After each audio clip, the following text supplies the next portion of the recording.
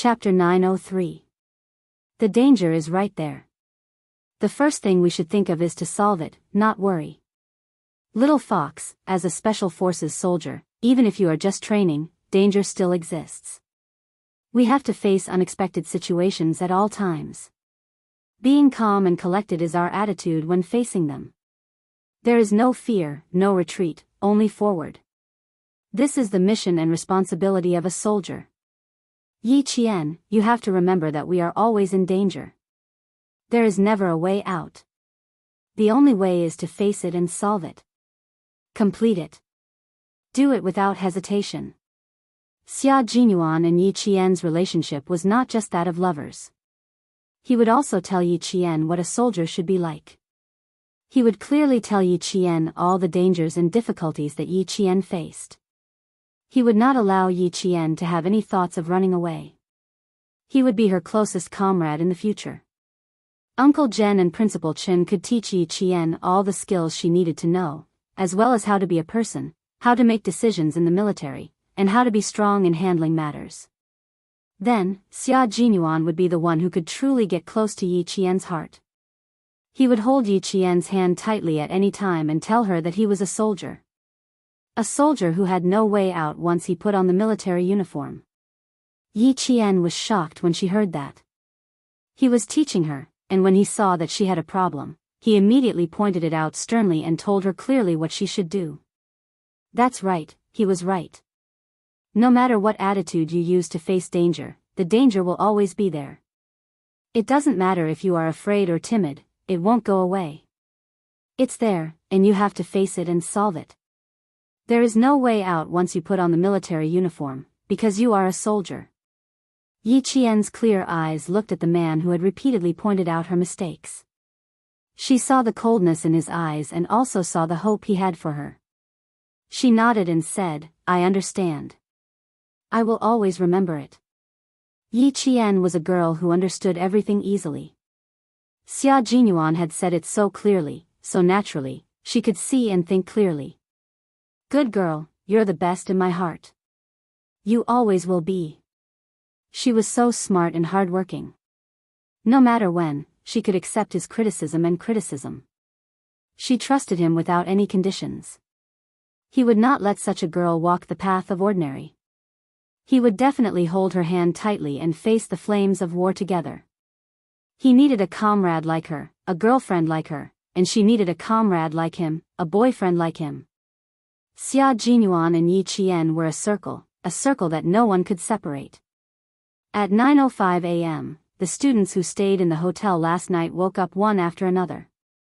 Yi Qian and Xia Jinyuan walked out of their rooms. Wang Jin, who slept on the same floor as them, yawned and opened the door. "I'm not eating breakfast. I have to go to my grandma's house for lunch. You guys go ahead."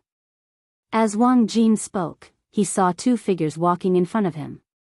He did not immediately recognize them, but said to the boy who was staying with him, "There's a guy and a girl in front.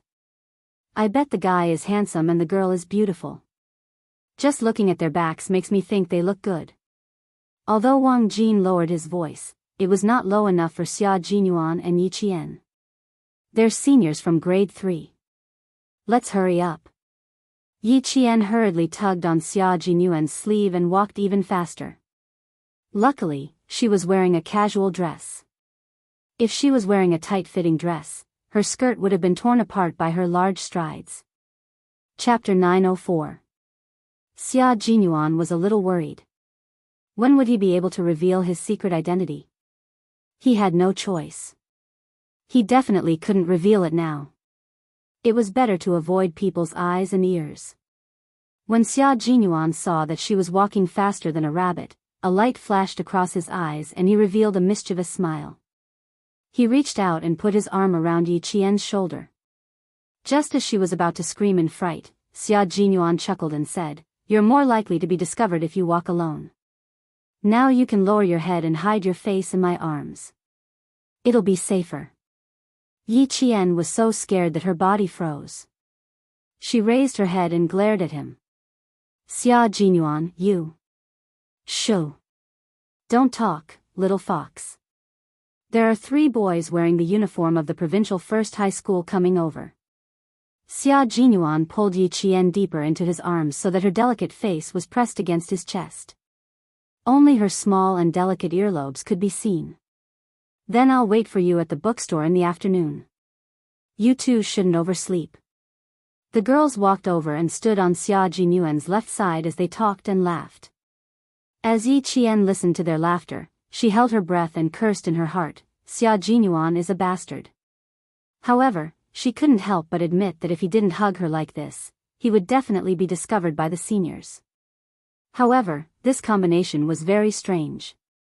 The girl hid her head completely in the man's arms, even when they entered the elevator. It was so strange that the seniors who didn't pay much attention to them stole glances at them. After glancing at them, the 3 students simultaneously retracted their gazes. Then, the 3 of them secretly looked at each other and all of them pursed their lips and smiled embarrassedly. This guy was even more handsome than Yang Heng. However, he was a little cold, so they didn't dare to look at him for too long. In the elevator, Yi Qian's hands were tightly gripping onto Xia Jinyuan's clothes. Wang Jin, who was walking slowly upstairs, suddenly turned back after passing a row of rooms. He stared at the room number that he saw the girl and the guy walk out of. Wasn't this Yi Qian's room? That man and woman had walked out of Yi Qian's room. Holy shit! Was that woman's back view Yi Qian? Who was that man? It couldn't be Yang Heng. Yang Heng was tall, but he wasn't as tall as the man just now. The most important thing was his temperament. Yang Heng didn't have the temperament of the man just now. Fuck. Yang Heng, you have a love rival. Your love rival even came to your aunt's hotel to kidnap Yi Qian. The other party is very strong. You're in big trouble. I have to find Yang Heng. Something big has happened. Wang Jin threw his backpack and ran toward the elevator. As a brother, he had to tell Yang Heng about it. Wang Jin, who needed to go home immediately, ran straight to the restaurant and found Yang Heng. He said, "You have a love rival." Love rival? What nonsense are you talking about? Yang Heng had already finished his breakfast. Being blocked by Wang Jin, Yang Heng laughed and patted his friend's shoulder. Even though Wang Jin had purposely come to tell him about Yi Jian, Yang Heng's expression was obviously gloating. Yang Heng laughed and said, "Brother, you've really misjudged her. I don't have any feelings for Yi Jian, unlike you guys who were green with envy when she got into the car." Wang Jin didn't believe him. He looked at him with a look that said, "Stop pretending. Who would believe that you don't like Yi Qian? We want to pursue her, but we don't have the ability to do it. We don't dare. It's not that I don't dare, but I think it's better to be friends with Yi Qian. As for the strong love rival you mentioned, if he really exists, then he is indeed a good match for Yi Qian." Chapter 905. After a while, Wang Jin glared at him and said, "Damn, you really don't have any ideas." "Not at all. You guys are just making a fuss." Yang Heng smiled. His clean and handsome face did not have a trace of abnormality. "All right, hurry up and eat breakfast. I have to go home with my mom." His cousin was coming back to China and would be having lunch at his house, so he had to go home to prepare. As for Yi Qian, Wang Jin was sure he was not mistaken. He had looked for her this morning and did not see anyone in her room. Wang Jin saw that Yang Heng really did not care and felt that it was meaningless. Sigh, to think that he ran all the way here to snitch. He waved his hand and said weakly, all right, I won't send you off. Damn, I'm hungry from running. Let's eat something before we go." Yi Qian's dress was quite nice. Even her back was beautiful. It's a pity you didn't see it. The waiter in the restaurant was clearing up breakfast. Yang Heng pointed and reminded him kindly, "You can eat a few pieces of cake to fill your stomach. Otherwise, you can go out and eat some buns." Not only did he see Yi Qian in the dress, but he also saw how she looked in it. The ethnic dress on her was stunning and beautiful. Yi Qian was an orphan, a girl who grew up in the army. It was not strange for anyone to be around her. Therefore, there was no need to find it strange. Wang Jin ran into the restaurant and suddenly ran out to chase after Yang Heng. Let me ask you something. Last night, I told Yi Qian that Yao Jing was her rival. She said something that I didn't understand at all. She said to ask you, you must know. He repeated what Yi Qian said last night, if it's because of Yang Heng, she is not my rival. If it's not because of Yang Heng, she is indeed a rival. He asked Yang Heng with a face full of curiosity, do you understand? Yang Heng understood and chuckled. She meant that if she were to pursue me, Yao Jing is not her rival at all. I would choose her directly. If she doesn't pursue me, Yao Jing will be her rival in life. Do you understand? Damn. So that's what it meant. Wang Jin rubbed his face and chuckled as he asked him, so when you said that Yi Qian wanted to pursue you, did you really agree? Didn't you just say that there was a man with a very strong aura who was more powerful than me who left Yi Qian without saying a word? What you are thinking of simply does not exist. Yang Heng patted his classmate's head, who was always slow to react. He carried his backpack and gave Wang Jin a look that said, be smart. Then he left handsomely. Heng, over here. When Mother Yang saw her son coming over, she elegantly raised her hand to signal him to speed up. Your aunt has already picked up Enchi. We have to go home quickly. Also, have you spoken to Xiaoyi? Invite her over for dinner tonight. Yesterday, she had said that she would invite her home for lunch this afternoon. Now that she had to change the time, she had to go and inform her. Yang Heng opened the car door and smiled. Mom, I have something to do on Saturday. Let's talk about it next time. You child, I clearly said that I would invite her for lunch last night. Now that your cousin went back on her words, you still. Mother Yang said as she bent over to get into the car. Her expression was so serious that Yang Heng felt helpless. Mom, Yi Qian has her own things to do. She already said that it's fine. Why are you still thinking about it? Mother Yang heard her son's helplessness. She raised her hand and patted his head. What do you know? Mom and Dad asked you to invite Yi Qian home for lunch because they have something to do. Chapter 906. Thinking about what happened last night, Mother Yang's face turned a bit cold. Your Uncle Yao's family left last night with resentment.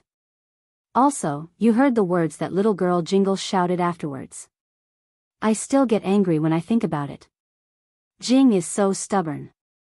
Little Yi is alone and has no elders to support her. This child's character is so pure that it makes people feel sorry for her. I'm thinking of acknowledging her as my goddaughter and finding you a younger sister. Yang Heng was stunned. Goddaughter? Find me a younger sister? Mom, why were you so agitated last night? Didn't my dad comfort you last night? Goddaughter? You have to get Yi Qian's approval first. Yang Heng couldn't help but laugh. His mother was really funny sometimes. What era was this? Goddaughter? How did she think of that? Mother Yang laughed and scolded, you child, your dad also thinks that my idea is good. Why? Are you not happy? Fine, if you're not happy, I won't mention it. It's not that I'm not happy. Having a younger sister like her is quite impressive. Yang Heng didn't know whether to laugh or cry. He thought about it seriously. It was not bad. Being a friend was not as good as being a sister. Why don't I ask on Monday? I still have to get Yi Qian's approval. When Uncle Yao and his family know about it, they will restrain themselves. The mother and son were seriously considering it in the car. A black car drove out of the underground garage and headed towards the suburbs. We don't have a lot of goods. They are all light weapons. I don't think you can take the cannons with you. We have enough pistols and bullets. In the car, Ho Zi didn't avoid the topic just because Yi Qian was there. Family Xia even brought the little girl along. To be honest, he was thinking that he wasn't afraid that someone would find trouble with the little girl. After thinking about it, he felt that he was worrying too much. Young Master Xia wasn't worried and the little girl didn't look scared at all. It was obvious that they weren't afraid of trouble at all. Since they were both bold and fearless, what else did he have to worry about? He could avoid the topic. Xia Jinyuan trusted Ho Zi's arrangements. He said calmly, "Brother Z, you can make the arrangements. Southern Province is your territory. I don't need to worry about anything. I really can't worry about you. You only said that you killed someone overseas. I don't know what kind of person you killed." Ho Zi had a smile on his face the entire time, and his voice no longer had the coldness that could not be hidden from before, but carried a hint of lightness. "Just now, I told a few brothers in the underworld to pay attention to anything. I've also sent people to the hotel. If anyone sneaks in, we'll know immediately. Not. He came and attacked. It's not like he's a monster with only one head. But the other party is here to take your lives. Aren't you afraid?" He didn't believe that a little girl could be so calm that she wasn't afraid of death. Yi Qian wasn't afraid at all. She had been reborn. She already knew what death felt like.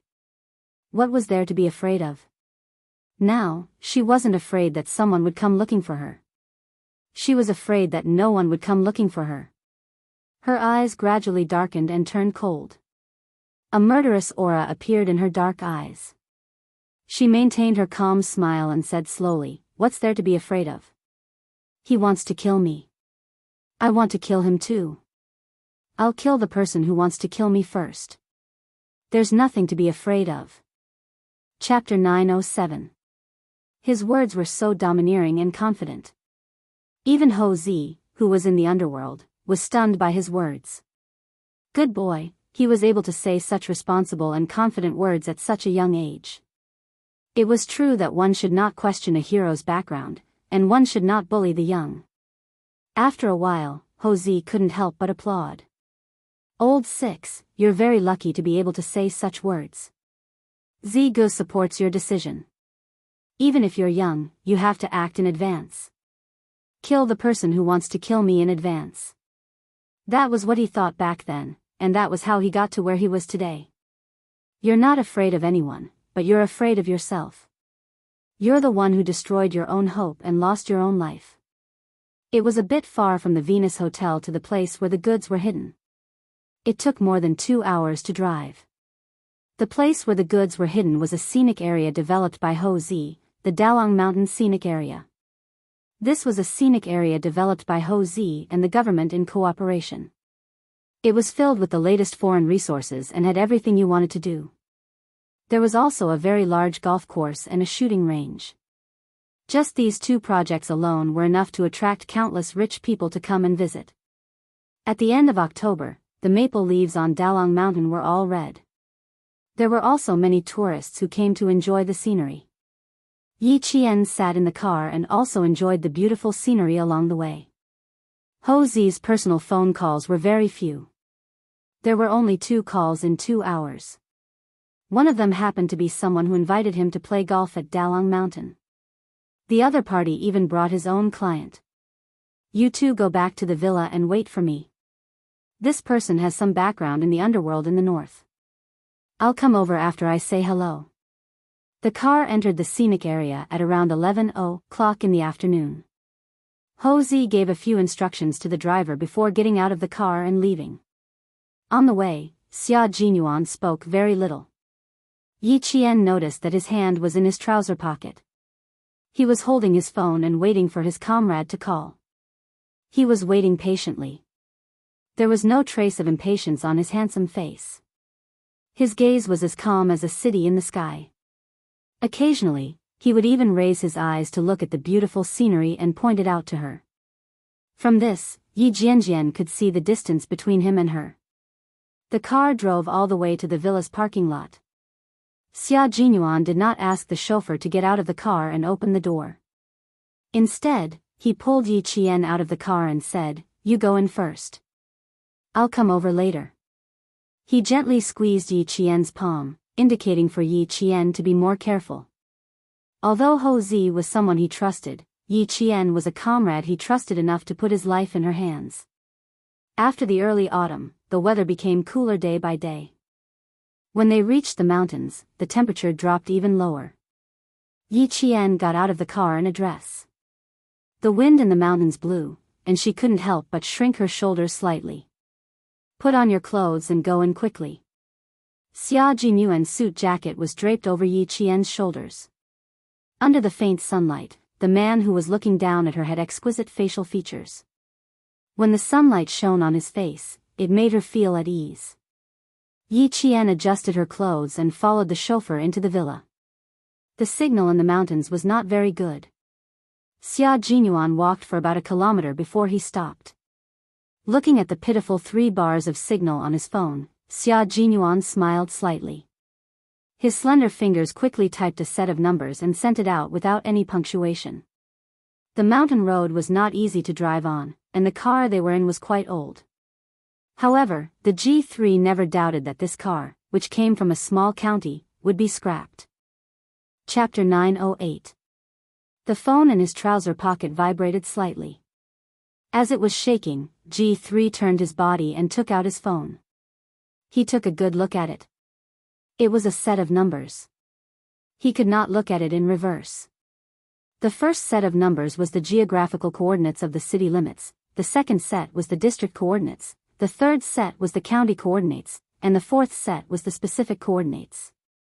After reading the message, G3 immediately erased the message and restored the phone to the factory settings.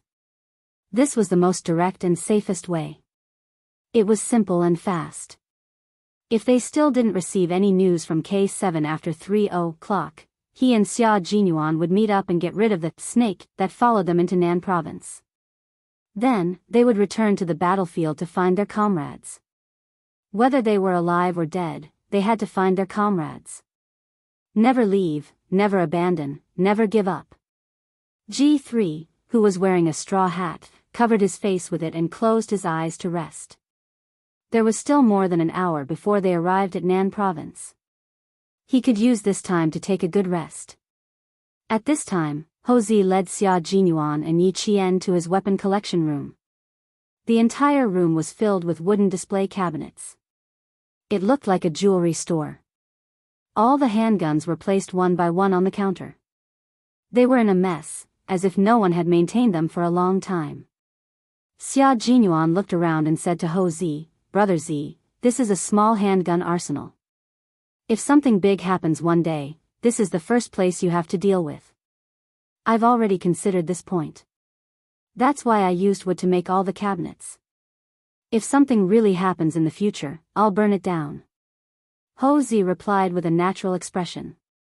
Her red phoenix eyes, which were so beautiful that they looked like they were drawn by a painter bit by bit, revealed a trace of coldness that seeped into her bones.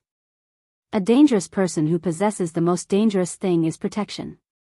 It is also the most direct evidence of a crime. I have a hobby of collecting guns. I know that it's forbidden in our country. After I get them back through some means, I just put them on display. There was no one around Houzi. Even his personal bodyguards were outside the villa, which showed how cautious he was when it came to such matters.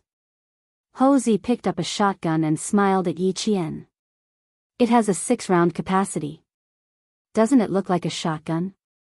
He didn't want to continue on this topic. Xia Jinyuan didn't talk about it anymore. He turned around and picked out a gun for himself. This gun used to be called a shotgun or a musket. Now, it's sometimes called a shotgun. Brother Z, it's not about whether it looks like a shotgun or not. This is a 1995 Benelli M1. Yi Jian took the shotgun made by the Benelli company from his hand and gently stroked the barrel with her finger. Under Houzi's surprised expression, she said indifferently, "This is developed for the military and the police.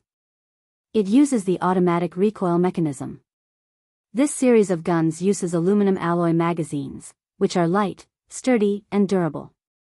Unfortunately, it wasn't suitable for him and Xia Jinyuan. It had a 6-round capacity. Even if it had great lethality, it wasn't convenient to carry around. Houzi's impression of Yi Qian changed drastically. "You even know about this? Yi Qian, are you really just a high school student? Are you really not hiding your age? Are you sure you're a student?"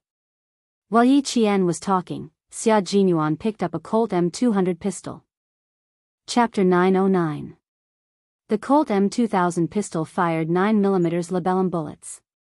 The gun was only 195 mm and weighed only 0.82 kilograms. However, the magazine had a capacity of 15 bullets and an effective range of 50 meters. Yi Qian put the shotgun back in its original position and glanced at the pistol he had picked. His gaze swept over all the guns and locked onto the Colt M2000 pistol. There are 3 in total. You can pick all of them. She walked to the display cabinet and picked up the other 2 Colt M2000 pistols from 2 different places. The shooting accuracy is very good.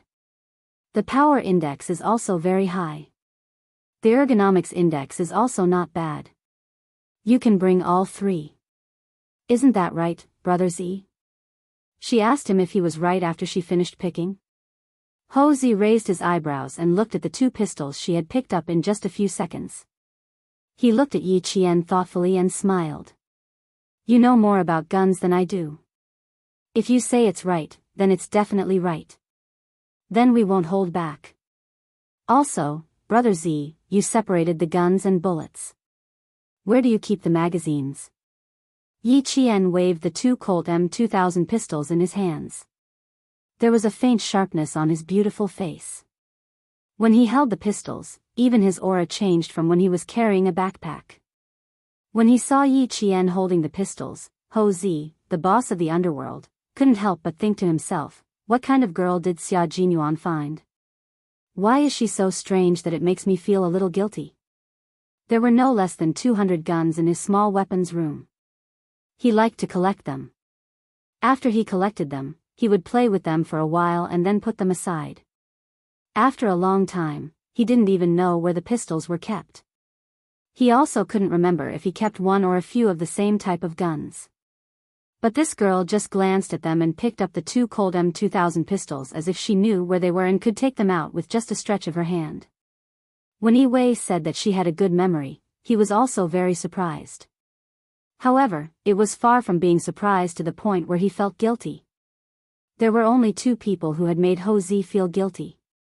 The first one was the person who had single-handedly raised him to where he was today and was now enjoying his retirement on a small island in the Atlantic Ocean. The second one was Xia Jinyuan's girlfriend. Pull out the magazines from the lower compartment. They're all inside. Look for them yourselves.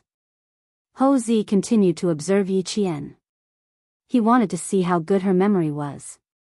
He separated the magazine from the gun to prevent anyone from breaking into his collection room.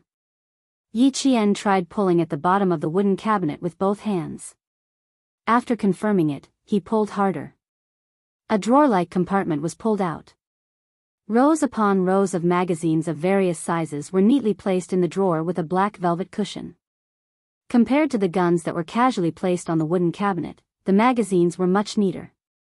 Go ahead and choose. After you're done, this place will cease to exist. Ho Zi opened the other 3 compartments together. There were magazines and bullets. Guns need bullets. The bullets in the magazines won't be enough. You can choose the bullets that you can use. He said that this place would cease to exist after you're done choosing. Yi Qian's heart skipped a beat. She instinctively looked at Xia Jinyuan. Xia Jinyuan only smiled at her. Do you see the magazines? Brother Z is right. Guns need bullets. Chapter 910. So this is why he brought me and Little Fox here. Madam Xia Yiwei, it seems like your plan is working. This man who can do whatever he wants in the underworld is cutting off his own path of retreat. Seeing the smile on his face, Yi Qian felt a lot more at ease. This meant that before Ho Zi brought them in, he had already made up his mind to destroy everything. This made her feel at ease. No wonder Xia Jinyuan said, if something big happens one day, this is the first place you have to get rid of. In fact, he was telling Ho Zi that this place had to be destroyed. Ho Zi really had the guts to destroy this place. However, Yi Qian felt that Ho Zi seemed to be doing something very important. He had started to destroy some evidence that could directly incriminate him, and the gun collection room was the first evidence he wanted to destroy. As for Yi Qian, who had never been interested in other people's private affairs, had no way of knowing why Houzi wanted to destroy this place. There were 3 Colt M2000 pistols in his hands, so he needed 3 magazines. Yi Qian scanned through the 3 rows of magazines, picked up the magazines one by one in front of Houzi, and threw them to Xia Jinyuan. Colt M2000 pistol magazine, capacity 15 rounds, loaded 15 rounds. She was very fast. Houzi, who had been paying attention to her, saw that her gaze swept across the rows of magazines, and she did not even look for them. She was even more familiar with the exact location of the magazines than he was. He was convinced, he was really convinced. Xia Jinyuan caught the 3 magazines that were thrown to him in succession and put them down one by one. He did not even need to check carefully, he just took them and loaded them. His expression was full of trust in her. Houzi saw this kind of trust in Xia Jinyuan, and his eyes darkened. He could vaguely see the attitude that Xia Jinyuan had towards relationships. He did not hide it, he was not afraid, he was only going to advance and retreat together. Now, the trust between them was like a lock, locking their every word and action, making it impossible for others to interrupt. Brother Z's collection of guns is very tasteful. These 2 are magazines for the M9, and these 2 are magazines for the Desert Eagle. There's a total of 7 pistols, and that's about it. Yi Qian had picked out the best of the best, especially the Desert Eagle, which was the king of pistols. If they really destroyed this place, it was better to take out the good guns and let Xia Jinyuan and the others use them properly. Houzi did not care anymore. He was only responsible for bringing the couple in. The couple was more familiar with everything else than he was. The magazines she picked out were all good magazines. Among the rows of magazines, she picked out the good ones in less than 3 minutes. What else did he need to care about? There's no dagger here. I'll get one for self-defense when the time comes. Just pick a few pistols. The rest of the guns are inconvenient to carry and can be easily recognized. Xia Jinyuan did not say much during the whole process. Yi Qian did all the work. After disassembling the guns, she could even reassemble them from a pile of scattered gun parts. Her eyes and hands were so sharp that from the time she picked up the handle to the time she finished assembling the gun, she did not even have to think about whether the parts in her hand were correct or not. This was because she could accurately pick out the correct gun parts from a pile of parts. He felt ashamed of his own inferiority when it came to such memorizing skills. What Houzi saw now was only the tip of the iceberg of Yi Qian. Just this side of him was enough to make him gasp in amazement. Chapter 9-11. Houzi had only seen the tip of Yi Qian's iceberg. What she didn't know was that after Yi Qian entered the collection room and scanned the entire display table, her brain was like a mobile high-speed computer, storing the models and positions of all the guns. You take these guns. These 2 are enough for me. After picking out the guns for Xia Jinyuan, Yi Qian picked up 2 HKP-7M8 pistols for himself. These pistols used 9mm parabellum bullets, had 8 and 13 rounds, magazines, and had an effective range of 50 meters. Yi Qian picked this pistol because it had a low recoil and was so safe that it could be carried safely even if the magazine was loaded. If the magazine was loaded, it was easy to misfire, but this pistol wouldn't. Therefore, it could be quickly fired when necessary and could immediately remove the safety and fire. After picking out the guns and magazines, Yi Qian had finally found all the weapons they needed. There were a total of 9 guns and bullets. Xia Jinyuan had gained a lot. Holding Yi Qian's hand, they left the small gun storage room. Houzi was the last to leave. Before turning off the lights, he glanced at the collection room where the first gun was placed 15 years ago. After a flash of coldness in his eyes, he pressed the switch and turned to leave. He walked quickly without a trace of hesitation. An underground gun storage room that would no longer exist after tonight. Since he had already decided to abandon it, he wouldn't hesitate anymore. It had only been 10 minutes since they entered the basement and came out. The staff of the attraction had just delivered today's lunch to the entrance of the villa. Xia Jinyuan pushed the fridge to block the entrance to the basement. His eyes fell on a yellow hose pipe. This pipe had appeared by the gun counter before. It was a natural gas pipe. Ho Zi had laid the natural gas pipe in the basement. If there was an accident, it was indeed very suitable to blow up the entire gun storage room. Moreover, it was under the kitchen. When the time came, it could be said that a natural gas leak caused the explosion. Let's eat. After lunch, let's go back to the city. Ho Zi invited the two of them to sit at the dining table. He personally opened a bottle of red wine and poured a glass for Yi Qian. Yi Qian, Ho Zi, admire you. She was even more ruthless and resourceful than the 17-year-old Ho Zi when he was young. He couldn't admire her. She had single-handedly challenged more than 10 hooligans and crippled 7 of them. Tonight, she had talked about guns as she opened her mouth. This 17-year-old girl had shown him that there was always someone better than her. Yi Jian pursed her lips and smiled. She was like a flower that was quietly blooming. There was no lethality in her smile at all. Brother Z, Miaozan, I'm indeed a student.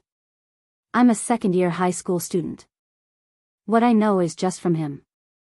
He glanced at Xia Jinyuan, who had started eating gracefully, and continued with a smile, I learned from him. That's all I know. Ho Zi laughed. The girl was quite wary of him. He said to Xia Jinyuan, who acted as if it had nothing to do with him, you're really lucky to have such a good girl. Come, Brother Z, I'll toast you for your unique taste. Also, to your reminder. Thank you. You're welcome. Xia Jinyuan picked up his glass and lightly clinked it with Ho Zi's. I wish Brother Z's wishes come true. Ho Zi was overjoyed. Old Six words were always pleasant to hear. Now, he wished Old Six wishes come true. This matter must succeed. Cooperating with this territory was for no other reason than to prevent the woman he loved from being married to another man. Ho Zi, who was sitting at the dining table, was talking cheerfully and wittily. There was no trace of ruthlessness in his expression. Although he occasionally spoke with the arrogance of a superior, his words were always humorous and witty. Unconsciously, one would be deeply attracted to his conversation. Chapter 9:12.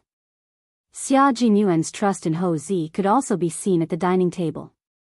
After everything was over, he directly told him that he would bring Yi Qian here to enjoy the scenery of Mount Dalong and would leave a little later.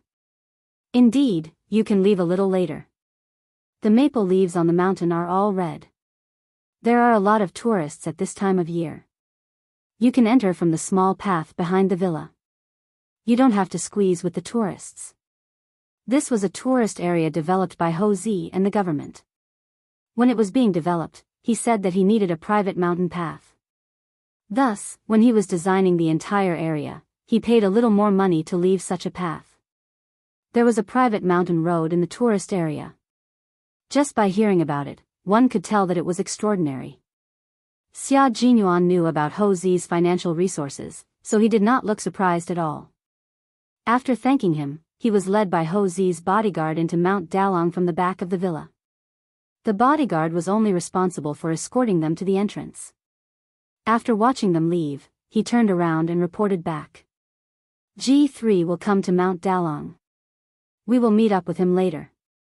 After walking for a while, Xia Jinyuan said to Yi Qian in a low voice, when the time comes, cover for him and drive away directly. Yi Qian nodded slightly. He knew that Xia Jinyuan did not want Ho Zi's people to discover G3. Soldiers were soldiers, and bandits were bandits. Regardless of his relationship with Ho Zi, the safety of his comrades was the most important thing. When G3 arrived at Mount Dalong, they would begin to deliberately reveal their whereabouts on Nanshan Hill. They would attract all the danger to themselves until the danger was over. After the matter in southern province was settled, they would set off directly from here and appear on the soil of another country as illegal mercenaries to search for their missing comrades.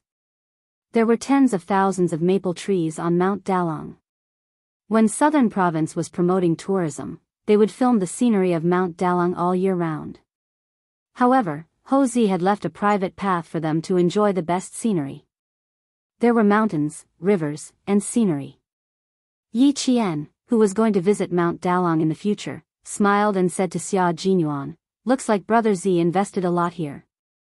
Otherwise, the government would not have allowed him to leave a private mountain path." That's not the case. Sometimes, this road is also used by provincial leaders to receive VIPs and to climb the mountain for sightseeing. Xia Jinyuan walked a few steps ahead, occasionally stopping to wait for Yi Qian to come closer. It was rare for the two of them to have such a pleasant time together, and it made him have the urge to shorten 1 minute into 2 minutes. After about 40 minutes of climbing, Yi Qian, who was wearing a skirt, was so hot that her back was sweating. She picked up a fallen maple leaf from the bottom of a huge, towering rock to fan herself. "Let's rest for a while. I'm all sweaty." These were Aunt Yang Heng's clothes. She was planning to return them after washing them. She didn't want to get her sweat on them after wearing them once. She wouldn't be able to return them when the time came. Xia Jinyuan raised his head and looked at the rock. After circling around it, he put on his suit jacket and began to climb up the rock. When he reached the top, he lowered his head and looked at Yi Qian, who was still wiping her sweat and resting under the rock. "Go up there and rest for a while. You can get some wind." When Yi Qian saw him climb up, she immediately went around and heard him say, "The place to enjoy the scenery of Mount Dalong is on this rock. Hurry up." There weren't many climbing points on the rock. It was high and steep, and one wouldn't dare to climb it if they didn't have the guts and skills. Yi Qian lowered her head and looked at what she was wearing today. She looked very ladylike, but none of the things she did had anything to do with being ladylike.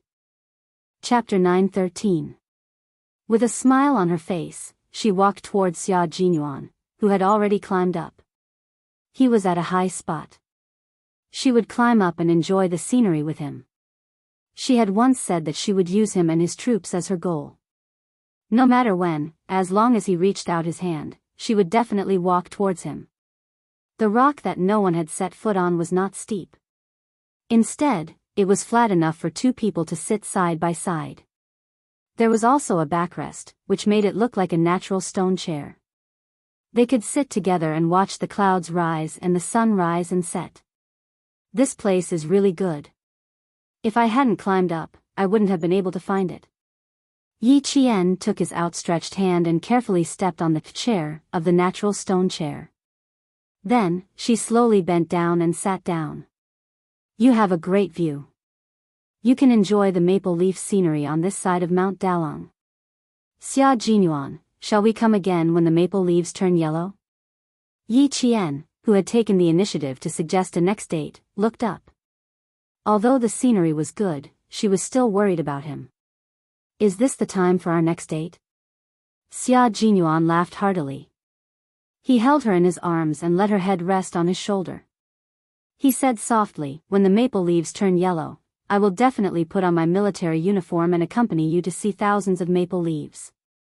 There were thousands of maple leaves on Mount Dalong. When they were red, they were like clouds, and when they were yellow, they were like gold. When the weather was good, people from southern province city would come to see them and enjoy the beautiful scenery of all 4 seasons. Yi Qian gently closed her eyes and nodded. "I have always believed in you, Xia Jinyuan. I have always believed in you. I have never disappointed you either, have I? It was like that in the past, and it will be like that in the future."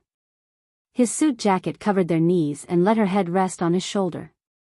This was the most peaceful and beautiful time for the two of them to be together. Even the indifferent little fox beside him took the initiative to approach him. Xia Jinyuan thought to himself, "If the first time doesn't work, I have to at least try a few more times." Xia Jinyuan glanced at the bottom of the rock and saw a small, square, and colorful aluminum foil bag. With his good eyesight, he took a casual glance and saw the English words on the aluminum foil bag clearly. Xia Jinyuan, who had originally planned to bring Yi Qian back to the hotel next time, wanted to get up and leave immediately after seeing an imported brand aluminum foil bag in a place like this. But the little fox seemed to like this place. Xia Jinyuan sighed softly and whispered, "Let me tell you something. The story of Xia Yiwei and Ho Zi. Why are you suddenly talking about them? Yi Qian immediately raised her head and looked at him with a puzzled expression. She frowned and said, "Did you discover something? His gun collection? Ho Zi brought us here to look at the goods. I'm guessing that he's starting to pull back. He kept hundreds of guns in his villa. These are direct evidence of his crimes. He started to destroy these things before marrying Xia Yiwei. Since she mentioned the gun collection, he decided to start from there. Xia Yiwei likes maple leaves very much. The second time she met Ho Zi was in Shangshan. In order to take the most beautiful maple leaf scene, she was only 17 years old at the time and forced herself to a dead end. It was Ho Zi who risked his life to save her. This should be the place where the two of them watched the maple leaves together. Most people wouldn't notice. I think the two of us will have to choose a new place next time. Xia Jinyuan smiled faintly and pointed at the bottom of the rock. And this place is where the two of them do some private things. Why don't we go somewhere else now? Chapter 9:14. Yi Qian wanted to ask how he knew this was the place where Xia Yiwei and the others were meeting, but when he saw Yi Qian pointing at the bottom of the rock, he looked down. After he finished looking, Yi Qian looked up and said seriously, "We should leave immediately. This is their bed. We're sitting on their bed. So bold. They're doing intimate things on the rock. Aren't they afraid of falling? Aren't they afraid of being seen doing intimate things on the rock while admiring the beautiful scenery?" Yi Qian didn't even dare to think about it. He grabbed the rock with both hands and stood up. He showed his toughness from training and quickly flipped over the rock without Xia Jinyuan's help. Xia Jinyuan was too embarrassed to say anything when it came to this. He had never used condoms before. Yi Qian didn't even need to say anything. He had never used condoms in his 2 lifetimes and had never even tried to understand them. Let's go to the main mountain path. The coordinates are clear, so G3 will be able to find us easily. Xia Jinyuan saw her awkward expression and laughed in his heart. He restrained his expression and said, "He should be here soon. We'll wait for him at the top of the mountain." If they met in a crowded place, they wouldn't attract attention even if they went down the mountain one after the other. There were metal fences on both sides of the private mountain path to prevent tourists from entering. After about 400 meters of the rock, they saw people guarding the end of the metal fences. When they saw the two of them, they immediately opened the fences. "Hello, Brother Xia. Z said that the car you want is parked in the villa's garage. You can go down and get the car keys from the security guard." The people guarding here were all Ho Zi's own people, so one could imagine how cautious he was. Xia Jinyuan nodded and thanked him. Then he held Yi Qian's hand and walked towards the main mountain path. Ho Zi is invincible in southern province. You can see his personal ability from a small matter. I even asked you to cover for me, but he already guessed that my comrades would come to the scenic area. It's good that we're friends. If we're enemies, he's definitely a terrifying opponent. Ho Zi doesn't seem like a person who can't differentiate between good and evil. He should be a person who will kill anyone who stands in his way. I don't think he would casually make a move if you don't intentionally hinder him. Although he had only met Ho Zi twice, Yi Qian's intuition told him that Ho Zi was a very principled person in the underworld. That was indeed the case. Otherwise, Xia Yiwei would not have been willing to give up the opportunity to return to the capital and choose to stay in the southern province after following him for 17 years. Walking to the main mountain road, because it was Saturday afternoon, there were more tourists coming to the mountain to see the maple leaves. Tourists came and went everywhere. There were also couples holding hands, laughing as they climbed to the top of the mountain. "Let's hold hands too." Seeing the fourth couple pass by, Xia Jinyuan stretched out his hand and smiled at Yi Qian. "Let's climb up together, shall we?" He only stretched out his hand, but he did not directly hold her hand. Yi Qian's fingertips twitched slightly. Then she calmly stretched out her left hand and placed it in his slender and strong hand. She did not even look at Xia Jinyuan's expression and hurriedly looked up the mountain. "It will take more than an hour to climb up. Do you have time?" "Yes, we have a lot of time." An hour is also our time. She stretched out her hand and Xia Jinyuan immediately held it tightly. We have a lot of time. This was the first time she held hands in public. It was also the first time she stood under the sun with a man. How did it feel? Chapter 9:15. It felt like the warm sun in winter, so warm that it chased away the cold. It felt like the morning breeze in spring, blowing away the dampness of the rainy season. It felt really good. I'm Yi Qian's boyfriend. Yi Qian, who are you to Xia Jinyuan? He held her hand and interlocked his fingers with hers. His deep voice was filled with joy as he smiled and asked her, who are you to Xia Jinyuan?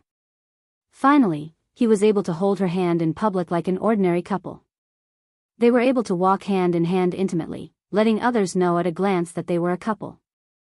Xia Jinyuan felt like he had walked halfway through a long journey and finally saw the light of dawn waiting for him. In the face of the insatiable man, Yi Jian glanced at him and said calmly, who can I be to you? Captain Xia, don't think too much. I just don't want people to keep looking at me from time to time. He lifted his chin slightly and looked up. He chuckled softly and said, I just don't want the people upstairs to keep looking at me. Am I thinking too much? It doesn't matter. We've already held hands. Are you afraid that I won't be able to win your heart? Xia Jinyuan smiled until his dark eyes sparkled. He looked up calmly and swept his gaze across the faces of the single men in front of him. The moment his gaze landed on them, his indifferent eyes turned cold and ruthless. He immediately retreated with his gaze and looked at the men of Yi Qian repeatedly. Little Fox was dressed beautifully today.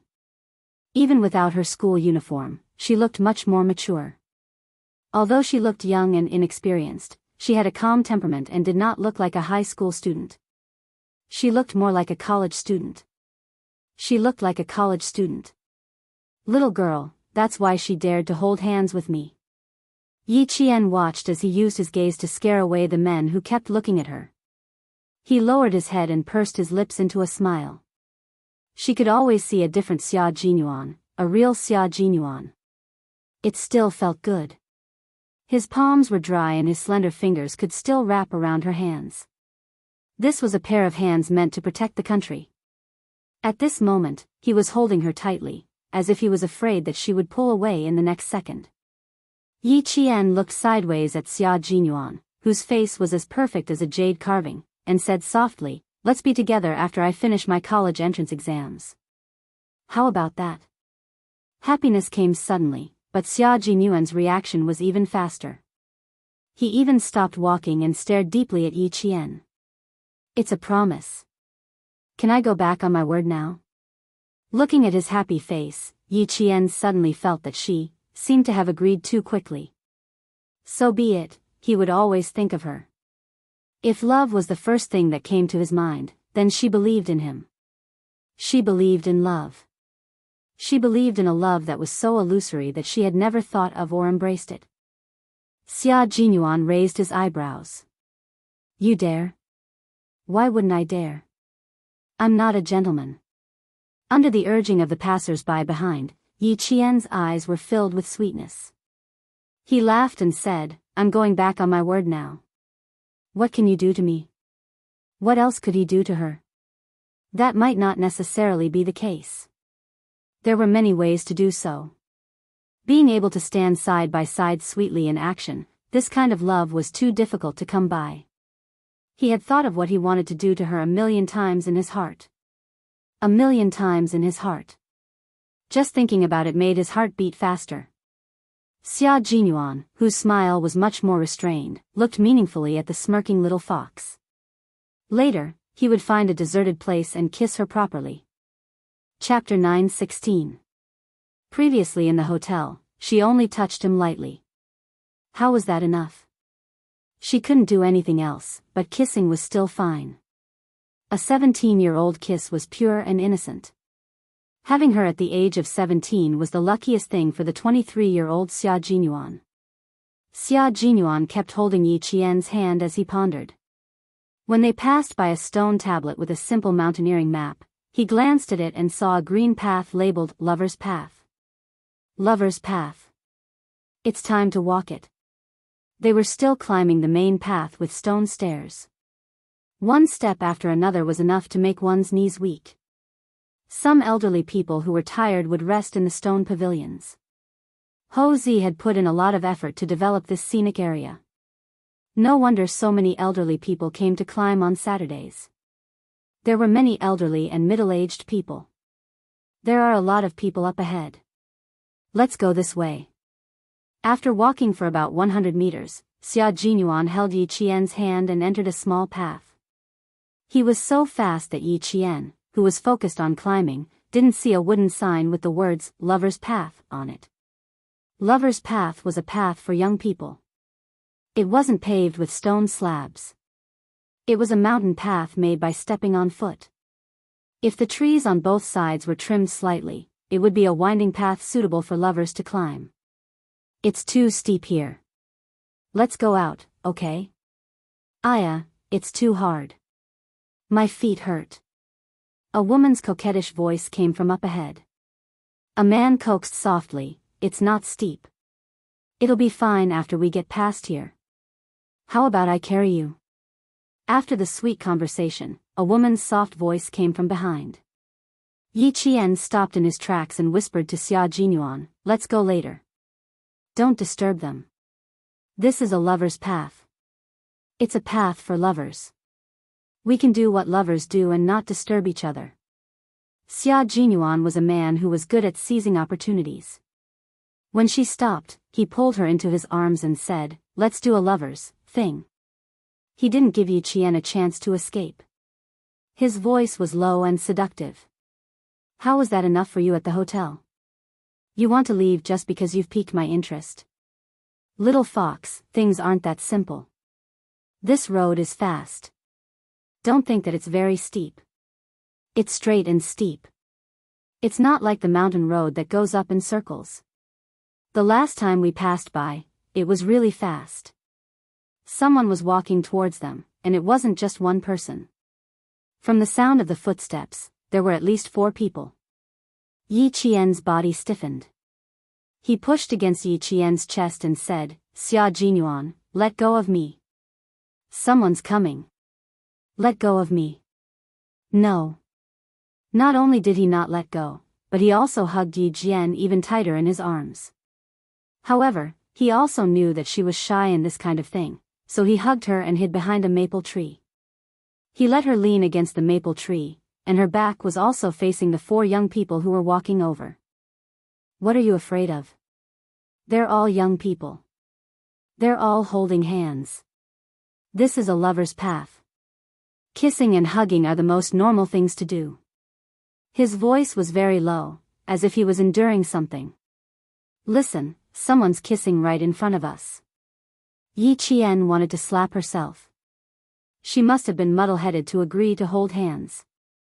Then, she made a mistake and promised to be together after the college entrance exam. One wrong step after another, and she ended up in Xia Jinyuan's hands. Chapter 9:17. Other people are other people. What does it have to do with us? Don't push your luck, you mm. Xia Jinyuan blocked all her words. Looking at her gently moving red lips, his heart itched like a cat was scratching it. She even said to wait until after he kissed her. Be it a beast or a minor, a 17-year-old Yi Qian was an apple in the Garden of Eden. He wanted to eat her. No, he wanted to kiss her. He couldn't eat her now. If he really did, he would be a beast. After being teased by her a few times in the hotel, he couldn't hold back anymore. He held the back of her head with one hand and kissed her fiercely.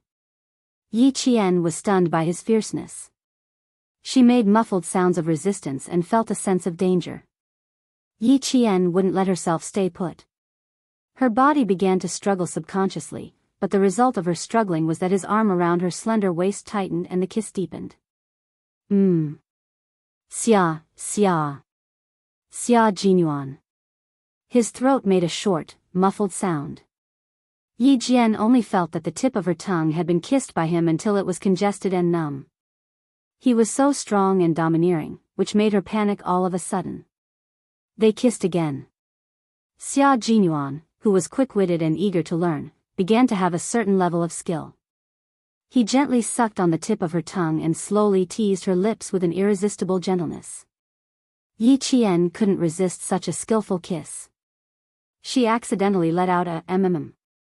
After the sound came out, she felt all the blood rush to her face. Her face was so red that it was burning. Xia Jinyuan chuckled. It seemed that he had improved again. Practice makes perfect. If he was given more opportunities, he would definitely improve his professional skills. Look, who would notice us, silly? No one would come to watch us. Just like how when we find people kissing, we would be kind and try not to disturb them. Let's walk over quickly. His voice became more mellow and hoarse. The ambiguity in his tone became more obvious. How is it? Did I improve? Yi Qian closed her eyes. That voice just now made her shy to speak. That voice was very unfamiliar to her. It didn't sound like her voice at all. It was delicate and soft, as if water could drip from it. Yet, it was his own voice. She kept her eyes closed. She was so shy that even her eyelashes were trembling slightly. Xia Jinyuan couldn't help but lower his head and place a gentle kiss on the lips. How can you be so shy? We are lovers, we will have intimate contact. What we do is a normal process for a man and a woman. Little fox, are you shy? Or are you resisting? Why don't we give it another try? He lowered his head as he spoke, and his hot breath blew on her face. Yi Qian was so shocked that she quickly opened her eyes. However, she didn't look at him first. Instead, she looked around guiltily. Then, she gritted her teeth and said, Xia Jinyuan, do you want to see how old the girls kissing are? I'm still young. How dare you kiss in public? Aren't you afraid of being discovered? Also, your identity. Oh, so she wasn't resisting. She just couldn't kiss in public. Xia Jinyuan had an epiphany. He smiled and said, well, let's find a place where there is no one around next time. A place where no one will see or discover us. For example, in a room. What do you think? Chapter 9:18. You're not even qualified to be a Special Forces soldier. How on earth did you pass the test of lust? Yi Qian, who had gone from blushing to gritting his teeth, glared at him with a harmless gaze. It's obvious that you can't pass the test of lust. They had all undergone special training in this area. The male Special Forces soldiers had undergone a series of brutal physical and psychological training to ensure that lust had no effect on them when they were held captive. With the crisis averted, Yi Qian regained his sharpness. Look at you, you're always thinking about such nonsense. Your special training was all for nothing. When the time comes and a prettier woman stands in front of you, won't you just surrender? This was an interesting topic, and it was also a question that had puzzled him for a long time. They had indeed undergone special training in lust. They were so strong-willed that they had no interest in such things. In the words of the G3, the Snowfield Brigade soldiers were all vegetarians. But Yi Qian's willpower was as weak as a piece of paper, easily broken with a poke. For this operation, they had appeared in the black market as illegal mercenaries. The naked women in the black market had walked past him one by one. The wine he wanted had been pushed to a black mercenary. He had no interest in it at all. There was nothing wrong with his willpower. Women's charms had no effect on him, except for Yi Jian and the shy little fox in his arms who looked like a peach blossom. He was certain that as long as the person in his arms was her, his breathing, heartbeat, brain reaction, and thoughts would all be affected. Especially when they were alone, he would want to do something naughty. After he was done, he felt so good that it was as if he had slept for 3 days and 3 nights. He was so energetic that he could crawl 2 kilometers with 20 kilograms of weight on his back. I definitely won't surrender. I've already encountered what you're talking about 10 days ago. I didn't act on impulse at all, so don't worry, I'm fine. I won't embarrass my little fox when I walk out of here. He used the tip of his handsome nose to touch Yi Qian's slightly wrinkled nose. He smiled faintly and looked at her with eyes as gentle as water. The faint fragrance of her body lingered at the tip of his nose, allowing him to peacefully enjoy this brief moment of peace. He had already met her 10 days ago. Had he met a great beauty? Yi Qian turned his head away and harumphed, "You think you're reassuring? I really don't feel at ease. Do you still want to go to the mountaintop? If G3 doesn't see you when they come over later, they'll write delayed military intelligence in their report, and you'll be in for it. Don't worry. I don't have any feelings for other women, except for you. However, we really need to leave quickly. He's probably already in the scenic area." Xia Jinyuan seemed to know that she would be angry because of what he said. After finishing the first half of the sentence, Xia Jinyuan immediately talked about the serious matter in the second half of the sentence. He successfully stopped Yi Jian from punching him again. However, the corners of his mouth curled up subconsciously. There was a hint of complacency and pride.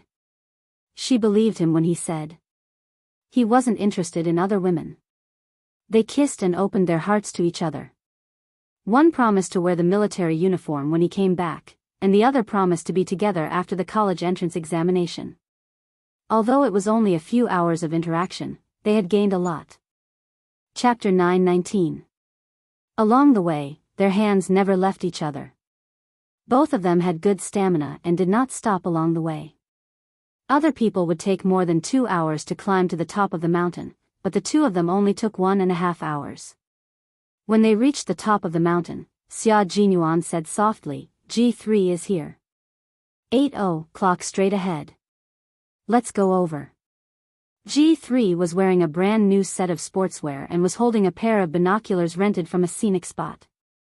Through the binoculars, he saw Q King and Yi Qian walking over side by side. K7's message was cut off. He sent a fake message in the early hours of the morning. As the two of them walked over, G3's hoarse voice could be heard. With Yi Qian on guard, he quickly conversed with Xia Jinyuan. T6 contacted me through K7. He and V8 are already on their way. The two of them had only exchanged a few words when Yi Qian suddenly grabbed Xia Jinyuan's arm and pointed to the cable car. "Xia Jinyuan, let's take the cable car. I'm a little cold and want to go down the mountain." His finger gently drew on Xia Jinyuan's arm and wrote the word Z. Ho Zi had left someone at the top of the mountain. It didn't seem like they were there to keep watch, but more like, to observe. That's right, they were there to see who Xia Jinyuan would meet. Ho Zi wanted to see who Xia Jinyuan would meet. Perhaps he could guess what position the proud Xia Jinyuan, who was ranked 6th on the list of family Xia, held in the military every time Xia Yiwei mentioned him. He just wanted to take a look and didn't have any ill intentions. Who would have known that Xia Jinyuan was a Special Forces soldier, and the person he was meeting was also a Special Forces soldier? Furthermore, Yi Qian was on guard during their meeting. How could anyone have seen them? He had noticed something strange and left early on. You didn't see him? Ho Zi, who was playing golf with his friends, received a call from the top of the mountain. Hearing this, the corners of his mouth curled up slightly as he instructed, "Forget it, you guys don't have to look for her." He didn't even see anyone. The people he sent out were no match for Family Xia's 6th brother. Not to mention Family Xia's 6th brother, even the little girl beside him was very powerful. He had asked his men to walk around the mountain on a whim. Since they didn't find anything, there was no need to look for it. It did not take long for the cable car to travel from the top of the mountain to the bottom of the mountain. G3 was the first to get off and blended into the crowd of tourists. In the blink of an eye, he walked out of Yi Qian's sight. She could not help but ask Xia Jinyuan, "Did he leave?" "No, wait for us in front. You go and drive." Xia Jinyuan squeezed her hand. Like an ordinary couple, he openly held his girlfriend's hand and walked down the mountain. "Before we get rid of the snake following us, G3 will always be with us. He's in the dark while we're in the light." Yi Qian nodded gently. In the sparse crowd, she tried her best to get closer to Xia Jinyuan so that her words would not be overheard by others. The three of us should work together to solve the problem in Nan province as soon as possible so that you guys can leave as soon as possible. Okay, no later than tomorrow night. So, little fox, from now until tomorrow morning, you'll have to stay by my side for about 48 hours. Let me see if you've regressed within 48 hours. You haven't trained for more than 10 days since you came back from Bafang. It was easy for her to become rusty if she did not train for more than 10 days after her hand was grazed by a bullet. She did not train with the soldiers, but she had been training under Principal Chen's arrangement all this time. She raised her eyebrows and her beautiful chin slightly. It's just that I didn't increase the amount of training. My daily basic training is 365 days, and it won't be interrupted no matter what. Chapter 920. Not even on special days? Looking at her smiling face that was like a flower and her eyebrows that were filled with sunshine, Major Xia inadvertently started to become energetic again. This energy was like the tip of a bamboo shoot that emerged from the spring soil. It could not be broken even if one pinched it, and it grew day by day. Yi Qian unceremoniously elbowed him in the chest, causing Major Xia to clutch his chest and twist slightly. I was wrong, I was wrong, I was wrong. Despite the pain, he quickly grabbed her hand and did not let go. He softly begged for mercy. I was really wrong, I deserved to be hit. But I didn't mean anything else, I was just concerned. Don't all girls have special days? You're still growing, you can be harsh on yourself, but on special days, you really don't have to. Xia Jinyuan, I want to tape your mouth shut. Yi Qian forcefully shook off his hand, her pink face flushed red, as if she was angry. But in her anger, her frown and smile made passers-by think that she was an angry girlfriend acting coquettishly with her boyfriend. Xia Jinyuan's voice became softer and warmer. It's not too late for you to seal it when we're back in the room. Now is not the time. G3 is in front. He'll laugh at me if he sees it. Laugh at you for what? Yi Qian snorted and glared at him coquettishly. Does he dare to laugh at you? It was a good sign that she was already protecting him before they were even together. Xia Jinyuan's smile deepened. He did not realize that in his deep eyes, there was an almost unconditional affection for her. Yes, he doesn't dare to laugh. If he dares to laugh, your fists won't let him off. That's not what I meant. I meant that he doesn't dare to laugh at you because of your status. Yi Qian was angered by his twisted logic. Just you wait, there will be a good day for him. Don't talk about things that make me embarrassed. If you do, I'll remember it. Sooner or later, I'll settle the score with you. This threat was big enough. Xia Jinyuan, who understood the situation, immediately shut up and naturally changed the topic. Silly, no matter what our status is, he won't laugh. He'll only give us his blessings.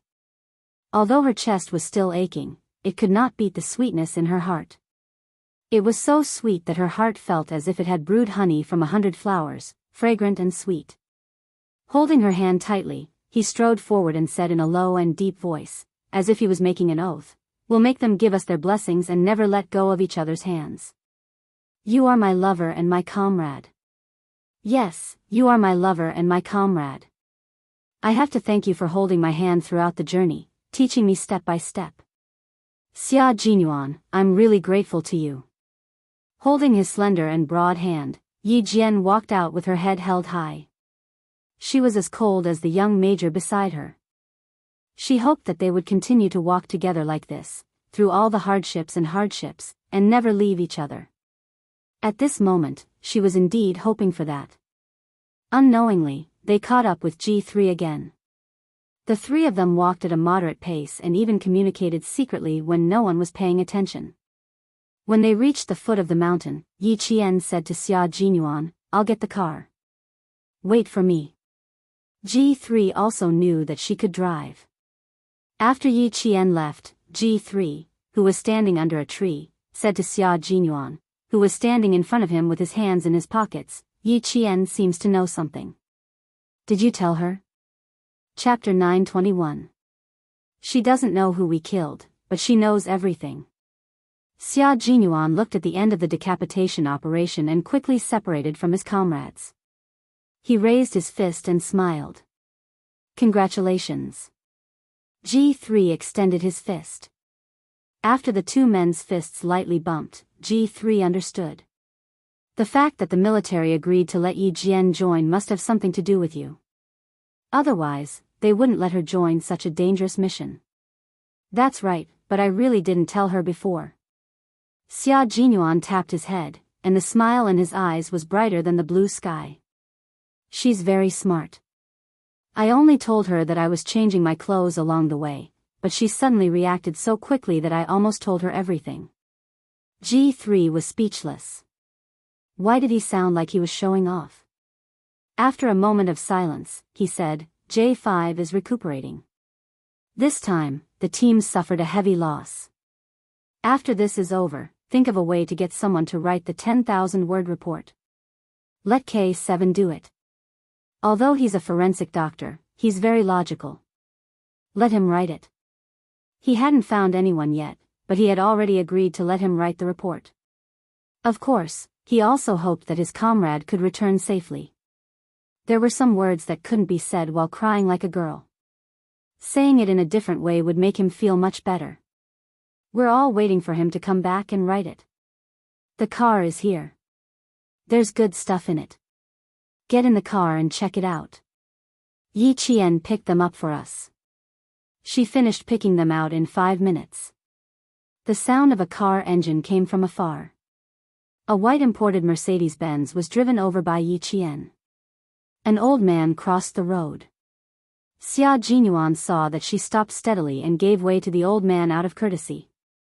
G3's gaze landed on Yi Qian, who was sitting in the car. A faint smile appeared on his face. She's very strong and used to our life. Q King, it was the right choice to take action against a girl like her. Other girls can't accept our life, but Yi Qian can. Moreover, she will work hard to integrate herself into our lives.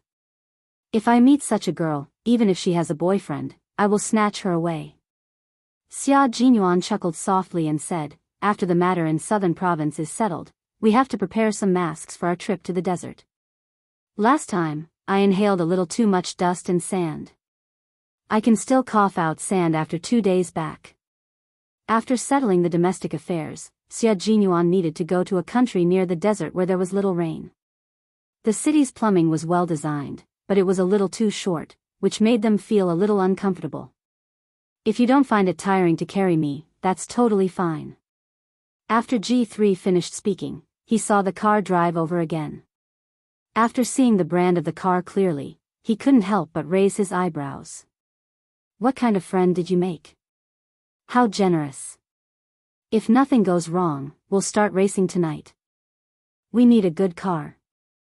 Xia Jinyuan didn't even let Yi Qian get out of the driver's seat. He opened the back door and bent over to get in. G3 followed behind him. Ho Zi's people only appeared at the top of the mountain. When Yi Qian took the car keys, Ho Zi's most valued assistant said, Brother Z said that he didn't mean any harm. He just wanted to take a look. If he did, how could he have so generously borrowed such a luxurious car? Please tell Brother Z that Lao Lu and I believe in him. Yi Qian's reply was so straightforward that Ho Zi, who was playing shooting with his friends, burst out laughing when he heard his assistant's message. Chapter 922.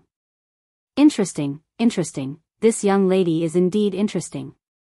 Her heart is extraordinarily big, and she has the boldness to achieve great things without bothering about trifles.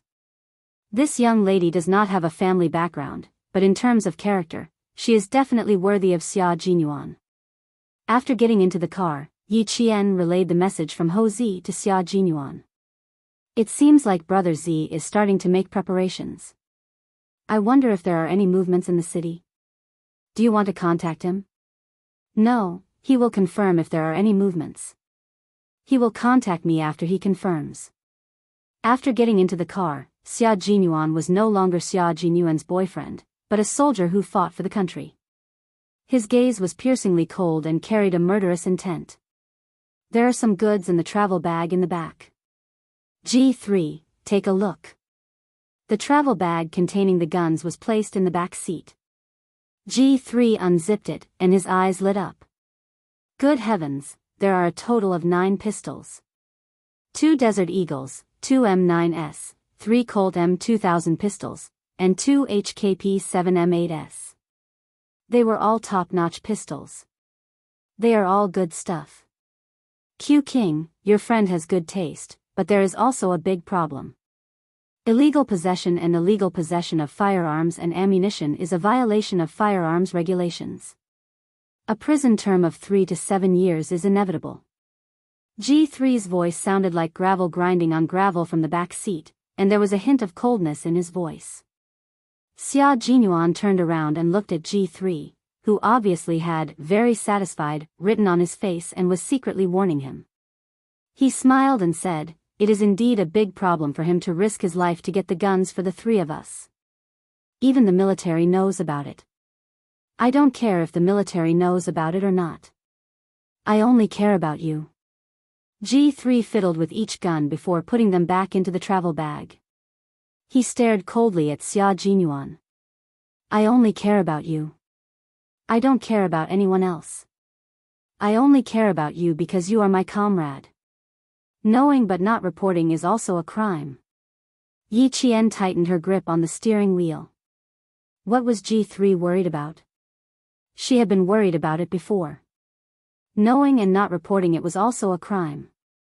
Xia Jinyuan knew that Ho Zi had a gun, but he concealed it. This was a crime. The few tails that I left in Hongkou City yesterday should have already entered the southern province. Check their tracks first. You can have a good rest now.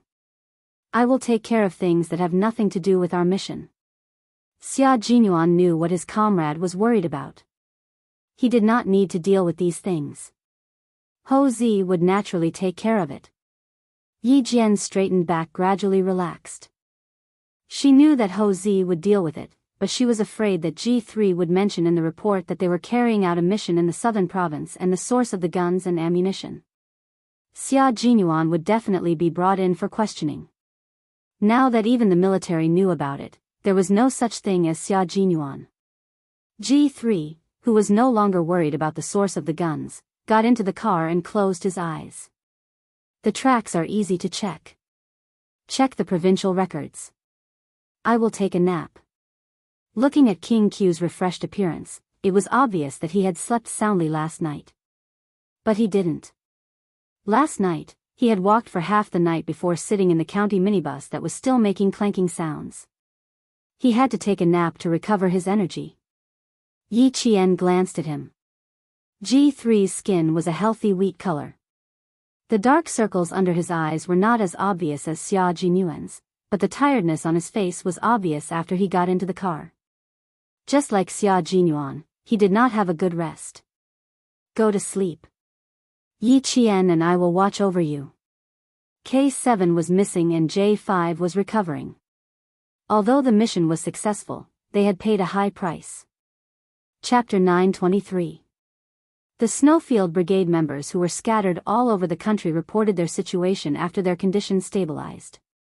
The military also received their reports and knew that there was a problem with K7's whereabouts. But the military did not take any action because they could not take any action. The foreign snake had entered the country, and there were also people monitoring the movements of the military. The spies operating underground could also appear at any time. For the sake of caution, the military decided to wait and see. With the Shuiyu regiment, a sharp sword that could both attack and defend, the Central Army believed in their abilities. This special unit was responsible for all the special forces. They were the country's shield and spear.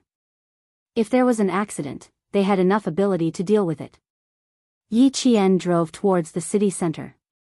Bureau Chief Yang, who had been looking for her, had sent a few groups of people to look for her.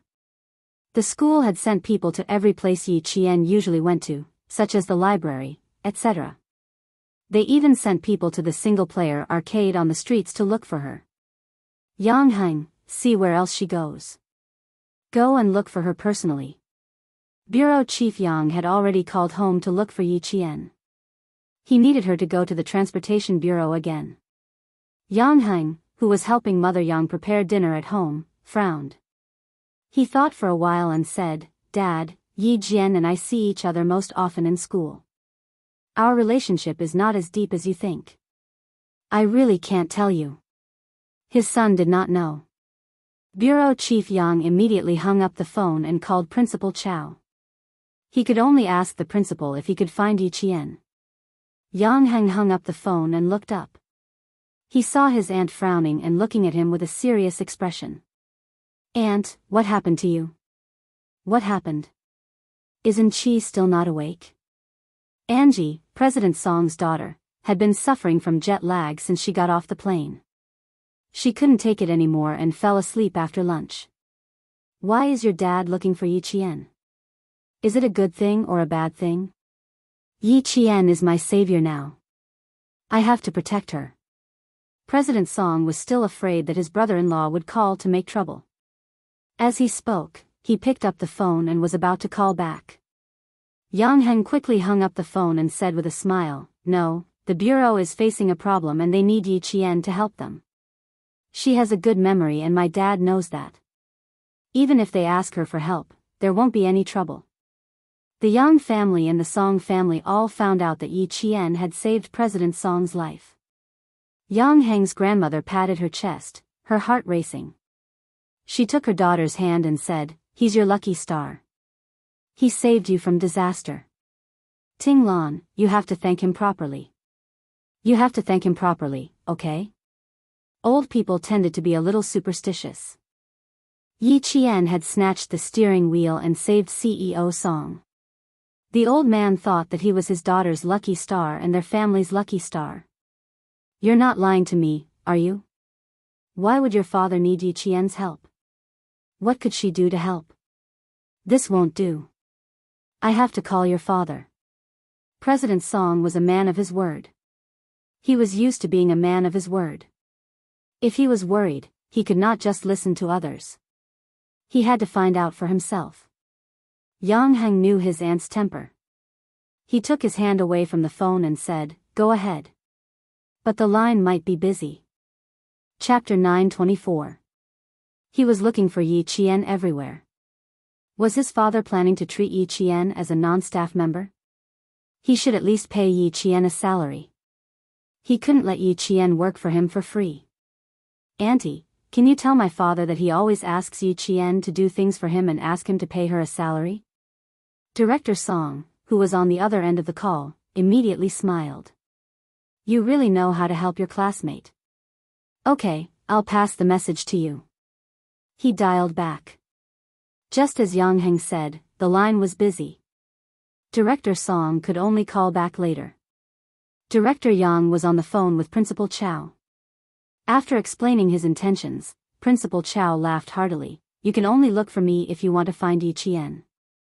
Otherwise, you might not be able to find her even if you turn the entire southern province upside down." He had sent a few groups of people to look for her, but all the hotel receptionists said they didn't see her. Yi Qian hadn't checked out of her room either. There were still people guarding her room to see if she would return to the hotel. Finding Yi Qian was harder than finding the governor, mayor, or principal. There was no other way. She didn't have a communication device with her and was always elusive. It was indeed difficult. Principal Chow couldn't find Yi Qian directly either.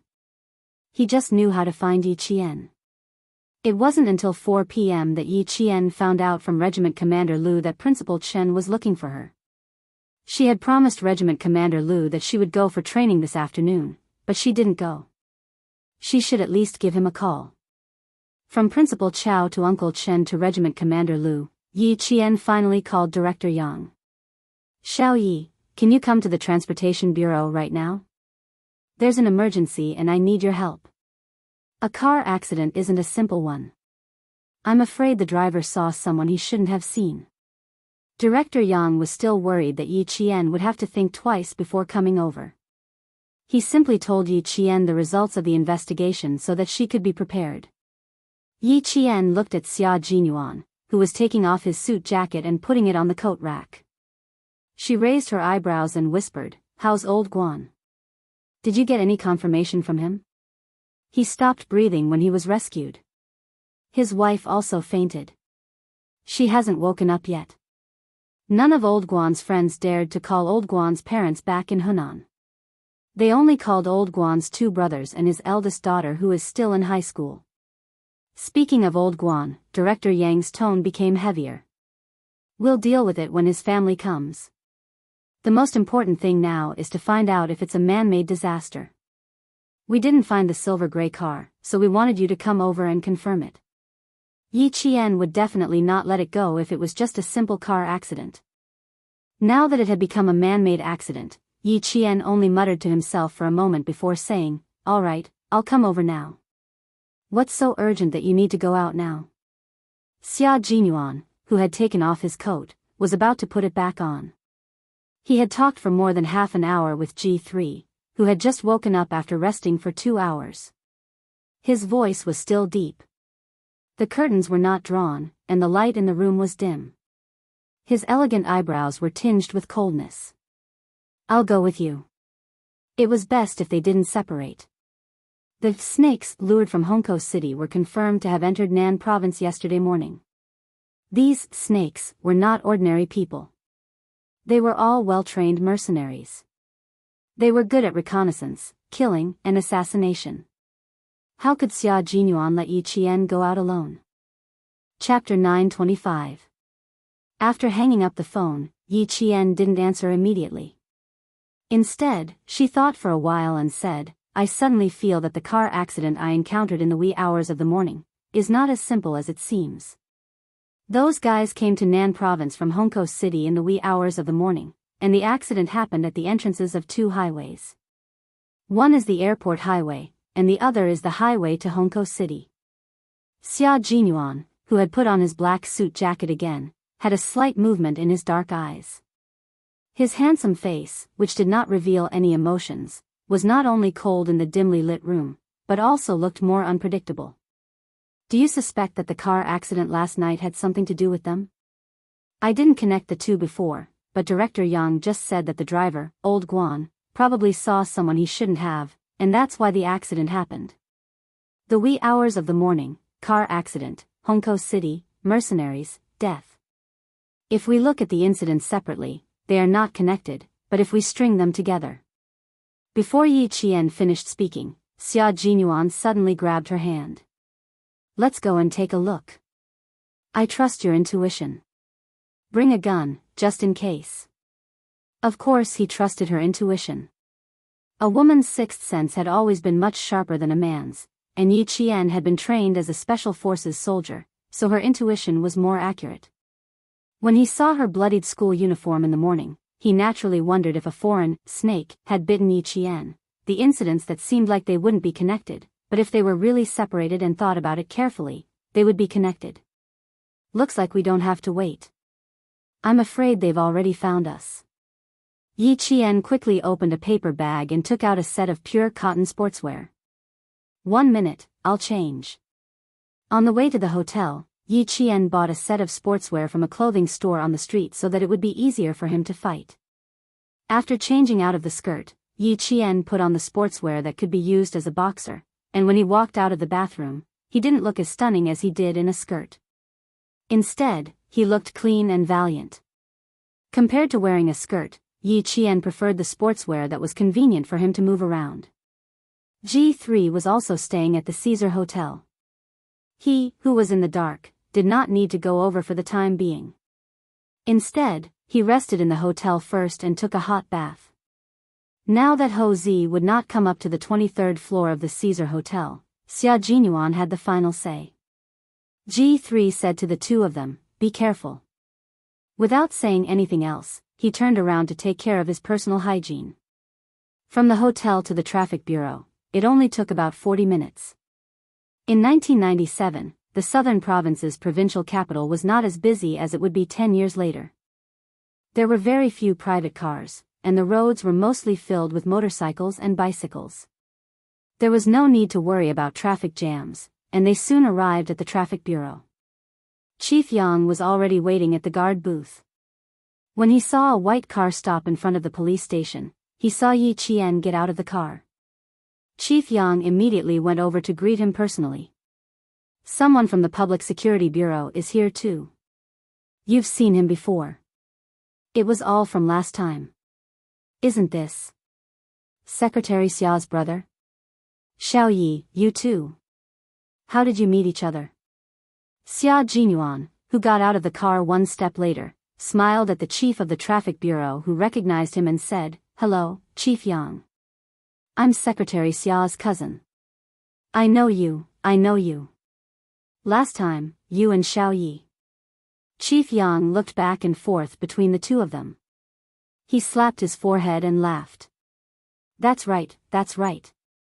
Last time, Secretary Xia looked for you first, and then you brought Xiao Yi over. Look at me, I got confused. You two know each other. Chapter 926. The three of them chatted as they entered the police station. They headed in the direction of the surveillance room that Yi Qian and Xia Jinyuan had gone to last time. Yi Qian said that he saw a silver-gray car, but there was no silver-gray car on the highway or at any of the intersections where the accident happened. There were no surveillance cameras installed at the scene of the accident, so the only person who could find the car that was acting strangely last night was Yi Qian. The workers at the repair shop were very sure that every wheel of the car was carefully checked. There was not a single nail in it, and the nails used in the wheels were the most common ones on the market. Even repair shops use them, so there was no way to trace where the nails came from. Old Guan's friend said that Old Guan is usually kind and never quarrels with others, so he doesn't have any enemies. Yi Qian carefully watched the video on the surveillance camera. The officers at the police station reported their findings to Xia Jinyuan, and Yi Qian could also hear them. The video switched very quickly, starting from the moment Old Guan's car appeared in Hongkou City. This video was sent by the Hongkou City Transportation Bureau. Director Yang was not present when Yi Qian watched the video last time. Now that she saw it, her eyes were filled with surprise. This kid is watching the video at a fast-forward speed? Can he see anything? Yi Qian stared at the video and asked Xia Jinyuan, "Is there a paint that can quickly repaint the color of the car? If there are no silver-gray cars passing by on the highway or at the intersection where the accident happened, is there a possibility of repaint?" "Why do you say that?" Xia Jinyuan looked up at Yi Qian, who had been staring at the screen. The video played very quickly, and all he could see was the light flashing on her face. The cold light on the screen made her expression look hostile. Yi Qian paused the video 5 minutes after Old Guan's truck passed by the highway. A milky white car appeared on the screen. Director Yang, who had been watching Yi Qian the whole time, took a deep breath. Not only was she watching, but she was also really paying attention to it. She even remembered the time when each image appeared very clearly. That was why she could freeze the image and enter the time accurately to the second. This wasn't called having a strong memory. It was more like having a super strong memory and reaction time. Yi Qian didn't notice Bureau Chief Yang's reaction. He started to talk about what he had discovered.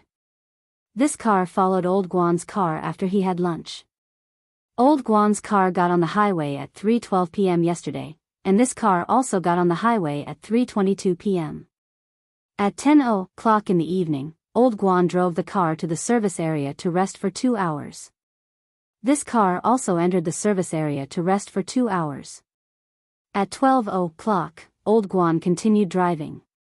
At 3:00 in the morning, he got off the highway and entered the auto repair shop. At 3:45, he started driving again. At 4:21, he got into an accident. Yi Jian pointed at the 4 images and said, "This white car can be seen at all the exits and exits of the highway." However, this white car disappeared after a while. "I've looked at the electronic cameras at all the intersections and this white car has disappeared." The staff at the Public Security Bureau quickly recorded what Yi Qian said and gave detailed instructions. See if there was any white car that entered the nearby auto repair shop to be painted. Then ask. No, there's no need to ask. The car didn't enter the auto repair shop to be painted. They painted it themselves. Yi Qian said with certainty, "When I got out of the car to check the scene, I smelled gasoline and paint." Then, a gray car appeared. Chapter 927. Spray paint the white car into a gray one, change the license plate, change the exterior, and leave without anyone noticing. Now there are 3 questions. First, who did Old Guan run into at lunch? Second, why did this car follow Old Guan's car all the way and suddenly spray paint it? Third, where is the car? Where are the people in the car? The investigation had to be handed over to the Public Security Department. The Traffic Department mainly cooperated. Fortunately, I asked you to come over. Otherwise, everyone would still be looking for clues. If you say so, the Public Security Department will be much more efficient. After walking out of the surveillance room, Director Yang sighed deeply. If it was really done by someone, this is murder. It was not as simple as murder. It was murder. Yi Jian nodded slightly and agreed, that's true. Let's ask Old Guan's friends first and see if they know who Old Guan met at lunch. Yi Qian, come here for a moment. Xia Jinyuan, who was talking to the police, was standing at the entrance of the traffic department. Yang Yin asked her to come over. I have something to do here. Director Yang, who originally wanted to ask Yi Jian if she had time to go to his house for dinner, immediately said, I'm afraid the Public Security Department wants you to help them again. After all, you're the first witness at the scene. Go now. You can contact me anytime if you need anything. Then, he added, don't feel burdened. Just take it as a walk in the traffic bureau. Director Yang admired Yi Qian more and more. Acknowledging her as his goddaughter was a good idea. He would be happy to have such an outstanding daughter. Looking at Yi Jian's back as she strode towards the police, Director Yang sighed softly. It was a pity that Yi Jian's parents were no longer around. With such an excellent daughter. If they were still around, they would be very proud. When the time came and they really recognized Yi Jian as their daughter, their family would have to go to her parents' graves to pay their respects. If the underworld knew, they could be at ease. In the future, Yi Jian would be taken care of by the Yang family, and she would have a home. The white Mercedes-Benz started up. Yi Qian got in the car and immediately contacted G3. G3, go to the provincial hospital on Zhongshan Road now. It's very likely that they came in 2 batches. The first batch entered Nan province at around 4:20 a.m. G3, who had taken a hot bath in the hotel and shaved his beard, immediately jumped up from the bed with 2 pistols in his hands. I'll be right there. Okay, Q King and I will rush over as well. The patient's room is room 07 on the 5th floor of the inpatient building. Who exactly did Old Guan meet at noon yesterday? He had to ask Old Guan's wife and friends, and they were all in the hospital now. On the way from the traffic bureau to the hospital, Yi Jian told G3 about the car accident she had encountered in the early morning, as well as the results of her analysis. If Old Guan saw someone he shouldn't have seen, and it was really them, being silenced is something the mercenaries would do. The foreign mercenaries were originally here to kill people. In order to hide their whereabouts and their ill intentions, they did not feel any guilt in killing civilians. It was almost 6:00 when they left the transportation station. The sky was still a little light. When the car was halfway to the hospital, the street lamps lit up. It was already night. Chapter 928. The mercenaries who were lured into the mountains must still be searching the mountains. They won't dare to attack the hospital so brazenly. I'll get out of the car, and you and G3 will keep watch. In the car, Yi Qian's brain was working at full speed.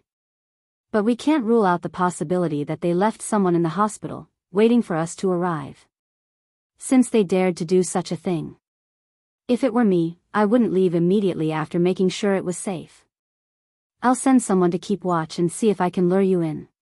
While waiting for the traffic light to turn green, Xia Jinyuan turned his head and looked over. His gaze was dark and cold as an arrow. You want to say that we can't rule out the possibility that they deliberately caused a car accident to lure us out? That's right. He lowered his eyebrows. The sharpness in his handsome face was just like the Xia Jinyuan that Yi Qian first saw in the depths of the mountains. He was calm, cold, and exuded the aura of a May sect. He couldn't hide his coldness, he couldn't hide his sharpness. When he looked up, there was an overwhelming murderous intent. That's right, it's possible. They're mercenaries, real mercenaries, mercenaries who work for the government. We can't rule out such an arrangement. He really didn't think of this possibility, but after her reminder, the possibility of it being true was very high. The police car arrived at the hospital a few minutes before Yi Qian and his men. After Yi Qian entered the hospital with them, Xia Jinyuan got out of the car. G3 waited in the hospital for 5 minutes. Did anything happen? Stepping into the hospital, Xia Jinyuan stood in the corridor and contacted G3. He hid in the darkness and adjusted his breathing and voice to be inaudible. Yi Qian is here. G3 was downstairs in the inpatient department. Yi Qian's figure came into sight with 2 police officers. Yes, I saw him. I didn't find anything on my side. Look at Yi. Before he could finish speaking, he saw G3's eyes turn cold. There's a situation. Someone is following Yi Qian. Someone is following Yi Qian. They're quite smart. Keep an eye out for a few. I'll go into the inpatient department and block them. There was nothing unusual at the entrance of the hospital. The inpatient department only had a front door and a back door. The front door faced the main entrance of the hospital, and the back door faced the street. It was very likely that they escaped through the back door. Xia Jinyuan observed the situation outside. His long slender legs, dressed in a suit and leather shoes, walked elegantly into the hospital. At night, the hospital seemed to be almost the same as during the day. It was noisy, but it was much better after they came out of the outpatient department. When they arrived at the inpatient department, it was quiet and they could still hear the crickets chirping. She was wearing a hospital nurse's tail. However, she had only taken a few steps when a cold light flashed in Yi Jian's dark eyes. She had already sensed that someone was following her. After the interrogation, there's nothing else to do. There's no need to go to the bureau. Are you hungry? Do you want me to pack some fast food for you? There were 2 police officers accompanying Yi Qian.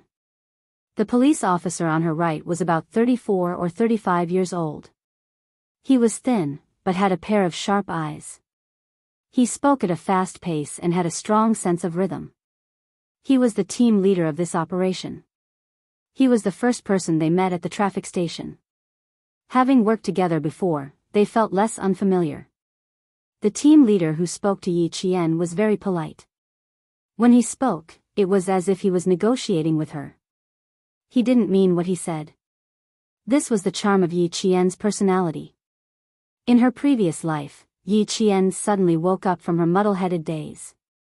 She endured the hardships life gave her and gritted her teeth to survive. She was like a tenacious cattail. No matter how tough the environment was, she would live on with determination. Chapter 929. After a long time, even if her face was beautiful, it wasn't dazzling and resplendent.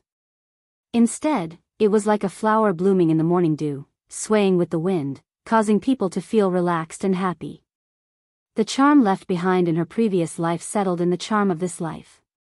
In this life, she lived a colorful life, with the dazzling splendor to compete with the world. The 2 different kinds of charm poured out at different times, and the result was completely different. Just like now, her calm and leisurely aura made the police officers around her feel her calmness. They would be infected by her calmness and involuntarily put her in an equal position. They would discuss, and treat her as one of their own. Captain Feng, you're too polite.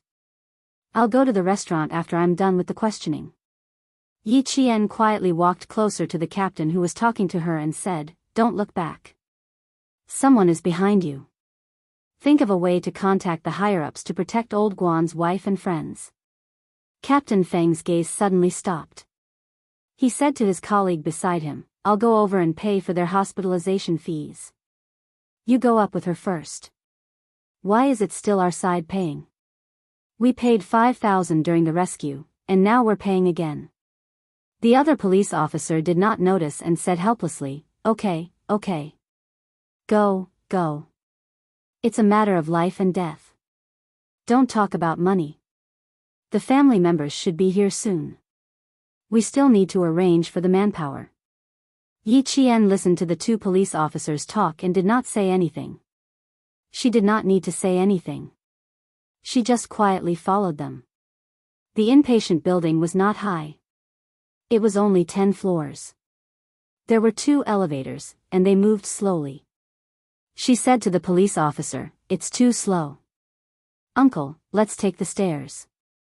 Taking the stairs was more convenient to deal with Tail, who was wearing the hospital's uniform. These foreign mercenaries were really patient. They waited for her in the hospital. Not only were they patient, but they were also very cautious. They would not let go of anyone or anything that was disadvantageous to them. Yi Qian was not surprised that a Tail had appeared in the hospital. The reason why he paid attention to her was probably because he was the first one who rushed to the driver when the accident happened. They were afraid that the driver would say something wrong, so they were so cautious that they would rather kill 1,000 innocent people than let one person go. The younger policeman was very patient with Yi Qian. When he heard that, he even smiled and said, "Sometimes, it's indeed faster to climb the stairs than to take the elevator. But the stairs in the hospital are dark, and some of the lights are not on yet. You have to be careful when you walk. Don't bump into anything." The little girl had really helped them. She had made the whole case progress very quickly. Later, as long as they could ask Old Guan's friends about who Old Guan had met at noon and whether he had noticed the white car, the whole case could be considered to have made real progress. The Tail behind them obviously understood Chinese. As Yi Qian and the others walked towards the stairs, the Tail quietly followed them with a lunchbox in her hand. There were not many people in the inpatient building, and there were even fewer people climbing the stairs at night. When they entered the stairwell, their vision suddenly turned dark. Yi Qian, who had deliberately walked behind them, immediately closed the fire door. She said to the police officer who sensed something strange about Yi Qian, "Someone is following me. Be careful of guns. Go upstairs and guard. Don't come down." These words really made one's scalp tense. They were not afraid of knives, but they were afraid of guns. The closed door opened less than 3 seconds after Yi Qian finished speaking. A black shadow followed closely behind. The shadow quickly reached out to the wall, trying to turn on the lights in the corridor. Chapter 930. Yi Qian, who had been hiding in the dark and concealing her presence, immediately made her move when the man raised his hand to close the door. The moment the door was closed, the light reflected off the door reflected a trace of coldness in her eyes. Her target was the gun in the man's right hand. His right hand, which had been holding the lunchbox, was now holding the gun. A gun was not a good thing. It was a dangerous and bad thing in the hands of the enemy. She had to either snatch it or kick it away. Yi Qian did not intend to snatch the gun. She intended to kick it away. Kicking a gun away was a boxing skill. She would fight with whatever she could win until her opponent was dead. Yi Qian could be so ruthless when facing her enemies. These mercenaries who had chased Xia Jinyuan back to China would not be able to get anything out of them. And Xia Jinyuan did not expect to get anything out of them either. She was not joking when she said she would kill without mercy. She had to do it. The silver wire in her hand was like an agile snake. It wrapped around the man's right wrist at lightning speed. The man had been very vigilant, but no matter how vigilant he was, he did not expect someone to suddenly attack him from behind the fire door. "You're asking for death." The South Asian man spoke in stiff Chinese. He gave up on turning on the lights and raised his right hand, which was bound by the silver wire, in an attempt to break the thing around his wrist. As soon as he exerted force, the South Asian man felt a sharp pain in his right wrist. He realized that the thing around his wrist could not be broken, and he did not need to exert force. If he exerted force, the thing would cut into his flesh even faster, as if it could break his wrist.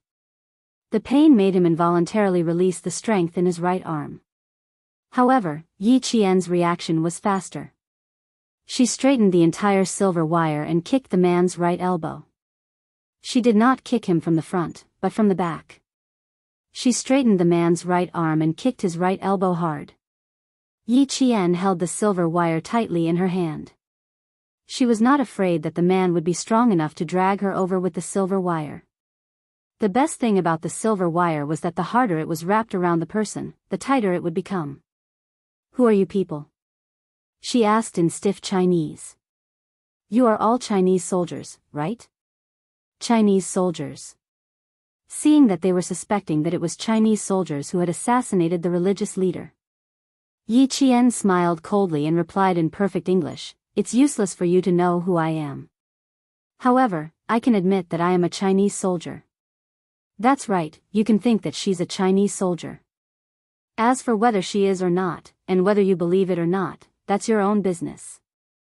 Yi Qian answered the question honestly and did not lie. But this direct admission made the South Asian men suspicious.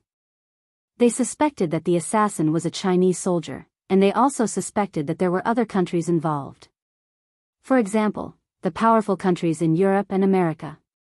After all, China's military power was inferior to Europe and America's in every aspect, and the soldiers they trained were also inferior to Europe and America's. Their suspicions were more inclined towards Europe and America. "You are not Chinese soldiers." "No, Chinese soldiers are weak. You're strong." After the East Asian man finished speaking, his fist flew towards Yi Qian's body. The previous attack made the East Asian man realize that he had been careless, thinking that the girl he had targeted was just an ordinary student. Now that he knew that this seemingly ordinary girl had such powerful skills, it made him even more suspicious that she was not a Chinese soldier. It was impossible for China to train a student to be so powerful. Chapter 931. The Chinese soldiers are weak? The Chinese soldiers are weak? How dare a mercenary say that the Chinese soldiers are weak? Yi Qian was instantly filled with anger. G3 knocked on the fire door. 3 quick, 3 light, 2 quick, 2 quick, 2 light, using rhythm to scout the way. Yi Qian had been standing at the fire door the whole time.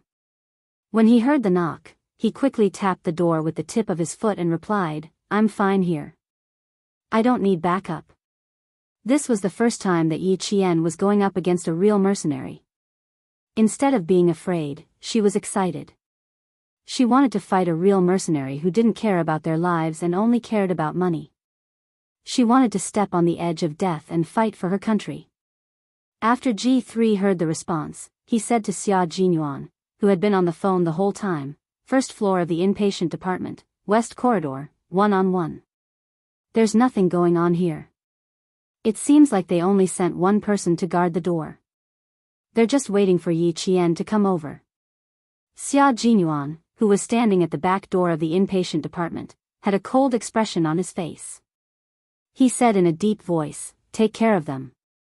The real mercenaries are at least 5 times more aggressive than the mercenaries we faced in the no man's land." Afraid that Yi Qian would be at a disadvantage, Xia Jinyuan didn't want G3 to help her too early. He chose the safe and stable way to deal with it. He asked G3 to guard the door first, just in case. The voices inside stopped for a moment. Then, a man shouted fiercely. He was probably going to attack Yi Qian again. "There's a problem with the door here. Wait for the maintenance staff to come over. Take the elevator." Someone wanted to go up the stairs, but G3 stopped him and politely asked him to leave. He also guarded the entrance to prevent anyone from entering recklessly and getting into trouble. The South Asian man's expression changed drastically after being attacked by Yi Qian. The pain from his wrist didn't make him let go of the gun in his hand. Instead, he used his right leg to attack fiercely. His desperate close-range attacks made Yi Qian's eyes freeze slightly. She quickly leaned her body outward and bent a little. A gust of wind like a razor blade brushed past her ear, and then she kicked the fire door with a bang. This time, the close combat was much more dangerous than before. The fire door was kicked up by him. Yi Jian's eyes darkened even more when he kicked it. Yi Jian, who had dodged twice in a row, clasped the opponent's ankle with both hands and twisted it fiercely as if she was twisting a fried dough twist. The South Asian man groaned in pain in the dark. A strong gust of wind came from the darkness. The South Asian man endured the immense pain and lifted his left leg to kick Yi Jian in the chest. He seemed to have pressed one hand against the wall. The mercenaries sent from overseas to infiltrate the Chinese side were all quite skilled. They had rich combat experience and were very capable. They were also paid to do things, so they fought with a fight-or-die mentality. The South Asian man's right leg was twisted so hard by Yi Jian that it felt like it was going to break. He quickly made a move to win. Yi Jian sensed that he was going to kick him with his left leg, so he quickly let go of his opponent's right leg and dodged to the side to avoid the attack that was aimed at his chest. Even though Yi Jian's reaction was fast, the South Asian man's left leg missed his chest, but it still kicked his shoulder. His entire right shoulder was kicked to the side. Yi Jian, who felt a sharp pain in his bones, clenched his teeth and didn't let himself make a sound of pain. This was the first strong opponent that Yi Jian had encountered. The immense pain in his shoulder constantly reminded him that his opponent was a mercenary whose hands were stained with the blood of countless people. They only did things for money. It didn't matter if the people who died in their hands were civilians. As long as they were a target, as long as they thought they were disadvantageous to them, even if they were civilians, they would still kill them. Chapter 932. Yi Jian's muffled voice could be heard clearly in the narrow stairwell. This kick did not make the other party relax. When his left leg was clasped by Yi Jian's hands again, the South Asian man's expression was like that of a ferocious beast that wanted to eat people. His expression was cruel and cold. Upstairs, the young police officer wanted to rush down to get his colleagues, but when he heard the sound of fighting, he quickly rushed back. The fire door on the second floor opened, and two people came in while talking. Chengdu hasn't done a skin test yet. Remember it clearly when you're changing shifts. The temperature of the patient in bed 6 has been abnormal since this afternoon. You have to report it to the night shift. These two nurses were preparing to change shifts. The young police officer who rushed down the stairs had no choice but to turn back. I'm a police officer. Take the elevator. As he spoke, he stopped the two nurses with his left hand and opened the fire door with his right hand. He pushed the two nurses, who were confused, back to the safe zone. There couldn't be anyone here. They had to guard. Yi Jian had just said, guard upstairs. Guard upstairs for no other reason than to be afraid that someone would enter or leave. They were afraid of being accidentally injured. The other party was a dangerous person with a gun. The young police officer heard the sound of fighting and wanted to rush down several times, but because the fire door was not bolted, he had no choice but to stay and wait. He did not have a pager with him, so he could not ask his colleagues for help. He could only wait anxiously. Interesting. You're not from the Chinese side. You've been following us, but you can understand Chinese. Stiff Chinese came out of the other party's mouth. It was ruthless, cold, and playful. Yi Jian smiled thinly and said in fluent Chinese, I said I'm Chinese. Of course, Chinese citizens can understand what you're saying. Ha ha ha, Chinese citizen? Me too. The South Asian man wiped away the blood on his face that had been cut by something. He stared at the figure that blended into the darkness with a playful smile. The other party's fists and legs did not stop attacking even when he was talking. He could not shoot. Yi Jian did not give him a chance to shoot. In a battle of life and death, whoever had the upper hand would survive. Using words to distract her was really a useless method. The iron railing of the stairs clanged. Yi Jian used the silver wire to cut the man's wrist again. He then grabbed the man's left leg and slammed it against the railing.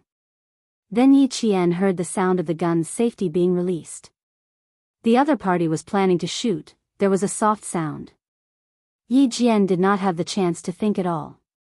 She grabbed the man's left leg tightly with both hands and twisted it in the opposite direction. She raised her leg and attacked the South Asian man's crotch. She could not give him a chance to shoot. For any man, the crotch was the most sensitive part of his nerve endings. Even if the man was as strong as King Kong, he was still kicked by Yi Jian. His facial features were all twisted, and the safety of his pistol was off. It was so painful that his fingertips reacted half a beat slower. Bang! The sound of a balloon exploding in a sealed box came from the dark corridor. After the first sound, there was a second sound. He aimed at the man's right hand. Based on the sound of the man pulling the safety bolt, he knew where he was going to shoot. Chapter 933.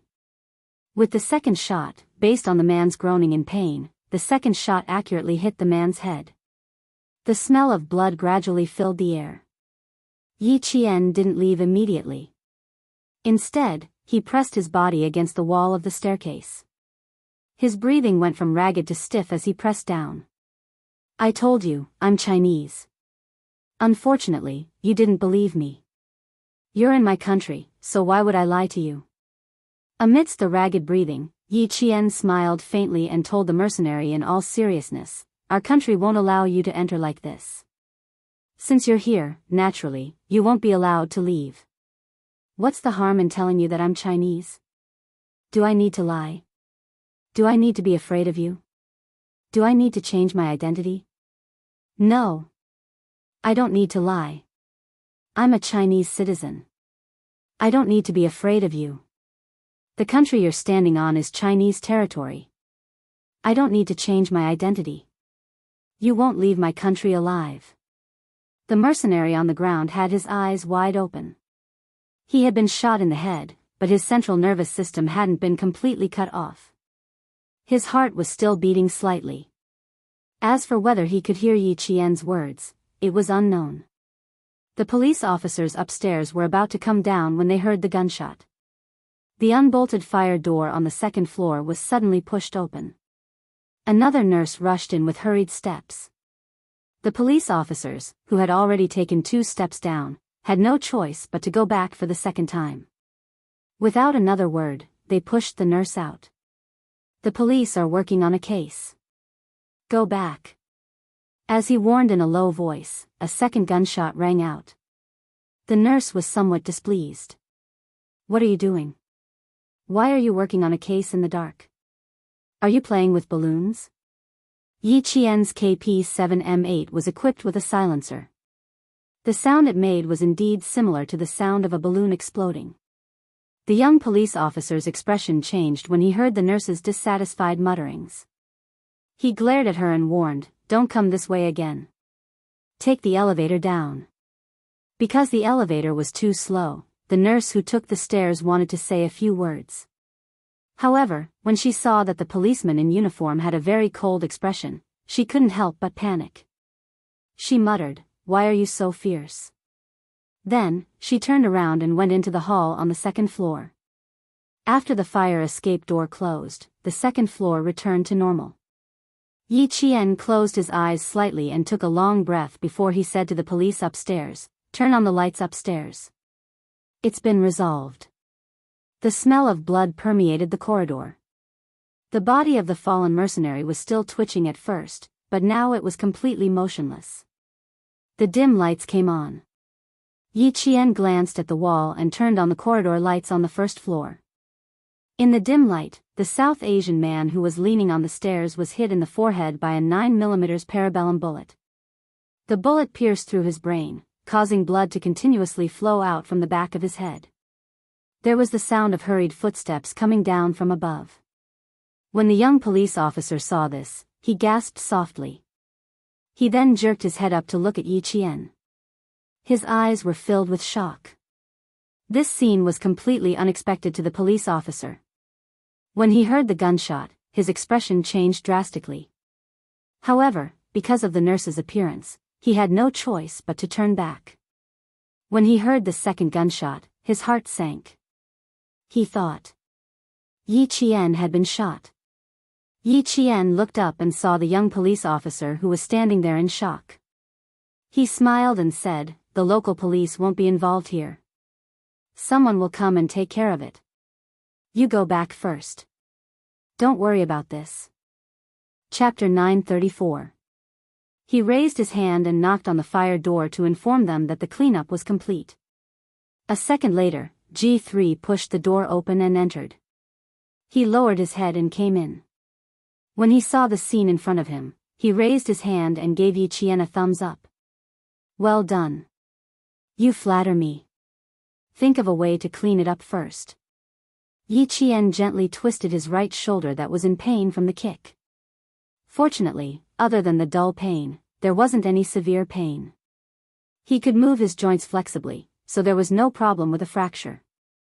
G3 didn't even look at the young policeman standing above. He nodded and said, just throw him into the crematorium. It's not a big deal. Just throw him into the crematorium? It's not a big deal. How can it not be a big deal? Murder. This is murder. Murder, and it's not a big deal? How big of a deal is that? Ching, how's the situation? Someone on the third floor asked in a low voice. Captain Feng, who was in charge of the car accident case, had brought his men over. They didn't realize how dangerous it was to follow Yi Qian, so they came down with their guns close to the wall. Ching, the young policeman who had been at the scene, heard this and immediately said in a low voice, someone died. Captain, come down quickly. When Captain Feng and his colleagues heard Ching's words, they quickly ran down the stairs. When do you plan to show your face? Wait until Yi Qian leaves before you show your face. G3 said calmly into the phone, then turned to Yi Qian and said, some people always like to show up last. You have to teach him a lesson when we get back. He looked like he was very pleased with himself. He really deserved a beating. If he didn't do it, he would leave it to Yi Qian to do it.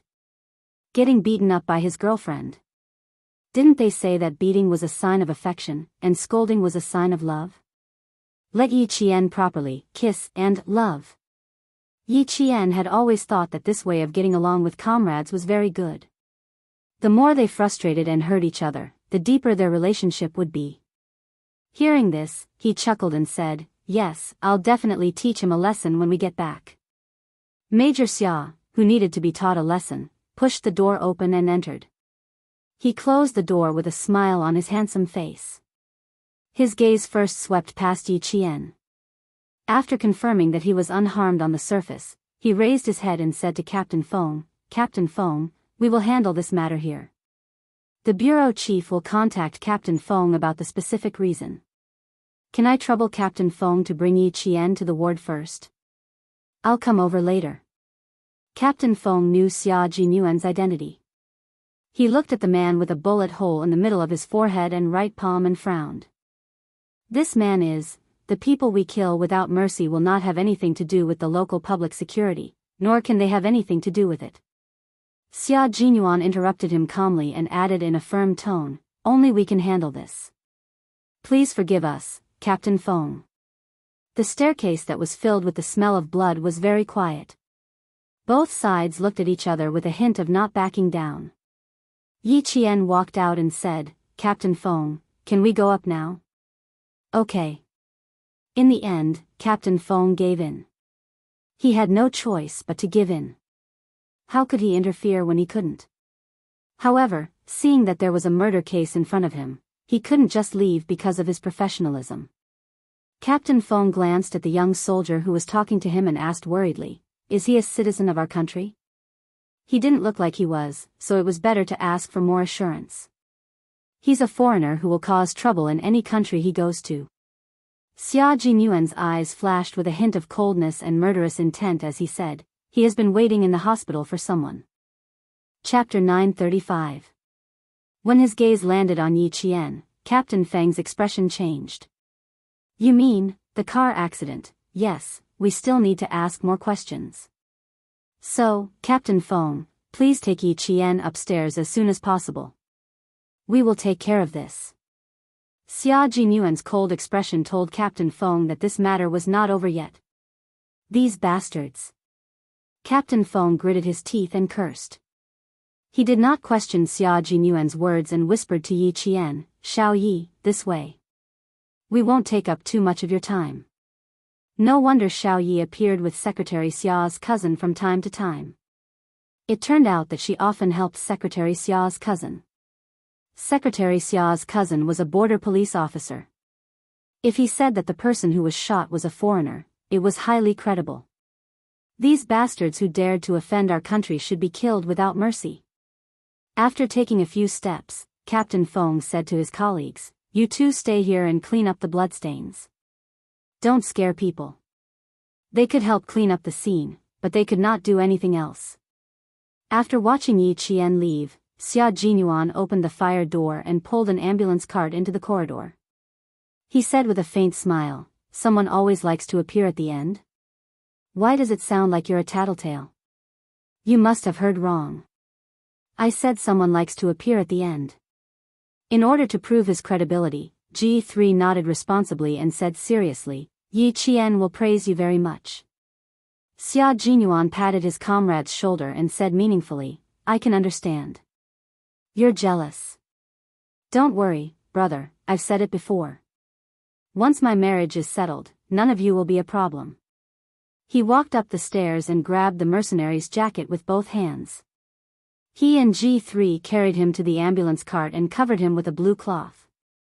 They could be dragged out to solve the problem. The scene was left to two policemen.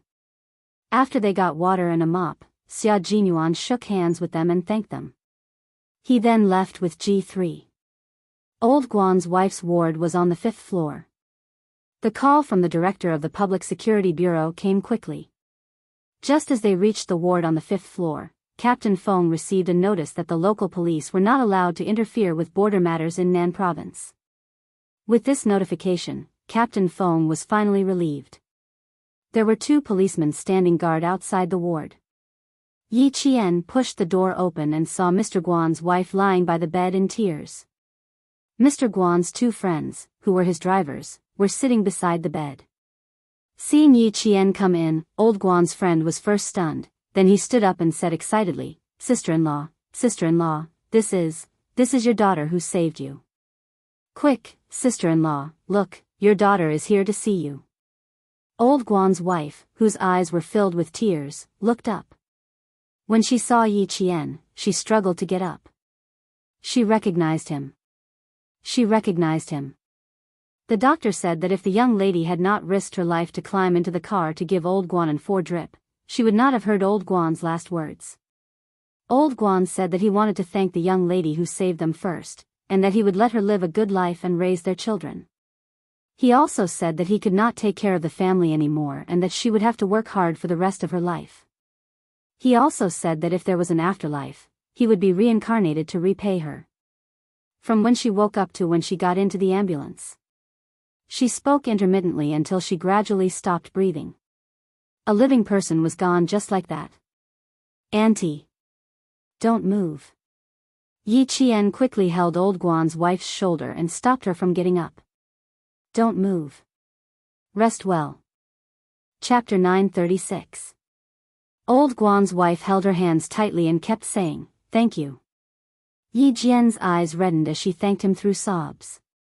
The pain of losing a loved one was the most unbearable pain. After crying for about 5 minutes, Old Guan's wife gradually calmed down.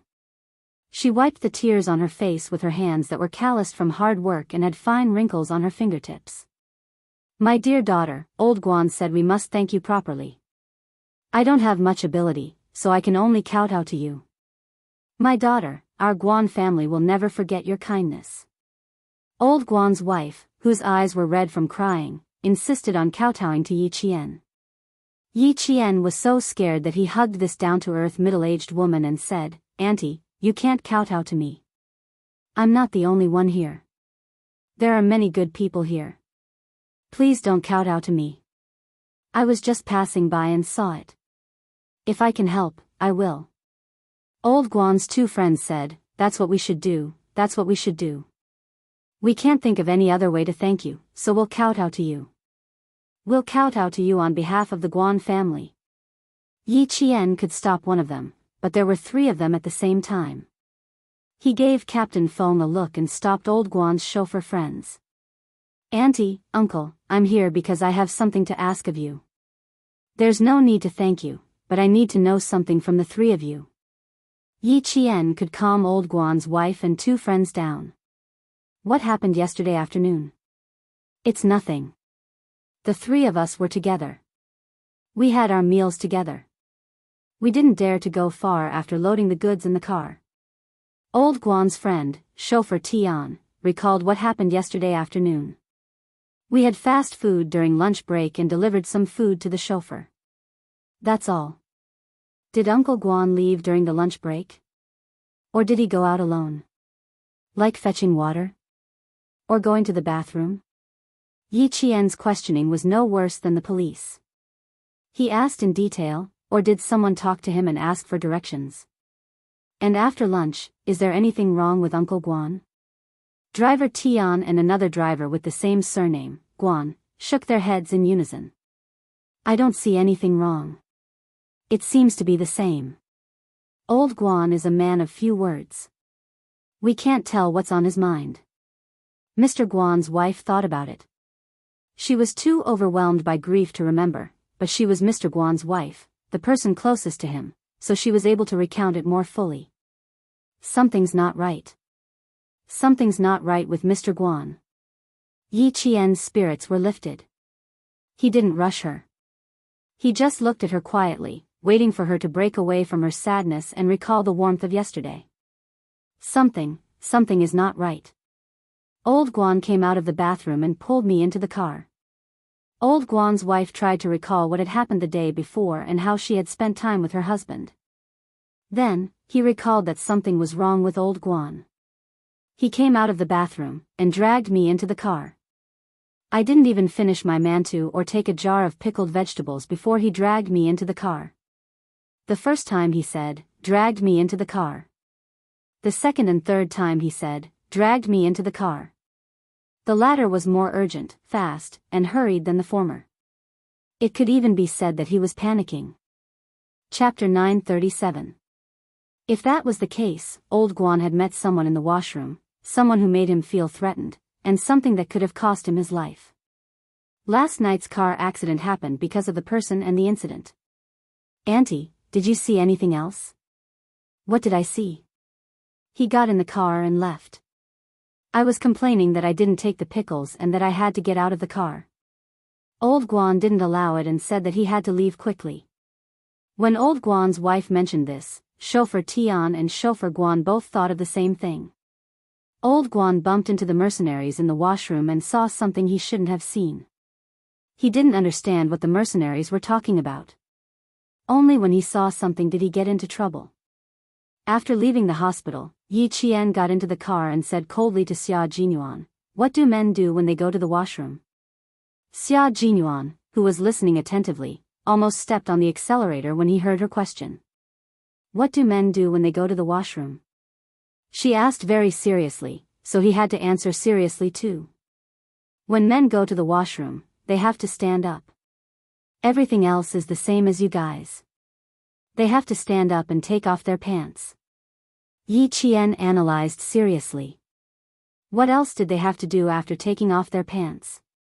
And what would Old Guan see? What would he see? Xia Jinyuan raised his hand and scratched his eyebrows slightly. He added, sometimes, they have to lift their clothes up a little, like a shirt tucked into their pants. We have to pull them out and unbuckle their belts before we start. Discussing with his little girlfriend how men go to the washroom and what they do when they go to the washroom. No matter how serious Xia Jinyuan was, he couldn't help but feel a little strange. The gun fell off. Yi Qian didn't notice Major Xia's strange expression. When she heard him say that they had to pull up their clothes and unbuckle their belts, her eyes immediately lit up. Her eyes lit up so much that Xia Jinyuan, who was driving and looking at her from the corner of his eye, held his breath and exhaled gently. Then he calmed down and said, "It's very likely." At noon, Old Guan and the others were resting at a place soon after they got on the highway. They needed to reorganize their weapons in the washroom when there were fewer people around. Old Guan suddenly barged in. This is also possible. However, the possibility of the gun falling out is high. This kind of thing had happened before, so the possibility was higher. Regardless of which possibility it was, Old Guan did run into the mercenaries who were chasing after him. Unfortunately, he was killed. The topic was always heavy. When Xia Jinyuan drove the car out of the city and rushed to the winding mountain road, he stepped on the accelerator to the maximum. The car even left a long shadow, leaving a flashing red tail light shadow. Let's go to the mountains. The informants left by the hospital are missing. They will definitely take action tonight. There was an abandoned house in the mountains. Xia Jinyuan stayed there for a few hours and left some things behind. He left some food that would bring him back, such as instant noodles, candles, a lighter, and a piece of moisture-proof cloth. The items left behind were enough for the foreign mercenaries who liked to wait for their prey. Little fox, it's just the two of us tonight. Are you scared? The car drove out of the city and into the suburbs. Xia Jinyuan, who was driving silently, reached out and held her hand. He whispered, I don't plan to ask G3 for help. Stay in the hospital. G3 had to stay in the hospital just in case. They would not allow foreign mercenaries to hurt their citizens again. They would not let another tragedy happen.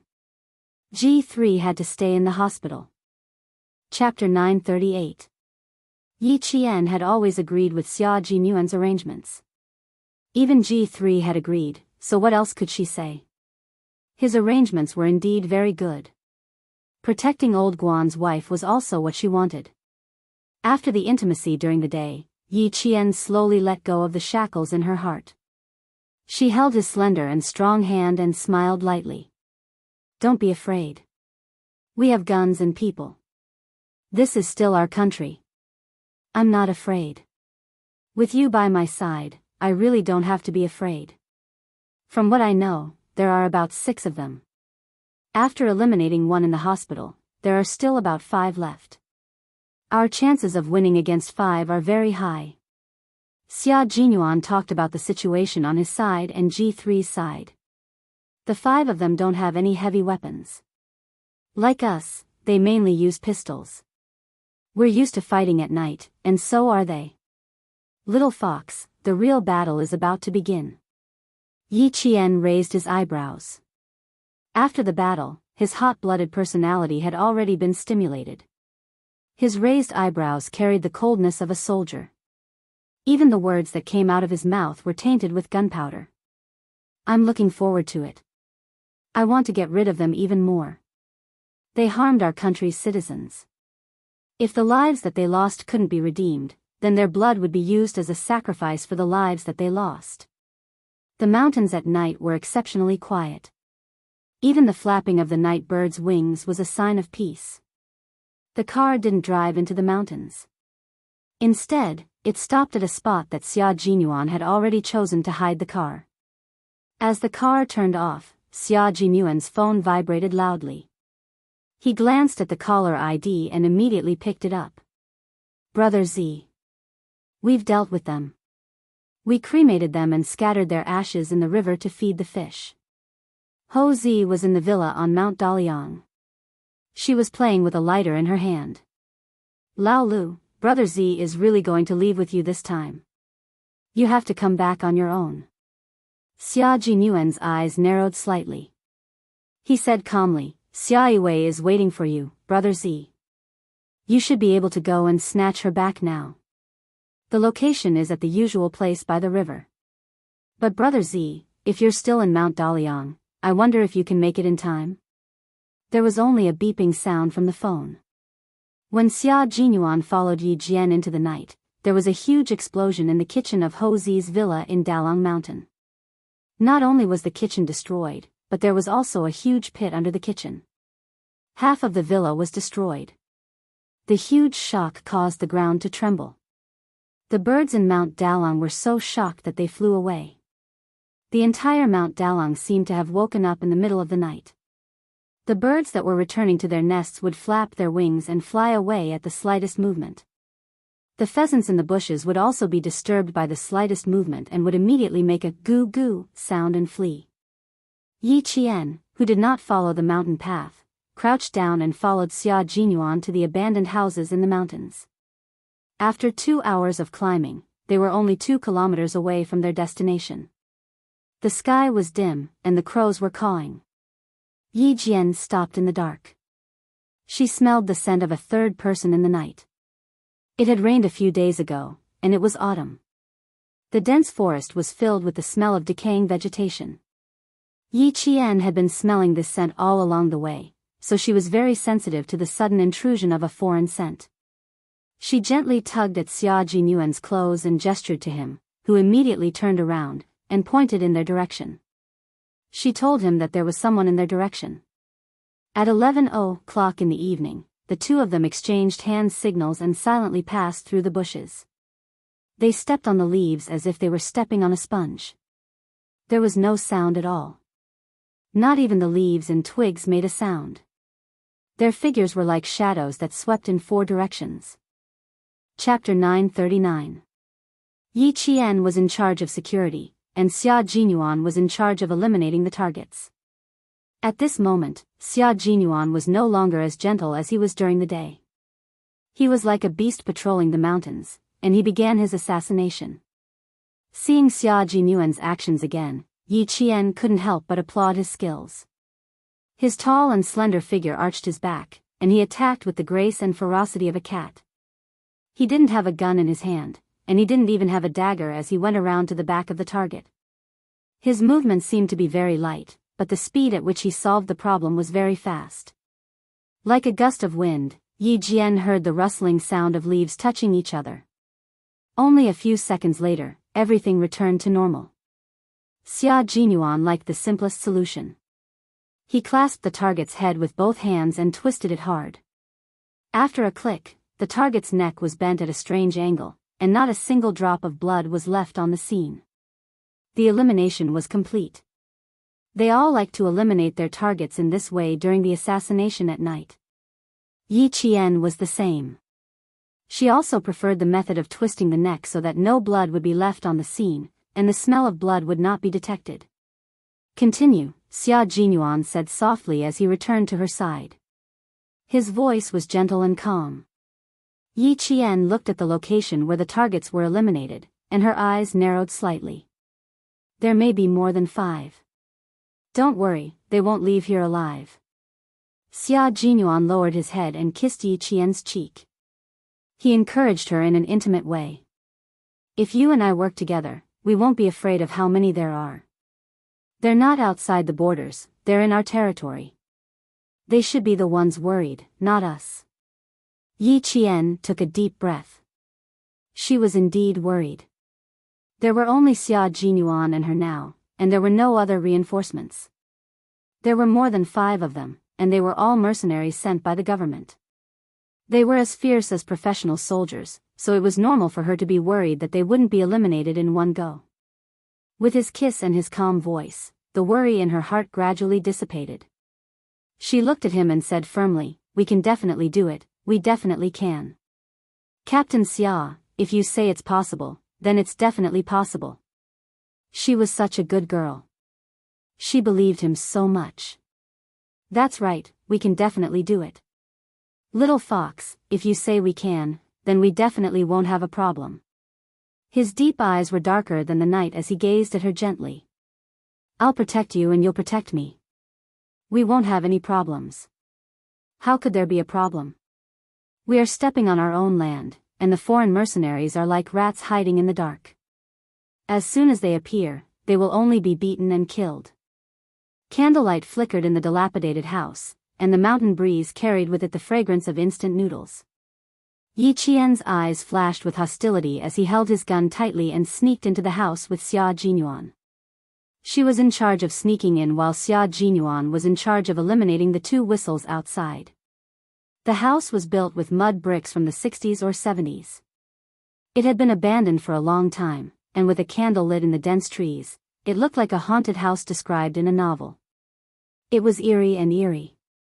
The wind in the mountains was strong, and it blew into the house that didn't even have a window frame. The candlelight flickered and was extinguished within a second. Yi Qian fired 2 shots into the darkness.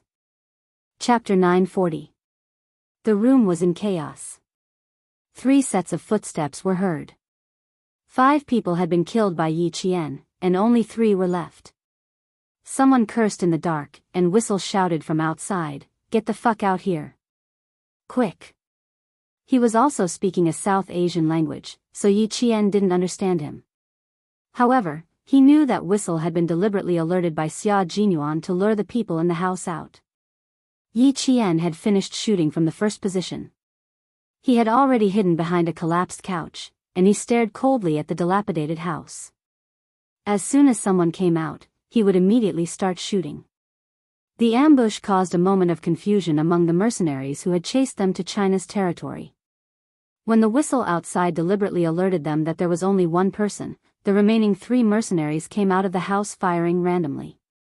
In the dark, Yi Qian once again aimed at a black figure that ran out of the house. Without hesitation, he fired his 3rd bullet of the night. Every bullet had to hit a target.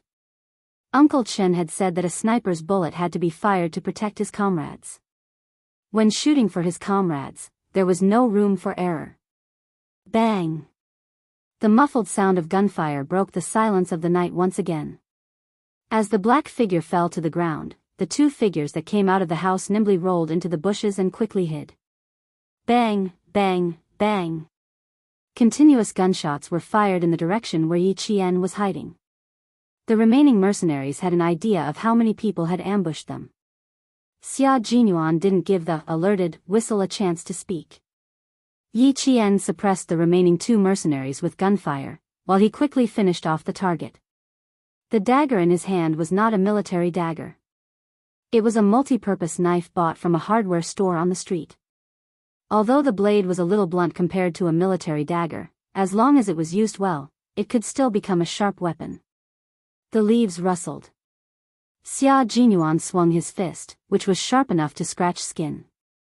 The close combat of the special forces was never about hiding needles in cotton floss. Instead, it was about attacking quickly and ruthlessly, then hitting the opponent accurately. There are many parts of the human body that cause severe pain, but there is only one part that slows down the mind, the brain. Xia Jinyuan continued to attack, landing several punches on the mercenary's head. The handsome and ruthless Xia Jinyuan was like an awakened lion, so awe-inspiring that the mercenary retreated step by step and let out a blood-curdling scream. He called for reinforcements, but Yi Qian's bullets seemed to have eyes. When the vegetation moved, or when there was an unfamiliar scent in the air, the bullets would hit somewhere with a bang, preventing anyone from going to help. Damn it, what the hell? The mercenary who was hit by the bullets and had to hide again rolled under a tree. His eyes were dark as he searched for his target.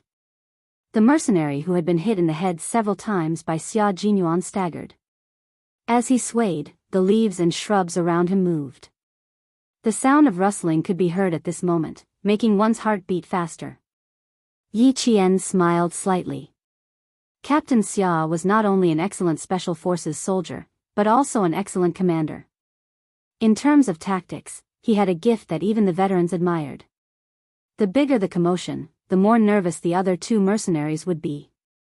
This would increase their psychological pressure, and her and Xia Jinyuan's chances of winning would increase. A deep, hair-raising sound came from the darkness. The smell of blood in the wind was even stronger than before. It was so thick that it drifted into everyone's nostrils. Chapter 941. Xia Jinyuan had already killed the mercenary who was slow to react. His throat had been slit twice by Xia Jinyuan. It was not a military-grade dagger after all, so he still needed to kill the target twice. The wind was still blowing, but there was no more sound. However, the smell of blood was even stronger. Xia Jinyuan did not have time to waste in the southern province. After killing the target, he and G3 returned to the battlefield overnight. He did not have time to deal with the 2 mercenaries who had not shown themselves and were waiting for an opportunity to strike. Next, lure the enemy. This was the battle plan that he had discussed with Yi Qian long ago.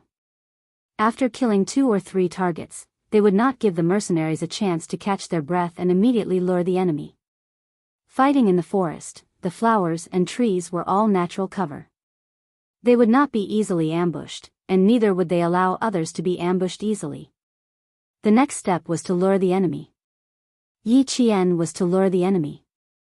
She was a girl, and girls represented weakness in everyone's hearts. Following Yi Qian's low voice, the two mercenaries who had been hiding in the darkness and had not moved for a long time looked in the direction of the voice. A woman in front of them. Both sides surrounded and attacked. With daggers in their hands, they quickly approached Yi Qian's direction. Xia Jinyuan finished off the whistle in his hands and went to support Yi Qian as quickly as possible. He believed that Yi Qian could take on one of the mercenaries by herself. She would not have a problem taking on one of the mercenaries, but she did not have a high chance of winning against two. The mercenaries who came this time were comparable to soldiers in the army. They were very professional, and Yi Qian lacked actual combat experience. If she really had to take on two of them, she would not be able to escape unscathed. The encirclement of the two men did not make Yi Qian panic. Bang, bang, bang. Continuous gunshots were heard and the two mercenaries heard the sound of bullets breaking. There were no bullets in their pistols. Her gun had no bullets. Now was the time. While her gun was out of bullets and she needed to change her gun or change the magazine, now was the time to attack. Xia Jinyuan ran through the forest and approached the shadow as fast as he could. One of the mercenaries turned around and fired in the direction where Xia Jinyuan was running, trying to stop him. Countless birds in the forest flapped their wings and flew into the dim night sky. On the other side, the dagger in his hand glinted coldly as he thrust it towards Yi Qian. What he didn't see was that Yi Qian was smiling coldly in the dark. The black figure leaped over, and Yi Qian rolled in the bushes to avoid the attack. Yi Qian had already loaded his other pistol. In the blink of an eye, he fired 2 shots at the black figure. His speed was so fast that the other mercenary holding down Xia Jinyuan was shocked. There were 2 sounds of fighting in the forest. Unable to shoot at close range, Yi Qian was once again confronted by a mercenary tonight. Punches and kicks required strength. Not only did they have to hit the opponent's weak points, but they also had to ensure that they wouldn't be injured or killed by the opponent. Fighting was the most exhausting thing. As a girl, Principal Chen and Uncle Zhen had always planned for Yi Qian's physical fitness training. Her strength was not as good as the male soldiers, but her endurance was definitely better than the male soldiers. She leaped up and grabbed onto the branches. Relying on the lightness of her body, she lifted her feet and kicked the mercenary's head repeatedly. With a low growl, Yi Jian stepped on the mercenary and threw him into the bushes. Her aura was not inferior to that of the male soldiers. The mercenary who fell into the bushes had a ferocious expression on his face. He flashed his dagger, shouted, and jumped up again to stab Yi Qian. Chapter 942. The tip of the dagger flashed past his eyes several times. With his arm cut, Yi Qian silently grasped the silver wire in his hand. As he dodged, he looked for an opportunity to strangle the mercenary to death. At the final moment of the battle, Yi Qian grabbed the mercenary's outstretched wrist. When he took a step back, he stepped on a tree with one foot and jumped behind the mercenary. At the same time, he wrapped the silver wire in his right hand around the mercenary's neck. Fuck! The mercenary cursed in broken Chinese as he felt something wrapped around his neck. He threw a punch at Yi Qian's head. If Yi Qian was hit by his fist, he would definitely die at the hands of the mercenary. After 3 years of training, Yi Qian's sensitivity to danger was higher than in his previous life. His reaction was also faster. He jumped, grabbed a tree branch with both hands, and dodged the heavy punch. The silver wire wrapped around a tree branch, and as he dodged, it wrapped around another tree. That was enough. It was enough to eliminate the target in an instant. The silver wire was extremely thin. Once it was wrapped around the flesh, it would not be easy to pull it out. The neck was the most dangerous part of the body. Being wrapped around by anything would make a person feel fear. They would want to pull the scary thing away to free their neck. The more they thought about it, the faster they attacked, and the tighter the silver wire wrapped around them. The leaves rustled and fell like rain. One end of the silver wire wrapped around the mercenary's neck, the other end wrapped around the leaves, and then around the tree trunk. With one last punch from Yi Qian, the mercenary, who was half a head taller than Yi Qian, roared in pain. His fist swung even more fiercely. Yi Qian, who was covered in sweat, did not give his enemy a chance to retaliate. He kicked back. This was a real fight, filled with blood and death. This was a real battlefield, a bloody battlefield where it was either you die or I die. Sweat flowed into his eyes, but he did not have time to wipe it away. The dust on the leaves flew into his eyes. Even if his eyes hurt, he had to keep them open. Relying on his body's flexibility and agility, Yi Qian held the tree branch tightly with both hands. He attacked the mercenary's shoulder several times. The silver wire finally wrapped around the mercenary's neck. It was so deep that he could hear him gasping for air. The severe lack of oxygen in his brain made his movements slower and slower, and his reactions slower and slower. Gritting his teeth, Yi Qian hit the mercenary's chest one last time, causing his whole body to fall back. This was the moment. This was the moment to kill him. Yi Qian let go of the branch with both hands and quickly jumped down from the high place. The moment she jumped down, she also took out the pistol hidden in her clothes and aimed at the black shadow that turned over and shot. The sixth mercenary had been eliminated. Yi Qian leaned against a tree and slowly sat down with her back against the tree trunk. She panted heavily as if she would suffocate if she didn't breathe properly. The smell of blood in the air was stronger than before. It was so thick that it could not be dissolved. His entire chest was filled with the rusty smell of blood. Xia Jinyuan used the cold blade to stab the mercenary's arm that was strangling his neck. He slashed down fiercely and directly cut the mercenary's arm tendons. In the darkness, his deep eyes were cold. Facing the enemy, his gaze was so cold that it could make one shiver in fear. The mercenary's arm tendons were cut, and the strength in his arms suddenly disappeared. Xia Jinyuan immediately grabbed the mercenary's head. He lifted his leg and hooked the mercenary's neck. With a sharp look in his eyes, he threw the mercenary to the ground. Chapter 943. The dagger in his hand was still stained with blood. The sharp blade instantly pierced the mercenary's heart. He twisted the handle so that the tip of the dagger could still move. Ah! A sharp scream became the last note of the battle. Xia Jinyuan had been using his iron arms to pin the mercenary's head in place. He then wrapped his legs around the mercenary's chest and locked his arms.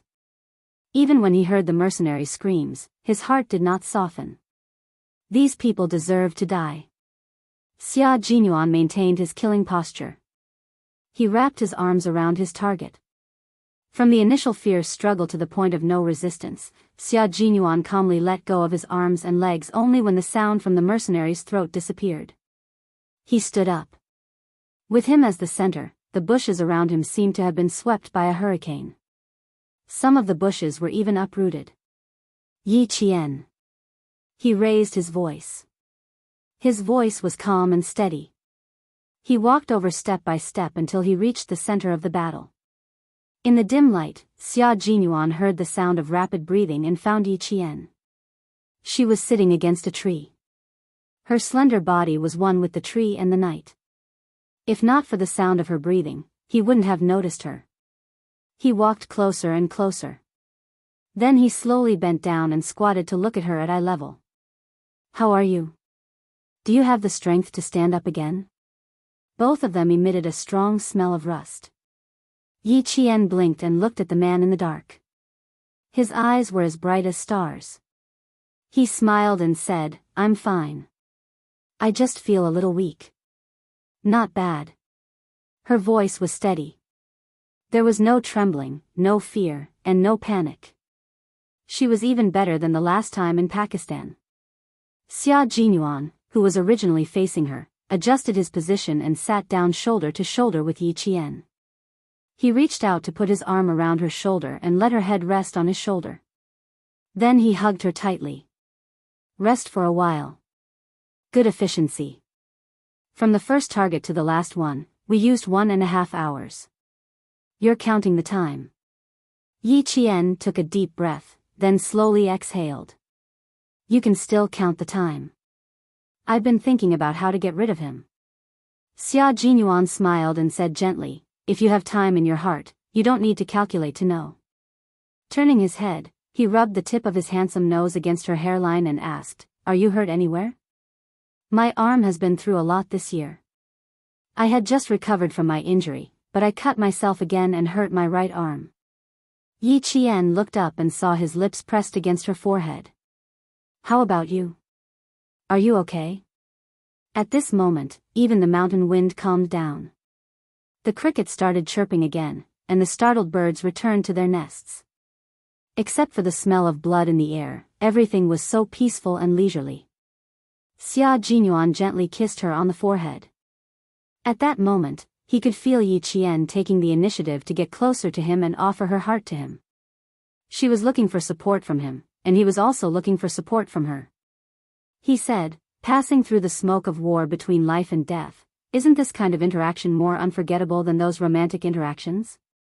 It wasn't, but if it was true. This kind of love could be soul-stirring in the smoke of war, but it could also be indifferent in leisure.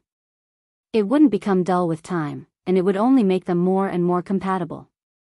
They would become more and more dependent on each other, and become each other's support. Chapter 944. They would never be separated. As long as they could still fight, they would always be together. They would go through life and death together and grow old together. This kind of love was stronger than a romantic relationship. Love was stronger than gold and unbreakable. The two of them leaned against each other. They had survived a life and death battle and leaned against each other again. The wind didn't want to disturb them and let them sit quietly and talk softly. "I'm fine. I'm used to it." Xia Jinyuan moved his lips away from her forehead and held her shoulders tightly. He said softly, "The gauze is in the car. Treat your wounds after you get in the car." His voice was steady in the wind, so steady that she felt at ease. Yi Qian's breathing gradually calmed down and she no longer rested her head on his shoulders. She said calmly, "The target in southern province has been dealt with. You and G3 can return to the battlefield to look for K7. She had her phone with her to maintain contact with the military. After the small envelope was sent, a series of text messages were sent back to the military. "Clean up the scene before you leave." Xia Jinyuan stood up and let Yi Qian hold his outstretched hand. They stood up together and the coldness in his eyes had not dissipated. His gaze swept across the scene like a knife and he said calmly, "Bury them." After 2 hours of burying, Yi Qian's shoulders were so sore that she couldn't lift them up. Her shoulders had already been kicked in the hospital. After fighting and burying them, she suddenly lost all strength in her shoulders and the soreness rushed up like needles. "Sit for a while. I'll clean up the scene again." Xia Jinyuan helped her sit down on a brick. She didn't say anything, but he could tell. "You don't have to force yourself in front of me, little fox. You don't have to force yourself in front of your comrades. Especially after a battle, when you need to rest and replenish your energy, you must replenish it in time. We didn't just fight once. We fought countless times." Yi Qian gritted her teeth and didn't force herself. She sat down and tried to relax her shoulders. "My shoulders are sore, but I still have the strength to walk. Give me 10 minutes to rest." "Okay, I also need 10 minutes to clean up." Xia Jinyuan patted her on the shoulder lightly. There was a touch of gentleness in his cold and hard eyes. "You're great, Yi Jian. You're really great." Yi Qian raised his head and smiled at him. His smile was light, as clear and bright as the wind in the mountains. "I still need to work harder. I can't become a burden to my comrades." "How could this be? Are you now thinking that you've become a burden to me?"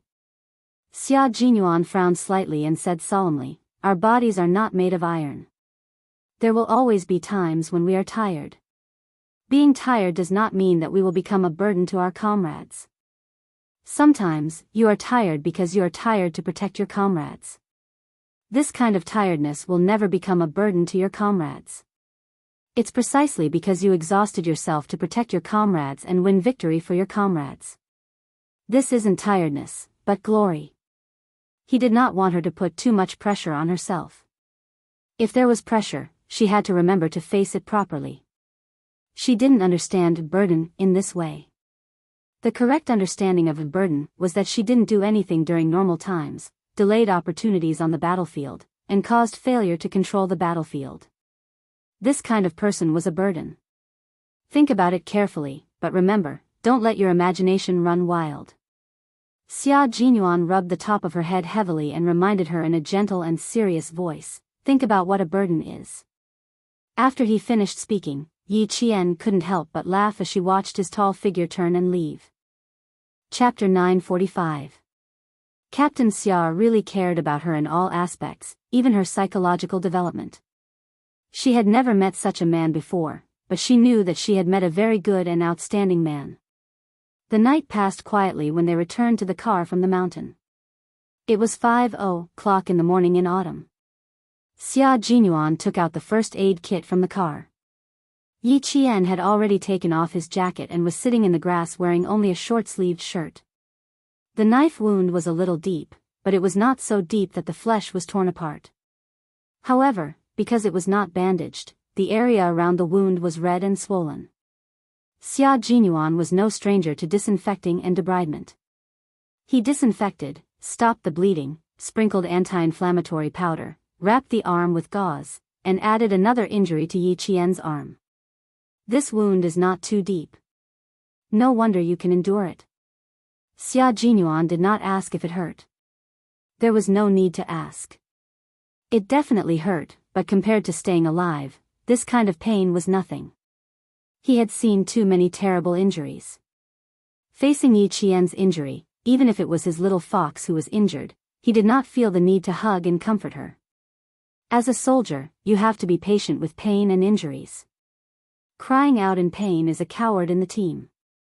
Yi Qian picked up the bloody sports jacket and said with a pained expression, "It's brand new. You can't wear it again. I don't know how to wear camouflage. It's stained with blood, soak it in detergent for a night, then scrub it a few times the next day to make it clean." Xia Jinyuan looked down at the clumps of stains on his body and raised his eyebrows. "I can't wear this either." Their faces and bodies were covered in blood. Xia Jinyuan took the car keys hidden in the tree and laughed at Yi Qian, who was still holding the jacket. "Let's go find a place with water to wash our faces and hands. Aren't we going to find G3 immediately?" Yi Qian did not throw the jacket away. He hugged it in his arms and got into the car. "G3 is still in the hospital alone. Should we contact him first?" He started the car and turned on the headlights. The car drove into the foggy mountain road. His faint laughter came from the car. "No need. He will take the initiative to go back to the hotel." The whole night's action made her bones sore. Standing in the small stream in the mountain, Yi Jian grabbed a handful of unknown water plants and washed the blood on her hands and between her fingers. A pair of slender hands that were also stained with blood reached over and held her hands. Using the grass that he had crushed earlier, he gently rubbed it between her fingers. The blood can be washed clean now, but there will be more and more in the future. Sometimes, you can even smell the blood on your hands. I've always thought that if I had a pair of hands that could smell blood, I would never be able to hold another girl's hand for the rest of my life. Sometimes, Xia Jinyuan couldn't help but tremble when he saw it. Now, as he held a pair of blood-stained hands, he felt his heart soften. The girl beside him had a pair of blood-stained hands like his. She was not afraid and did not shrink back. Instead, she faced it bravely like him and even supported him when he was in danger. Just like G3 said, it was a blessing of 3 lifetimes to find a girl who could accept them. And he really found a girl who could accept his profession. It was a blessing of 3 lifetimes. Yi Qian frowned slightly. He didn't quite understand what he meant. He joked, "Why? Did you want to hold another girl's hand before?" Chapter 946. Although he was joking, Xia Jinyuan did not dare to take it seriously. He answered seriously, "I never thought that you were the only girl I wanted to hold hands with. You were also the only girl who dared to take the initiative to hold my hands when my hands were stained with blood." His reaction made Yi Qian chuckle. "Not even when you were young and frivolous?" Xia Jinyuan pretended to think about it, When she looked at him coldly, he said slowly, "When I was young and frivolous, I did all sorts of bad things. All I thought about was how to go against my father. How could I have other thoughts? After I was young and frivolous, other people were busy with their first awakening of love, while I was busy studying for the military school entrance exam." Xia Jinyuan spoke slowly. His low voice was like dancing music, gentle and cheerful. "After graduating from the military school, I was assigned to Fujian town. The army was full of male soldiers. Before I met you, the only hands I could hold were those of male soldiers. One day, I suddenly held a girl's hand. At that time, there was only one thought in my mind. Why is it so soft? So soft that..." Yi Qian, who had been listening attentively, realized that he was talking about her again. She immediately raised her voice. Okay, I believe you. You don't have to explain." If he continued to explain, it would make her blush and feel uncomfortable. "No, this concerns my innocence. I have to explain it clearly," Major Xia said seriously. Major Xia said seriously. Yi Jian looked at him with a faint smile and an ambiguous expression. She maintained her composure on the surface, but her heart was boiling like boiling water. "This concerns my innocence. I don't want to hear it. I don't want to hear it." She wanted to cover her ears, but he was still holding her hand. She wanted to run away. How could she outrun him? Most importantly, he liked to make her feel embarrassed. The more she acted this way, the more excited he would be. "The first time I held a girl's hand, I was really shocked. It was so soft that I felt like I could break it if I used too much strength. Little fox, why is your hand so soft? It's as if it has no bones. It's so soft that it even reaches my heart. Later, when I hugged you, I thought, no wonder they say that women are made of water. I hugged you like this and really didn't want to let go. But you were still young at that time.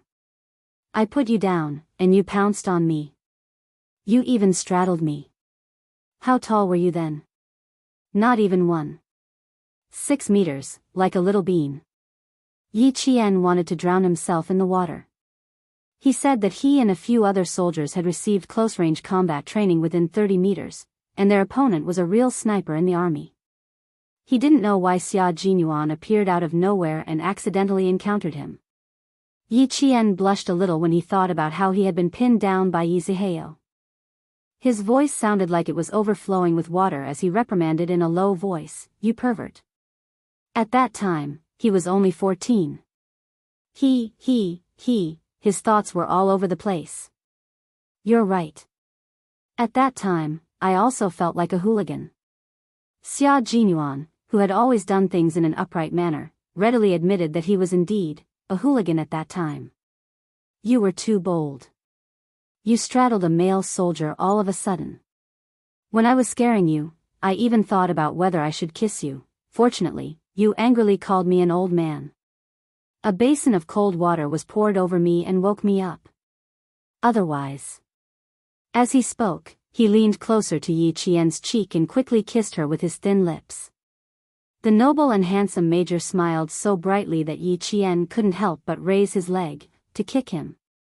Major Xia, who had dodged to the side, finished his unfinished sentence along with the morning breeze. "Otherwise, I really would have kissed you back then. Now that it's like this, I can't help but want to kiss you." Chapter 947. When it came to how to get along with Yi Qian, Major Xia had always been aggressive. If he didn't take the initiative, this girl with a hard shell would never take a step forward. Only when he took the initiative would she be able to get closer to him. It was normal for her to be shy. He was shy too. "Xia Jinyuan, why are you hiding? You said so many crazy things about being a hooligan, yet you won't let me kick you." Yi Qian was only shy about his behavior, not angry. Her eyes were like water, and even when she glanced at him, they were still bright and beautiful. "I'm only 14 years old, and you're already having such thoughts. Your thoughts are too improper." He had long realized that his thoughts were improper, but realizing it and wanting to correct them were two completely different things. However, he was really glad that his thoughts were improper at the time, and that he didn't miss out on such a good girl. If you only act like a hooligan and don't take responsibility, then that's called improper. Mine doesn't count. My thoughts are proper, my attitude is serious, and I can withstand the test. Looking at Yi Qian, who was so shy that her face was as red as rouge, Xia Jinyuan's eyes were so gentle that there were whirlpools in them. His laughter gradually subsided. He held her hand tightly, stared at the girl he liked, and said slowly and seriously, "Yi Qian, you're the only girl I want to hold hands with. You're the only girl who doesn't mind holding my blood-stained hands, and who is brave enough to hold them. As for other girls, if I were to hold out my blood-stained and reeking hands to them, I'm afraid they would faint before I could even open my mouth." His serious words made Yi Qian feel helpless and bitter. Who would dare to hold a pair of blood-stained hands? She lowered her head and looked at her own hands. They were also stained with blood, and even the gaps between her fingers were stained with blood. It took a lot of courage to hold a pair of hands that reeked of blood. After a few hours, the blood that had dried between the fingers was difficult to remove.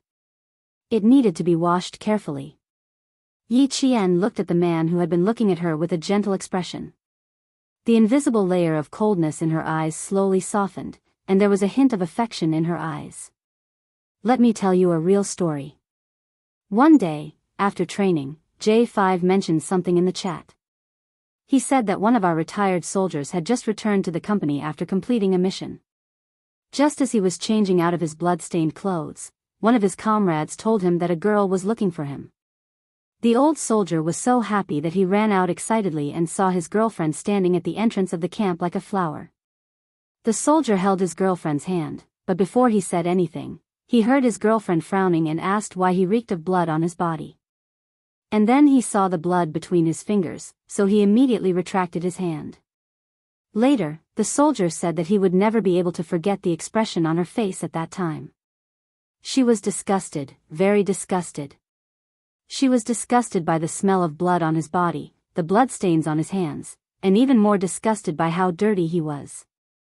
The bloodstains between his fingers were gradually cleaned, and then she rinsed them with water. Xia Jinyuan held the hand that reeked of blood as well as his own. He slowly looked up and fixed his gaze on her. His sorrowful voice was as clear as a flowing stream, trickling over. Later, the soldier broke up with her and took the initiative to end their 2-year relationship. Later on, the soldier retired from the army. It was said that he found a nurse who also had to deal with blood. This was the story I heard on the 4th day I joined the army. It was a sad story. I've been thinking about what I would have done if it were me. Chapter 948. Yi Qian also looked at him and asked with his eyes, "If it were you, what would you do?" I thought about it for a week. At that time, all I could think about was you. I thought that I needed to find a girl like Yi Qian. I needed to find a girl who could understand me, and I could understand her. Otherwise, if I appeared in front of her one day covered in blood, how scary would that be? Yi Jian smiled. She thought of herself. If one day, she appeared in front of the other him covered in blood, the other him who lived in peace would be scared half to death. Who would be willing to find a girlfriend whose hands were covered in blood and who was nowhere to be seen at the end of the year? Even if he could accept it at the time, after a long time, he would be annoyed and tired. He would not want to continue and break up would be a foregone conclusion. A boyfriend who did not understand her, and she could not tell him about the hardships and dangers she faced. That kind of love was not strong and could hit the rocks at any time. Only by finding a boyfriend who understood her, who had experienced the smoke and fire of war, who had been tempered so many times that they were inseparable. Only this kind of love was true love. Suddenly, Yi Qian understood why Xia Jinyuan wrote in his love letter. They all said that the love of a special forces soldier was the most bitter love. It was a darkness that could not be seen under the sun. It could only struggle painfully in the dark and cold corners. Even if it was lovesickness, it would hurt to the bone. Because no one could understand them, no one could truly understand them, and no one knew how dangerous their profession was. All kinds of things such as this were because the Special Forces soldiers could not tell their loved ones that they were Special Forces soldiers. Therefore, their love struggled painfully in the corner, and their lovesickness hurt to the bone. Love that could not be seen under the sun was like a small bean sprout that sprouted in the dark. It was so delicate that it could be broken with a light touch. It was too tiring to protect such a love. It would be very, very tiring. The veteran soldier was tired. Secondly, he didn't want to implicate a girl and waste her youth. Furthermore, in their line of work, there was no guarantee that they would return. Since the other party couldn't understand him, he might as well let her go and have peace of mind. I won't be scared. Look at you, you're covered in blood. Your face, the tip of your nose, your eyebrows, and your forehead are all covered in blood. Yi Qian removed her hand from his and caressed his face with her clean hand. She stopped at the corner of his eyes and smiled.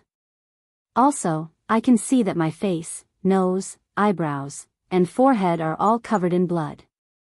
The way you are is the way I am. We are all the same.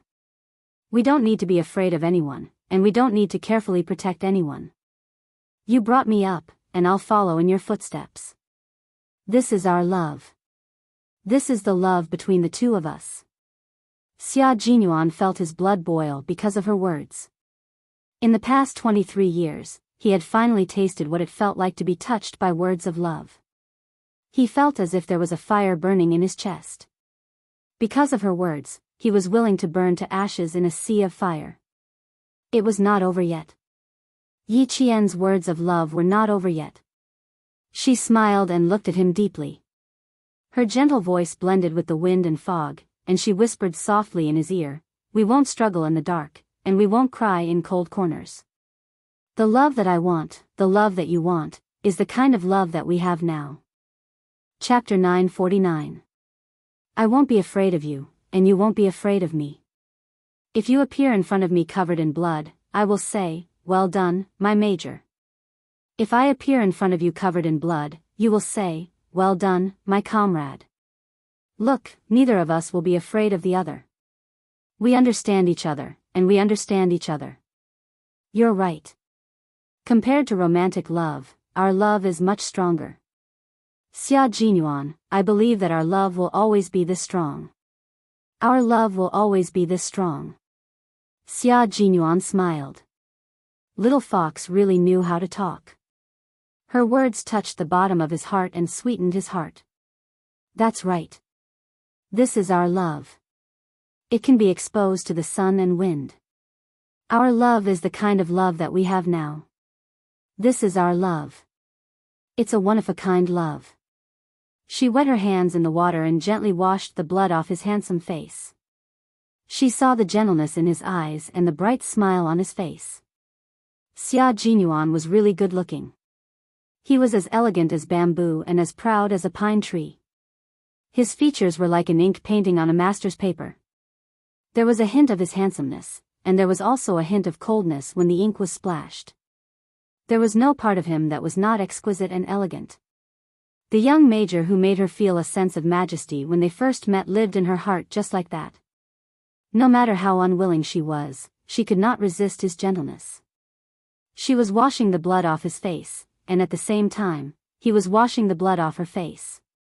Both of their eyes were so focused that they could only see each other's faces in their deep eyes until they were clean. Xia Jinyuan's hands pulled the water grass growing in the stream and rubbed it until it was pulp. Then, he washed the blood off his fingers bit by bit. Yi Qian washed his face very seriously. He pursed his lips slightly and gently washed the blood off his fingers. The gurgling stream washed the blood off his face and hands until there was not a trace of dirt left. Yi Qian looked up and smiled. It's very clean. It smells like green grass. In the faint morning light, her face was like a pearl with water droplets on it. It was bright and clear. Her dark eyes looked at him with a smile. The coldness in her expression had quietly faded, leaving only gentleness for him. At this moment, Xia Jinyuan felt that her gentle smile was branded in the depths of his heart. Xia Jinyuan, did you slack off during training? You're too fair standing in the middle of the V8 team. Your face and hands are so fair. If I didn't know better, I would really think that you were slacking off. With his head lowered, Yi Qian teased him with a smile.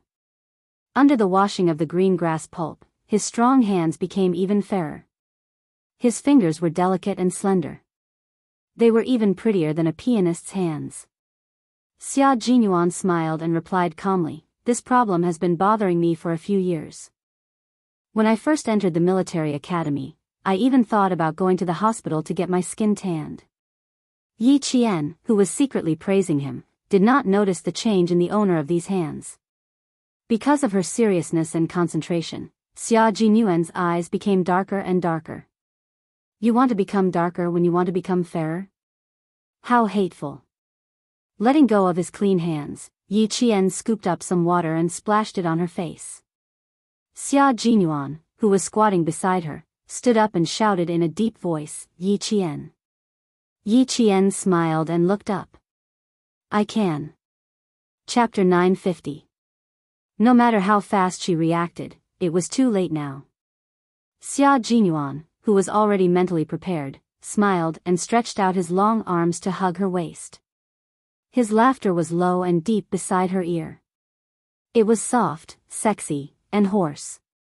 "You want to run away now? It's too late, my little fox." "Xia Jinyuan, you're going crazy again." Yi Qian, whose legs were lifted into the air, struggled. The more he struggled, the tighter the arms around his waist became. It made it hard for him to breathe. "Put me down. It's uncomfortable for you to hold me like this." Was it uncomfortable to hug her like this? Then change to a more comfortable position. His arms were very strong. He lifted her up gently, allowing her legs to spread across his strong waist. His hands held her buttocks firmly, as if he was holding a child. "How is it? Do you feel comfortable now?" Indeed, it wasn't as comfortable as when he hugged her waist, but this made her even more embarrassed. "I want to kiss you, can I?" Xia Jinyuan's eyes darkened as he took a step forward and asked, "Can I kiss you right here? I really want to kiss you. I can't control myself at all. May I? May I?" The autumn morning sun peeked out of the clouds, passed through the thin mist, and gently fell on his elegant brows, making Xia Jinyuan's gentleness even clearer in Yi Qian's eyes and heart. Taking a deep breath, Yi Qian bit his lip and said helplessly, "How many more times do you need to ask?" "Ask until you agree." He hugged Yi Qian firmly. The smile at the corner of his mouth was graceful, and there was a hint of laziness that made Yi Qian's heart beat faster. "What if I don't agree?" "Ask until you agree." Yi Qian was exasperated. He stared at him with his clear eyes. "You're being shameless. Idiot, I've always been such a scoundrel. Did you just realize?" Laughter seemed to come from his chest. Xia Jinyuan stepped out of the stream and walked to the flat grassland. "Next, I'm going to do something that I didn't finish yesterday morning." As he spoke, Yi Qian fell into the misty grass. His gaze darkened bit by bit under the faint morning light, causing Yi Qian's heart to race and even his fine eyelashes to tremble slightly. "Xia Jinyuan, be careful." His voice was trembling. As he turned around, Yi Qian was completely flustered. "I've always been very careful, but there are times when I lose control." The young major lowered his head and lowered his tall and imposing body. His hot and dangerous aura made Yi Qian hurriedly use her uninjured hand to support his chest. Even though her voice was trembling slightly, she still asked, "How far do you want to go?" "Let's see how far I can control myself." "Be good, move your hand away." "I'm afraid I'll hurt you." The sunlight shone through the mist. His dark eyes seemed to be shining brightly, burning both himself and Yi Qian. His slender hand grasped Yi Qian's hands that were pressed against his chest. Slowly, gently, and forcefully, he removed them bit by bit. "Trust me, I'll control myself. I won't do anything that you can't handle at your age." He put her hands to the side and pressed them against the grass. The last thing Yi Qian saw with her eyes closed was his handsome face. His pitch-black pupils reflected, the face of a woman with watery eyes. Chapter 951. That was her. That was her own face. Her eyes were like autumn waves, and her face was like the rosy clouds of the morning sun. Everything was silent. It was as if all sounds had been blocked out. She couldn't hear the gurgling of the running water or the chirping of the morning birds. All she could hear was her own heartbeat. It was so fast that it felt like it was going to jump out of her chest. Relax, relax, be good, relax a little. I'm nervous too. It's our first time kissing in the wild. I'm nervous too. Xia Jinyuan didn't kiss her immediately. His slender hand held Yi Qian's slender fingers and intertwined his fingers with hers so that she could hold on tightly to his hand. One by one, he kissed her lightly, starting from her forehead. Originally, Yi Jian was also very nervous. When she heard Xia Jinyuan say that he was also very nervous, she couldn't help but smile. It turned out that she was not the only one who was nervous. It turned out that he was also very nervous. Xia Jinyuan, who carefully avoided her injured arm, didn't kiss her with his eyes closed. When he raised his head slightly, he saw Yi Qian smiling. She seemed to like seeing him nervous. As long as she liked it, it was fine. He was nervous too. His deep voice was like red wine, intoxicating and intimate. Just now, it was a battle between the two of us. Only the two of us fought side by side. There were no other comrades supporting us. It was just the two of us fighting. His kiss landed on Yi Qian's earlobe. He even nibbled on it gently. Also, I found a girl who wasn't afraid of my hands being stained with blood. She even told me what kind of love our love would be. His voice was very warm. It was so warm that one would gradually relax from their nervousness. It was very gentle and warm. One could slowly let down one's guard. Yi Qian opened her eyes slightly. She saw his handsome face magnified in her eyes. He was so close to her. She also saw the joy in his eyes. Xia Jinyuan liked Yi Qian. There was no doubt about that. Hold my hand. Don't be afraid. Believe me. Believe that I won't lose control and do anything to hurt you. Close your eyes and enjoy our victory. The way we enjoy our love. As he lowered his body, the long grass rustled. Through the gaps in the grass, she could see that he had placed Yi Qian under his body and was kissing her passionately. His love would not grow in the dark and struggle in a cold corner. The love he wanted was to be righteous like this. It was just that open and aboveboard. In winter, he could be his neighbor with snowy mountains. In summer, he could be his companion with the sea. In autumn, he could dance with the yellow sand. And in spring, he could spend time with the jungle. This was his love. There was no such thing as premature death, and there was no such thing as fear. She could wash the blood off his body, and he could do the same for her. They wouldn't ask why they were so dirty or why there was so much blood. They could understand each other and encourage each other. They wouldn't hide things because they were afraid, and they wouldn't run away because they wanted to hide things. Xia Jinyuan and Yi Qian's love would grow in the sunshine and eventually become a towering tree that bore many fruits. Yi Qian had already closed her eyes and accepted his kiss.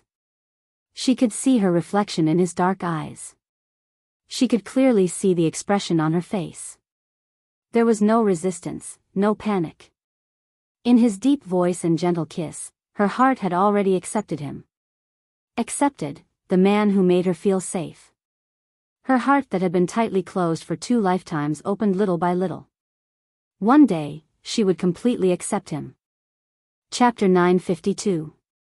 With the sky as the cover and the ground as the hut, Xia Jinyuan finally finished the bad thing he didn't manage to do last night.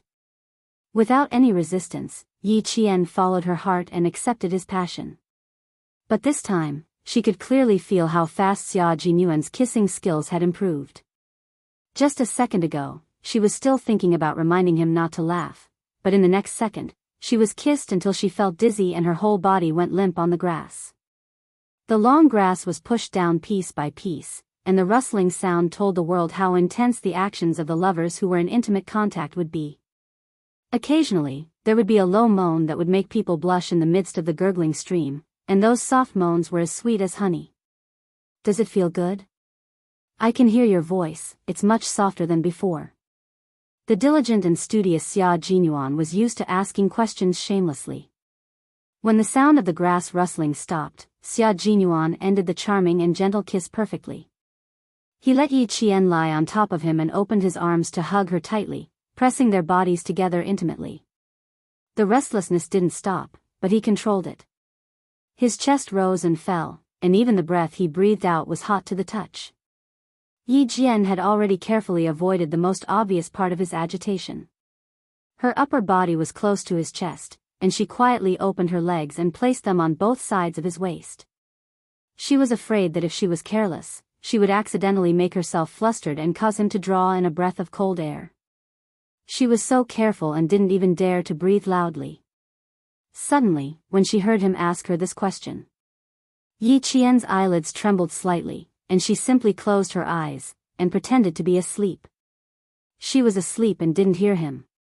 Bastard. He always liked to ask questions that made her feel embarrassed to answer. How was she supposed to answer him? She didn't want to answer.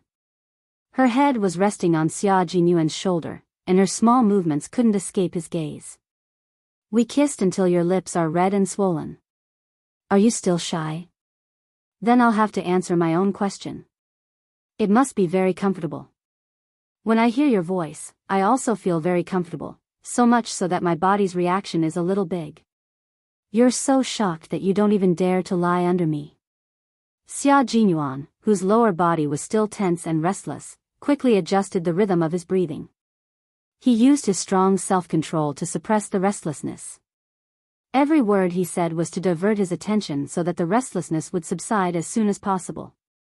You must be tired. Now you can lay your legs down and everything will return to normal. Everything had returned to normal. It wouldn't touch her lower abdomen again. Yi Qian didn't move. She was already asleep. He really fell asleep. Little fox, don't you know that it's best to take advantage of someone while they're sleeping? Xia Jinyuan's thin lips moved slightly with a hint of mockery. He admired Yi Qian and his eyes trembled slightly. The prince will kiss the sleeping beauty awake. Let me be the prince too. Xia Jinyuan. Yi Qian opened his eyes and glared at him. Now, please shut up. I need some peace and quiet. Can you be a little more normal? She was a little embarrassed and angry. Okay. I won't say anything. Shut up immediately. Xia Jinyuan, who knew when to submit to circumstances, held back his laughter. He quickly patted her back and said, don't be angry. Next time I ask you, should I ask for your opinion first? I'm a studious person. I only allow myself to improve and not retreat. Sometimes, I really can't help but want to ask you. I'm just afraid that if I get nervous, I'll hit or bite you. Chapter 953. Little Fox, I'm nervous too. This is my first time interacting with a girl, so I'm not as relaxed as you are. However, I'm a man, and men have to take the initiative. I have to take the initiative. So, even if I'm nervous, I have to take the initiative. This is called accumulating practical experience. It's like fighting a war. There's no chance of winning if you only talk about it every day. Only by doing it can you accumulate experience, win every battle, and build confidence. Yi Qian, who had her eyes closed, didn't know whether to laugh or cry. He said that he was nervous, but she was the one who was nervous. You finally smiled. I was really scared when you scared me just now. It's good that you smiled. Let me catch my breath and calm down. Xia Jinyuan pretended to be shocked and looked at Yi Qian as if he needed to be comforted. He hoped that she would comfort him. He was really shameless. The phone vibrated against his pants. Xia Jinyuan didn't even need to blink. Xia Jinyuan's eyes were cold. The shameless Xia Jinyuan instantly entered the state of a soldier. His handsome face was piercingly cold, and there was no trace of gentleness from before. Yi Jian's movements were also quick. She immediately got off his body and looked at Xia Jinyuan, who was picking up the phone calmly, with her eyes full of emotions. The military called. The target in southern province was eliminated. They were to immediately meet up with G3 to rescue K7. K7 has been confirmed to be captured. Q King, the military hopes that as many of your comrades left the country at that time, you will return to the country. The Major General's cold voice sounded from the phone. The operation in southern province was perfect. The military gave Yi Qian a high evaluation of her ability. Tell her that even if she's just a student now, the military has recorded all her military achievements. We're just waiting for the day she puts on her uniform and serves the country. Yi Qian had been glued to his phone the entire time. She heard the Major General's words clearly. With a cold expression, she didn't care about whether she had any military achievements. She only cared about how dangerous Xia Jinyuan's mission was this time. I'll meet up with G3 immediately and head to the border. He didn't say much, but his short words were filled with a piercingly cold aura. The target in the southern province has been dealt with. Identity has not been exposed. Operation Storm Commander Q King is requesting backup. The Major General admired his resolute and fearless subordinate very much. He nodded and said, "Helicopter support, Southern Province Air Force Base. I'll give you 4 hours. The plane will land at the base in 4 hours. With the help of the helicopter, they would be able to rush back to the battlefield to rescue K7. 4 hours. Yi Qian roughly calculated the time. Although it was tight, he could still make it. Their time together began to count down. If they didn't have 4 hours, they would only have an hour and a half at most. The rescue of K7 is imminent. The military can provide you with convenience in the country, but once you're overseas, all contact information will be destroyed. Q King, K7 who entered ST is very likely to have sacrificed himself. It will be very difficult for you to find out his specific direction. ST mercenary group has always welcomed women. The Major's voice gradually trailed off. Xia Jinyuan's expression instantly turned cold. 1 minute later, he rejected without hesitation. Sir, I reject the military's suggestion this time. Rescuing K7 is our team's task. I don't want anyone else to get involved. You know how high the danger level is. We sent a total of 8 people, and now only 7 have returned. No one can guarantee that there won't be any accidents during the rescue, and... Chapter 954. Xia Jinyuan's gaze fell on the figure walking towards the car, and his voice became even colder. Also, Yi Qian has never been in danger alone. Although she is excellent in all aspects, she is still a student. I object to the military's suggestion this time. The military thinks that sending her abroad is not just to rescue K7, they also hope that she can provide. I don't agree. End of report. Without waiting for the Major General to finish speaking, Xia Jinyuan said, "End of report." Very forcefully, he ended the conversation. The Major General on the other end of the phone choked. He wanted to curse, but he couldn't. They had to discuss it.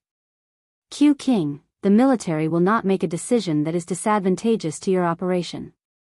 Yi Qian has worked with you many times, and as a female soldier, she is the most suitable person to infiltrate the ST mercenary group. Why do you? Xia Jinyuan would gladly accept Yi Qian's participation in an operation like the one in Pakistan, but this time, he refused without any discussion. The ST mercenary group is notorious around the world. Female captives who have fallen into their hands have never walked out in one piece. Major General, it is precisely because Yi Qian is a female that I don't agree. The ST mercenary group was a mercenary group that only worked for money. They were cruel, heartless, bloodthirsty, and tortured captives. Falling into the hands of such a mercenary group would depend on how many lives K7 could survive. Even male soldiers had to survive a few times, but female soldiers would always end up much worse than male soldiers.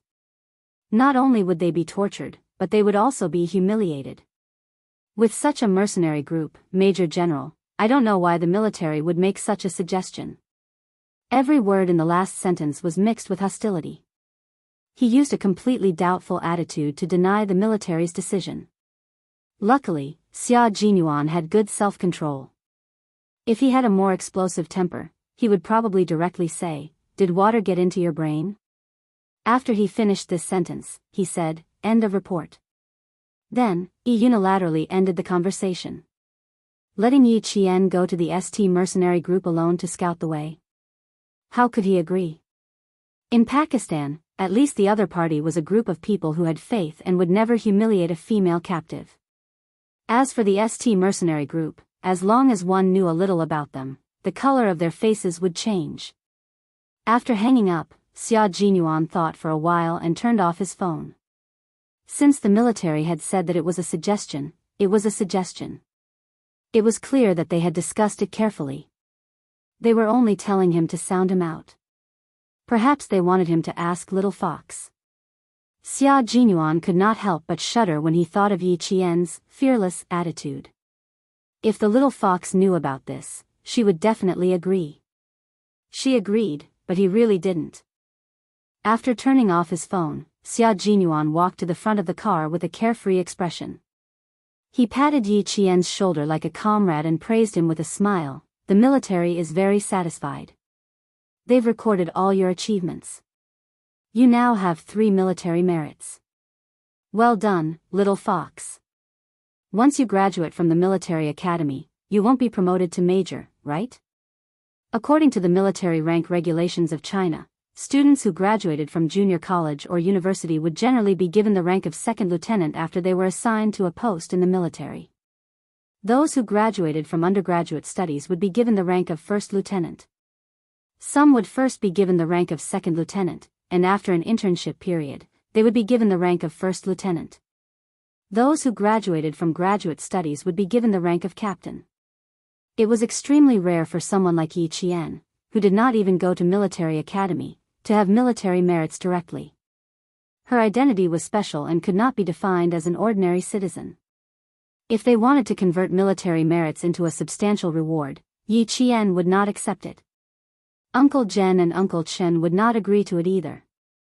In order to retain an outstanding talent like Yi Qian, the military had miraculously reached a consensus without any discussion, to record military merits. Chapter 955. Since it was recorded as military merit, according to the implementation of the 7th article of the Chinese military regulations, after Yi Jian graduated, her 3 military merits were already outstanding enough. So, it wasn't impossible. However, for Yi Jian, military ranks were a little far away from her. What she was thinking about now had nothing to do with herself. It was all about the major in front of her who could still talk and laugh with her. "Don't worry about me. Think about your matter first. K7 was captured, your identities are unknown, and you have to be careful of being hunted down. Captain Xia, I hope you can come back alive even if you're injured." Rescues were often more dangerous than breakthroughs. They knew this, and so did Yi Qian. Xia Jinyuan raised his eyebrows and pulled Yi Qian into his arms. Although she spoke frankly, her words were filled with concern. He quickly kissed her slightly swollen lips. "No, I can't lose my life so easily. I'm still waiting for Little Fox to hold my hand and attend your high school graduation ceremony after you graduate from high school. I still have to wait for my Little Fox to go to university, so we can be together." His voice was still high-spirited before, but in the end, he lowered his voice and whispered into her ear with a flirtatious expression. Yi Jian, who had finally calmed down from the passionate kiss, suddenly felt like a ball of scorching hot air was blowing against her face because of his words. It was so hot that even her fair earlobes were flushed red. He actually said something about using condoms together. "Xia Jinyuan. You're too indecent." Yi Qian lifted her leg. This time, she didn't hold back and directly stomped on his foot. "I'm only 17 years old. You're indecent too." Was he really that indecent? Why did he feel that it was normal? 17 years old. Yes, a little young. A high school girl was underage. It was a little inappropriate for him to suddenly be so blunt. However, Xia Jinyuan endured the pain in his foot and maintained his gentlemanly demeanor. He said elegantly, "Your actual age is 17, so according to the nominal age, you're 18 years old. Also, little fox, your maturity always makes me overlook your actual age. Your mental age is definitely 20 years old." Although it was painful, seeing the bashful look on her face made it painful again. It was worth it.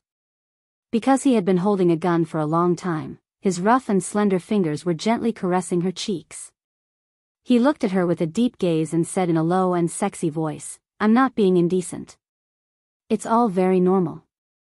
You're not 13 or 14 years old, at the age where you don't know anything. When you're 17 years old, you should know what you should know. I hope that I'll be the one to tell you these intimate things. I'll tell you openly, and I hope that you can accept it with a healthy mindset, because sex will become an indispensable thing in our lives in the future. I'm telling you now not because I'm not being serious. I just want you to know and understand. Don't you think it's more appropriate for me to tell you, little fox?" Yi Qian was speechless. What he said, she had no way to refute it. When it came to reasoning, Major Xia was extremely talented. Even if she had lived 2 lifetimes, she was still not his match. In terms of shamelessness, he wasn't as good as him. She was not as thick-skinned as him. When it came to reasoning, there was no one better at talking than him. Thinking about it carefully, Yi Qian was a little dumbfounded. She realized that in terms of life, she was no match for Xia Jinyuan. Chapter 956. Think about it carefully and see if what I said makes sense. Letting go of her hand, Xia Jinyuan opened the door and got into the car first. As he bent over, the young and scheming major, who had lured the innocent fox into his trap step by step, curved his lips into a meaningful smile. He had to let the little fox get used to it and know in advance. 17 years old was not young, how could she not know what she should know? Wait until she was in her 20s to understand? That would be a little too late. When they were in their 20s, success would come naturally. He did not want the two of them to experience any unpleasantness during normal physical interactions to enhance intimacy. He liked her and only wanted her to be happy from the bottom of his heart. Doing anything with him, such as kissing, caressing, or making love, was very pleasurable. All he wanted was for her to be happy. Yi Qian silently hit her head. She had lived for 2 lifetimes, and Major Xia in the 90s was more open-minded. In her previous life, she had made one mistake and then another. She had lived a useless life. In this life, she had finally won back the life that belonged to her. How did she meet Xia Jinyuan? She did not know how to deal with it at all. Looking at her secretly hitting her head with a vexed and conflicted expression, Xia Jinyuan started the car and the smile on his face deepened. It was good to be a little reckless when you were young. When you were a little reckless, you would become thick-skinned. Once you were thick-skinned, you would be able to do anything as a matter of course and not feel guilty at all. After Yi Qian got into the car, the major stepped on the accelerator and instantly accelerated to 240 miles per hour. The whole car drove out of the mountain road like a race car and headed straight for the city center. After getting into the car, Yi Qian was still feeling uneasy. Condoms and whatnot, how could he say it so easily? The car drove very fast. As soon as she sat in the front passenger seat, she saw the shadows of trees on both sides of the car pass by from the corner of her eyes. In the blink of an eye, they had traveled several kilometers. Yi Qian, who had been slightly pursing her lips, looked at the man driving. That serious and serious side profile.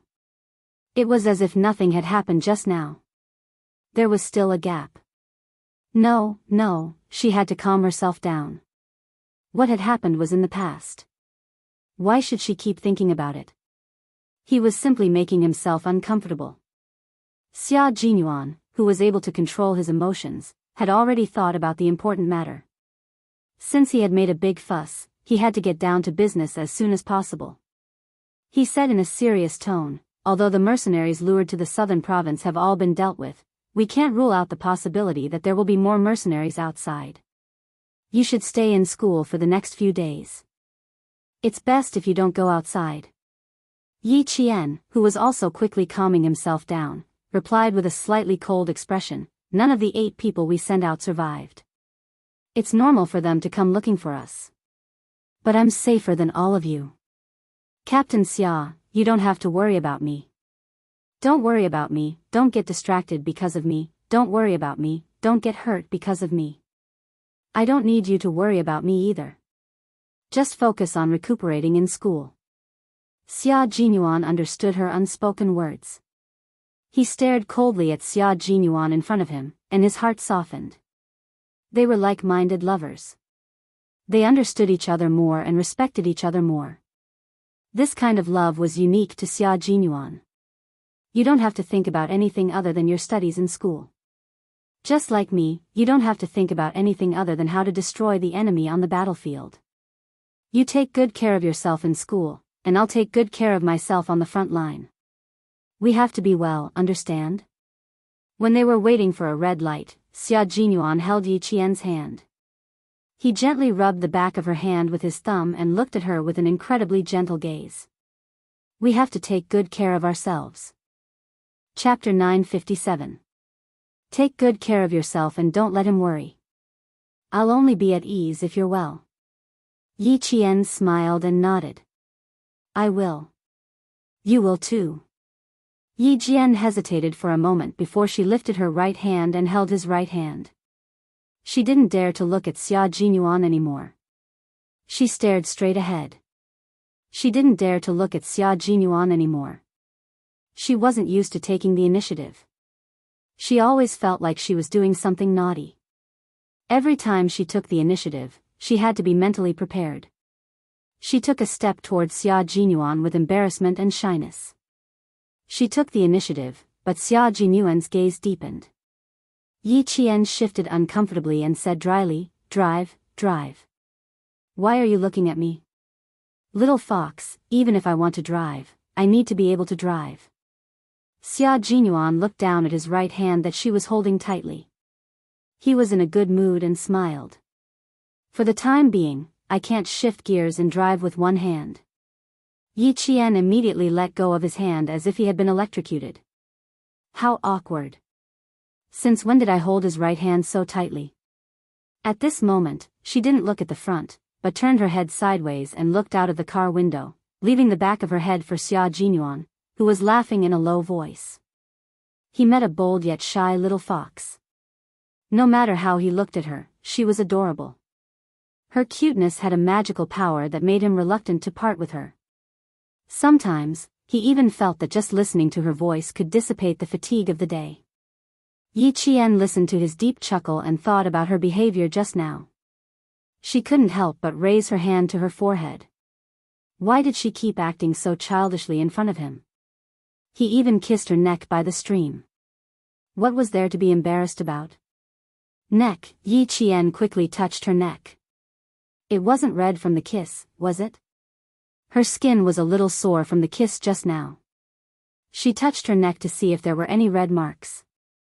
Xia Jinyuan, who knew what was going on, smiled and said, 2 red marks, symmetrical on the left and the right.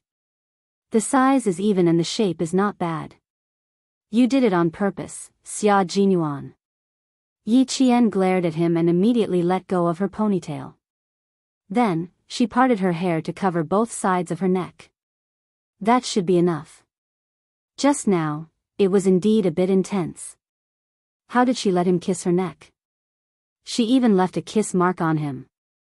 She didn't know when it would disappear. What if her classmates found out, especially if Njesen found out? How was she going to explain it? Xia Jinyuan did it on purpose. Why would he do that on purpose?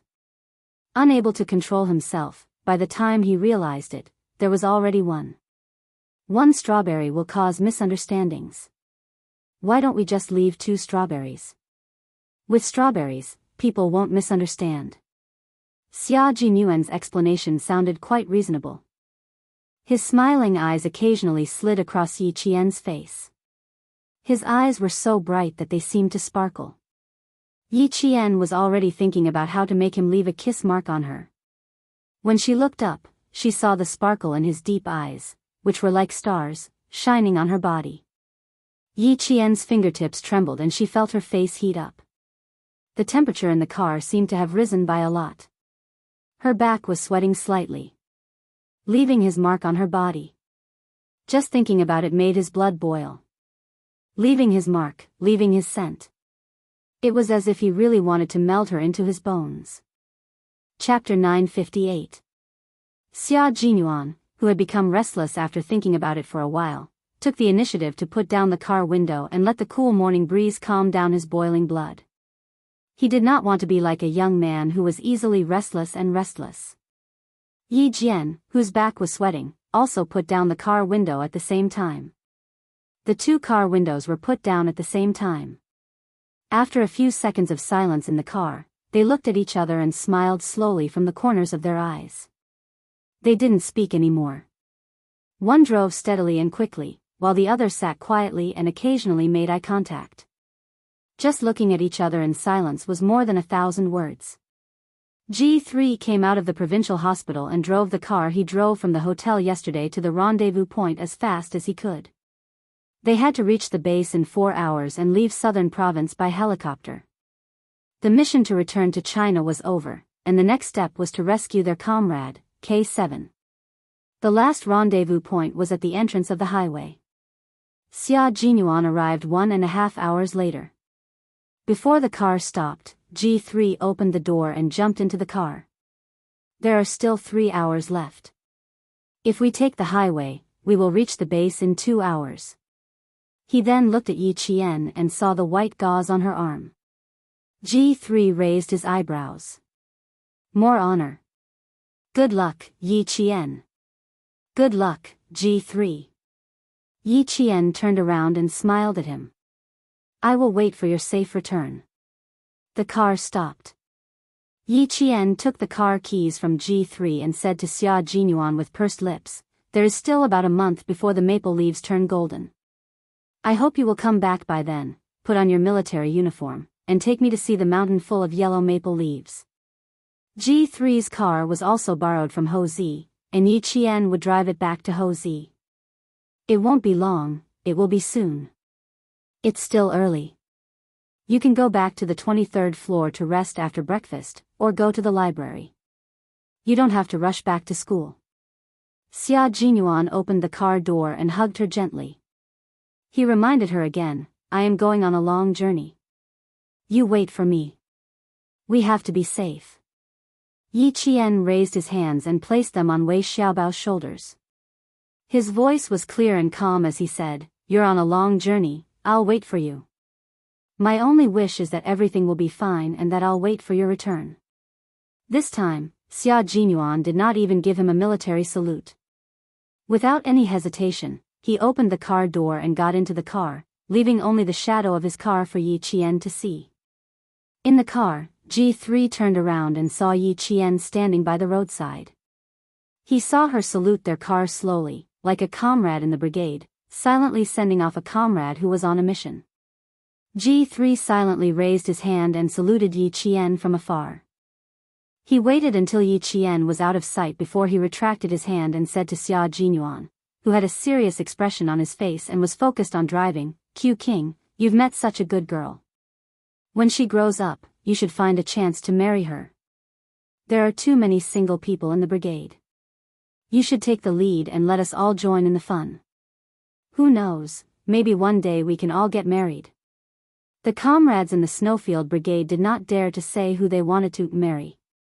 They only dared to say who they wanted to marry. However, the point was that they all hated marrying, and could not get married even if they wanted to. No one dared to marry them. For example, J5 and K7, who were so well-to-do, whenever they were free, they would yell and shout every day that they wanted to marry themselves off. However, after yelling for a few years, there was no response. As for the other comrades, they were all well-to-do and had good family backgrounds. No one dared to marry themselves off. The danger of their profession made them very cautious when it came to choosing love. Chapter 959. G3's teasing made Xia Jinyuan raise his eyebrows slightly. He tapped his fingers lightly on the steering wheel and said calmly, G3, don't think that I don't know about you. Let's go back to China together. I'll go back to the provincial capital, and you'll go to Hongkou City. Why? Didn't you meet your teacher after walking on the mountain roads for a few days and nights? I did. I sneaked into her room to take a look and killed 2 rats before coming out. G3 admitted openly.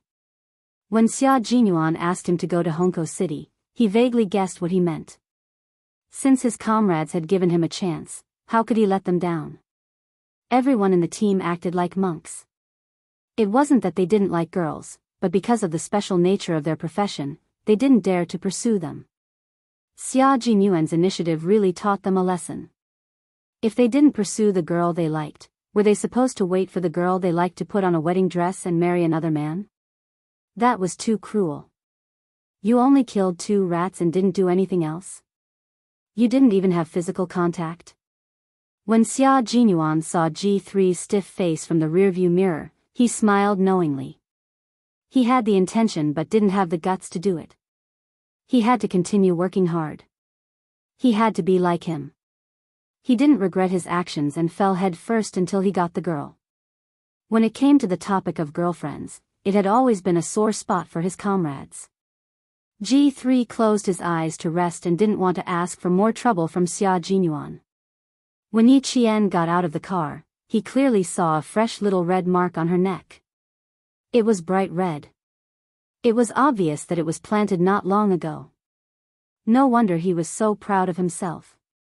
He even kissed her neck. The all-round soldier king was at the forefront in all aspects.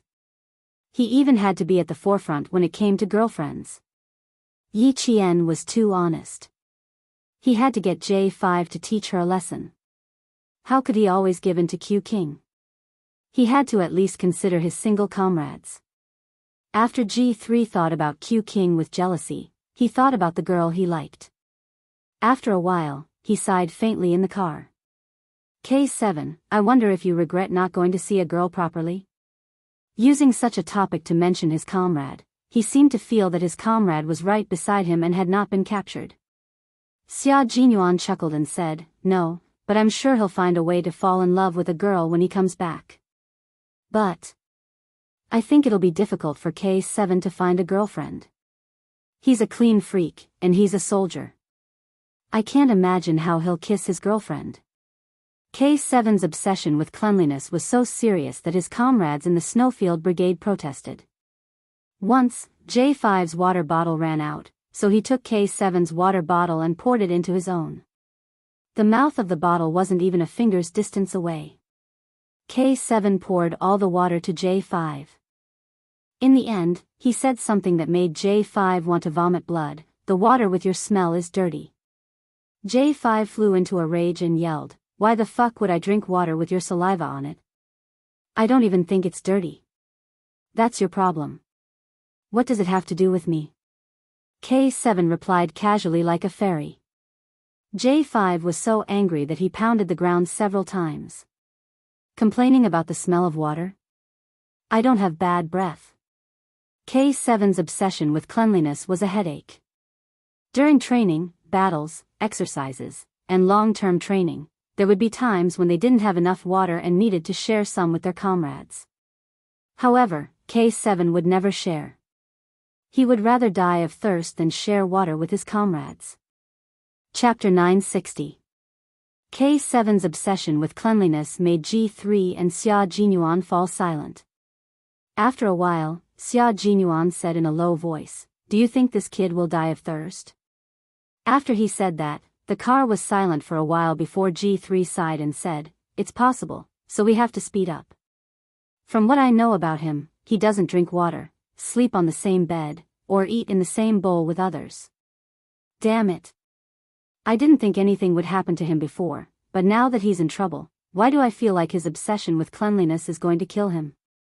Punches and kicks, underwater kicks, snakes, insects, rats, and ants, electric shocks, injections of all kinds of drugs, such as cardiac stimulants, capsaicin, and so on. They weren't worried that K7 couldn't handle it, but they were worried that K7 would die because of his obsession with cleanliness. Dying of thirst. It shouldn't be that bad, right? Both of them were thinking silently in their hearts until the G3's phone, which was used to maintain contact with the military, rang. The screen showed that there was no incoming call.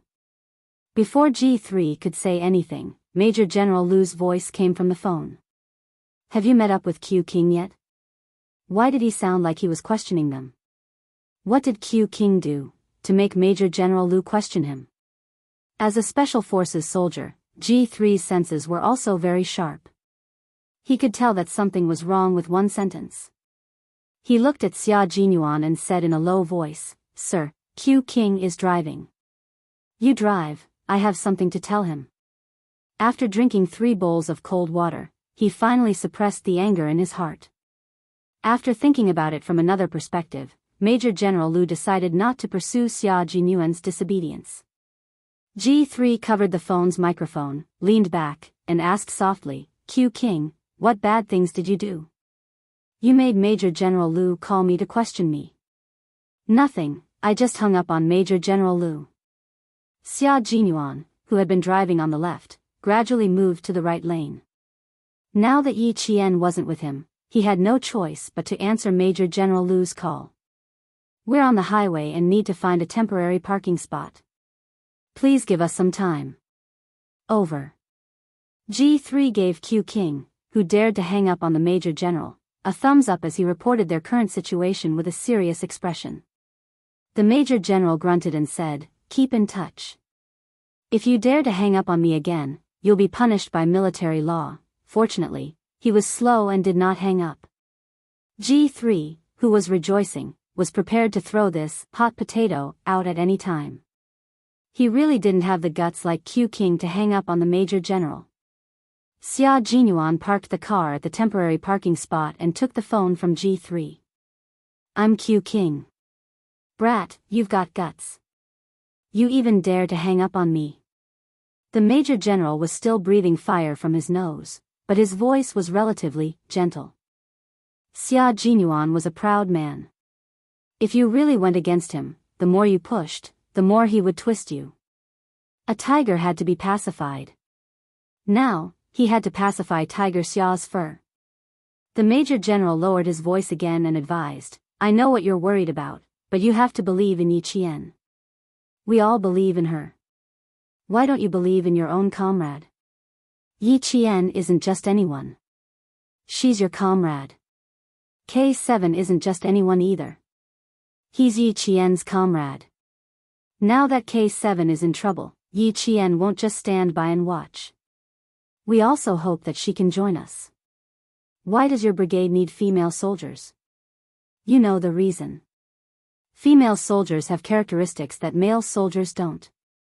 She can lower the vigilance of the ST mercenary group and achieve unexpected results. Also, Yi Qian is steady and courageous. The possibility of her being disturbed is very low. With her participating in the rescue, the military has more confidence in your safe return." Chapter 961. Q King, the Snowfield Brigade is the embodiment of our country's blood, sweat, and tears. You are the country's sharp knife. If there is even a small cut on the knife, our heart will ache. "War makes women go away" is no longer the truth. Sometimes, female soldiers are more powerful than our male soldiers. Actually, the Major General could have just called Yi Qian to join the operation. The reason why he tried to reason with Xia Jinyuan was so that Xia Jinyuan and the others could accept Yi Qian. They shouldn't think that Yi Qian couldn't do it. That was what the Major General thought, but Xia Jinyuan didn't think that way at all. His thoughts were simple. The ST mercenary group was too cruel to the female captives. He could accept Yi Qian's injuries. As a soldier, it was normal for his body to be injured. He could also accept being captured because his military skills were not up to standard. But he definitely couldn't accept the psychological damage. Xia Jinyuan's eyes were filled with coldness. He waited for the Major General to finish his words before he said calmly, "Major General, I beg the military ministry to give us a chance to redeem ourselves. I swear on my military uniform that I will try my best to rescue my comrades. I say, you stinking brat, why are you so stubborn?" The Major General slammed the table in his office and stood up. He gritted his teeth and said, "A soldier's duty is to obey orders. You've forgotten all about it." Xia Jinyuan put one hand on the steering wheel and said casually, "Major General, it's not that I don't want to obey orders. Yi Qian is not a soldier. She doesn't need to obey orders." He raised his hand to look at the time and said, "We are still some distance away from the base. We can't waste any more time. I can't chat with you anymore. Don't you dare hang up on me again." In the face of such a stubborn subordinate, the Major General felt that his hair was about to turn white. What the hell? Based on his understanding of Q King, it was impossible for him to refuse such an order that was beneficial to his comrades. Why did he refuse so strongly today? K7 was sent in. For safety reasons, they couldn't send in any more members of the Snowfield Brigade. More importantly, Yi Qian needed to get a list of names from the ST mercenary group. No matter what, Yi Qian must participate in this operation. Fine, since I can't do anything to him, I can only ask Commander-in-Chief Xia to step in. Commander-in-Chief Xia did not object to Yi Qian joining the operation. Let G3 drive, wait for our call. This time, Major General did not give Xia Jinyuan a chance to hang up and hung up the phone first. The G3 was already waiting by the driver's seat.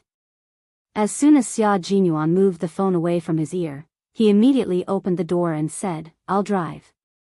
You can rest in the back. How dare you hang up on a Major General? When I get back, I'll write the word 'convinced' on a piece of red paper and nominate it for you. I'm not interested in your 'convinced' word. If my little fox writes the word 'convinced', I'll put it in a waterproof bag and put it next to my chest to look at every day." Xia Jinyuan pushed open the car door and got out. He seemed to be smiling, but the expression between his brows made G3's heart sink. What did Major General say to make Q King so cold? Hearing this, he immediately mocked back, "You're so useless. Why don't you get a red string and hang the word 'convinced' around your neck? That's a good idea. I can even add a bullet case and wear my little fox's authentic calligraphy every day." G3 heaved a sigh of relief. The omnipotent king's skin was already as thick as a brick. No one could win against him in an argument. He then asked casually, changing the topic, "Major General is looking for you. Why did he look for me first?" Chapter 962. I turned off my phone. Xia Jinyuan said calmly. He took out his phone from his pocket and turned it on. G3, who was about to start the car, almost lost his grip on the steering wheel. "Q King, our entire team respects you. You're too strong." Only Q King could have done something as tough as hanging up on the Major General and turning off his phone. Faced with his comrade's praise, the tough Major replied calmly, "Thanks for letting me win." "Thanks for letting me win? We can't have a proper chat." G3 shut up completely and drove the car back onto the highway. The imported Mercedes-Benz performance was pretty good. He stepped on the accelerator and the car sped off. The scenery on both sides of the road flashed by rapidly. In the blink of an eye, they were a few kilometers away from the distant southern province. Xia Jinyuan wasn't in the mood to talk. His fingers unconsciously rubbed his phone. His deep eyes were locked in front of him. He seemed to have something on his mind. It's only 7 in the morning. Little Fox wouldn't have gone to the platoon for training, right? Before getting into the car, he specifically reminded her to rest well, go to the hotel or the library, not to return to school early, and not to rush to the platoon for training. He was afraid that the military wouldn't be able to help him, so he had to change Little Fox's mind. Little Fox wanted to carry out her mission, and the two seniors beside her hoped that she would be able to accomplish something and train at any time. What else did she have to do? She didn't have to do anything, she agreed to everything. At this moment, Xia Jinyuan was silently praying that Yi Qian would either return to the hotel or go to the library. That way, the military wouldn't be able to find him within the day. Their car drove on the highway for at least half an hour. Yi Qian stood on the side of the road until the sun was dazzling. He moved his body slightly and looked at the maple trees on the side of the road. They should be able to return when the maple leaves turn yellow. After standing there for at least 5 minutes, Yi Jian carried her school bag in the bag with her school uniform and walked to the side of the G3 car. She opened the door and started the car. After making a right turn, she turned around and headed in the direction of Caesar Hotel.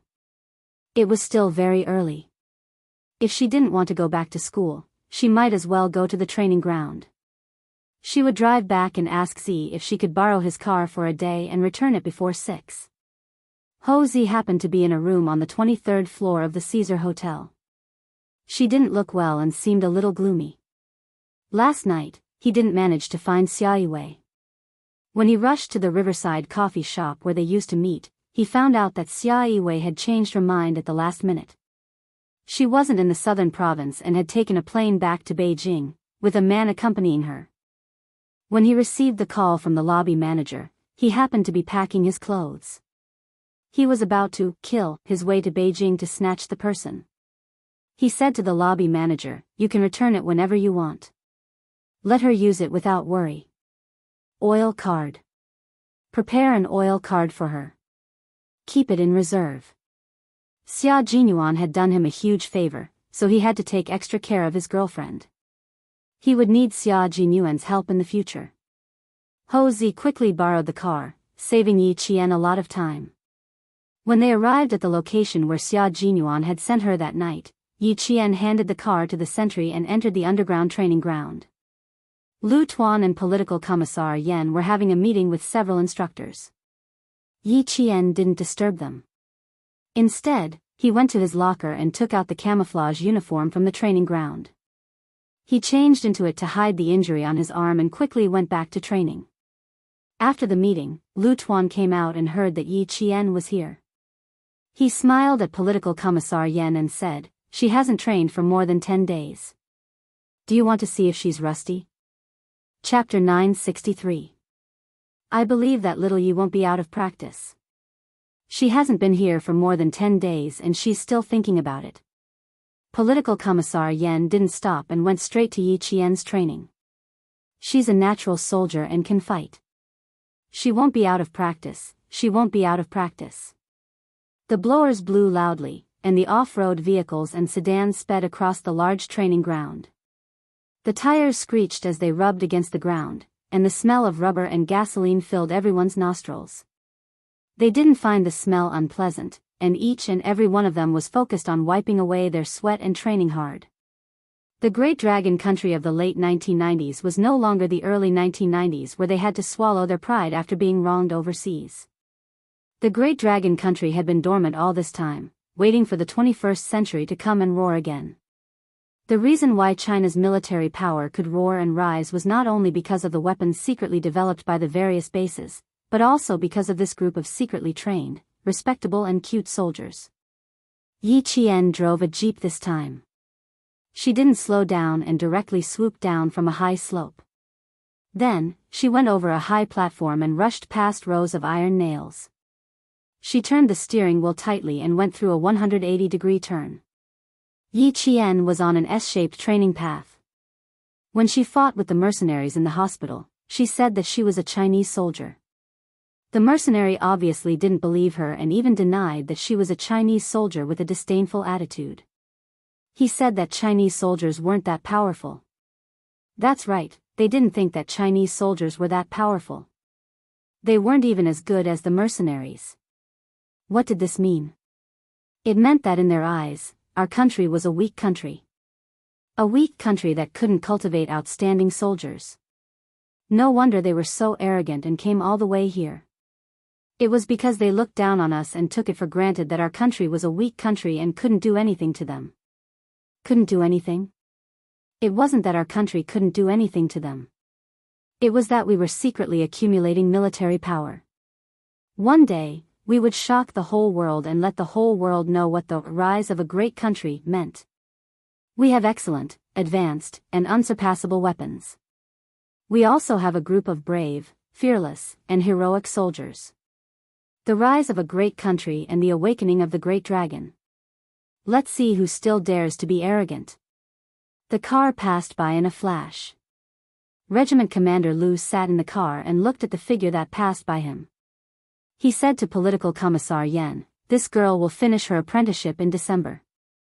It's a pity that we're not an armored unit. Otherwise, we could take her to drive an armored car or a tank. That way, she wouldn't have to wait until she gets into the military academy to go on missions. Haste makes waste. Everything has to be done slowly." Political Commissar Yen was not as anxious as platoon leader Lu. Instead, he hoped that Yi Qian could take each step steadily and lay a solid foundation. A series of gunshots came from the front. It was Yi Qian walking in an S-shaped path. At the same time, he fired at the live targets that were lying in ambush along the S-shaped path. Empty cartridges were fired continuously.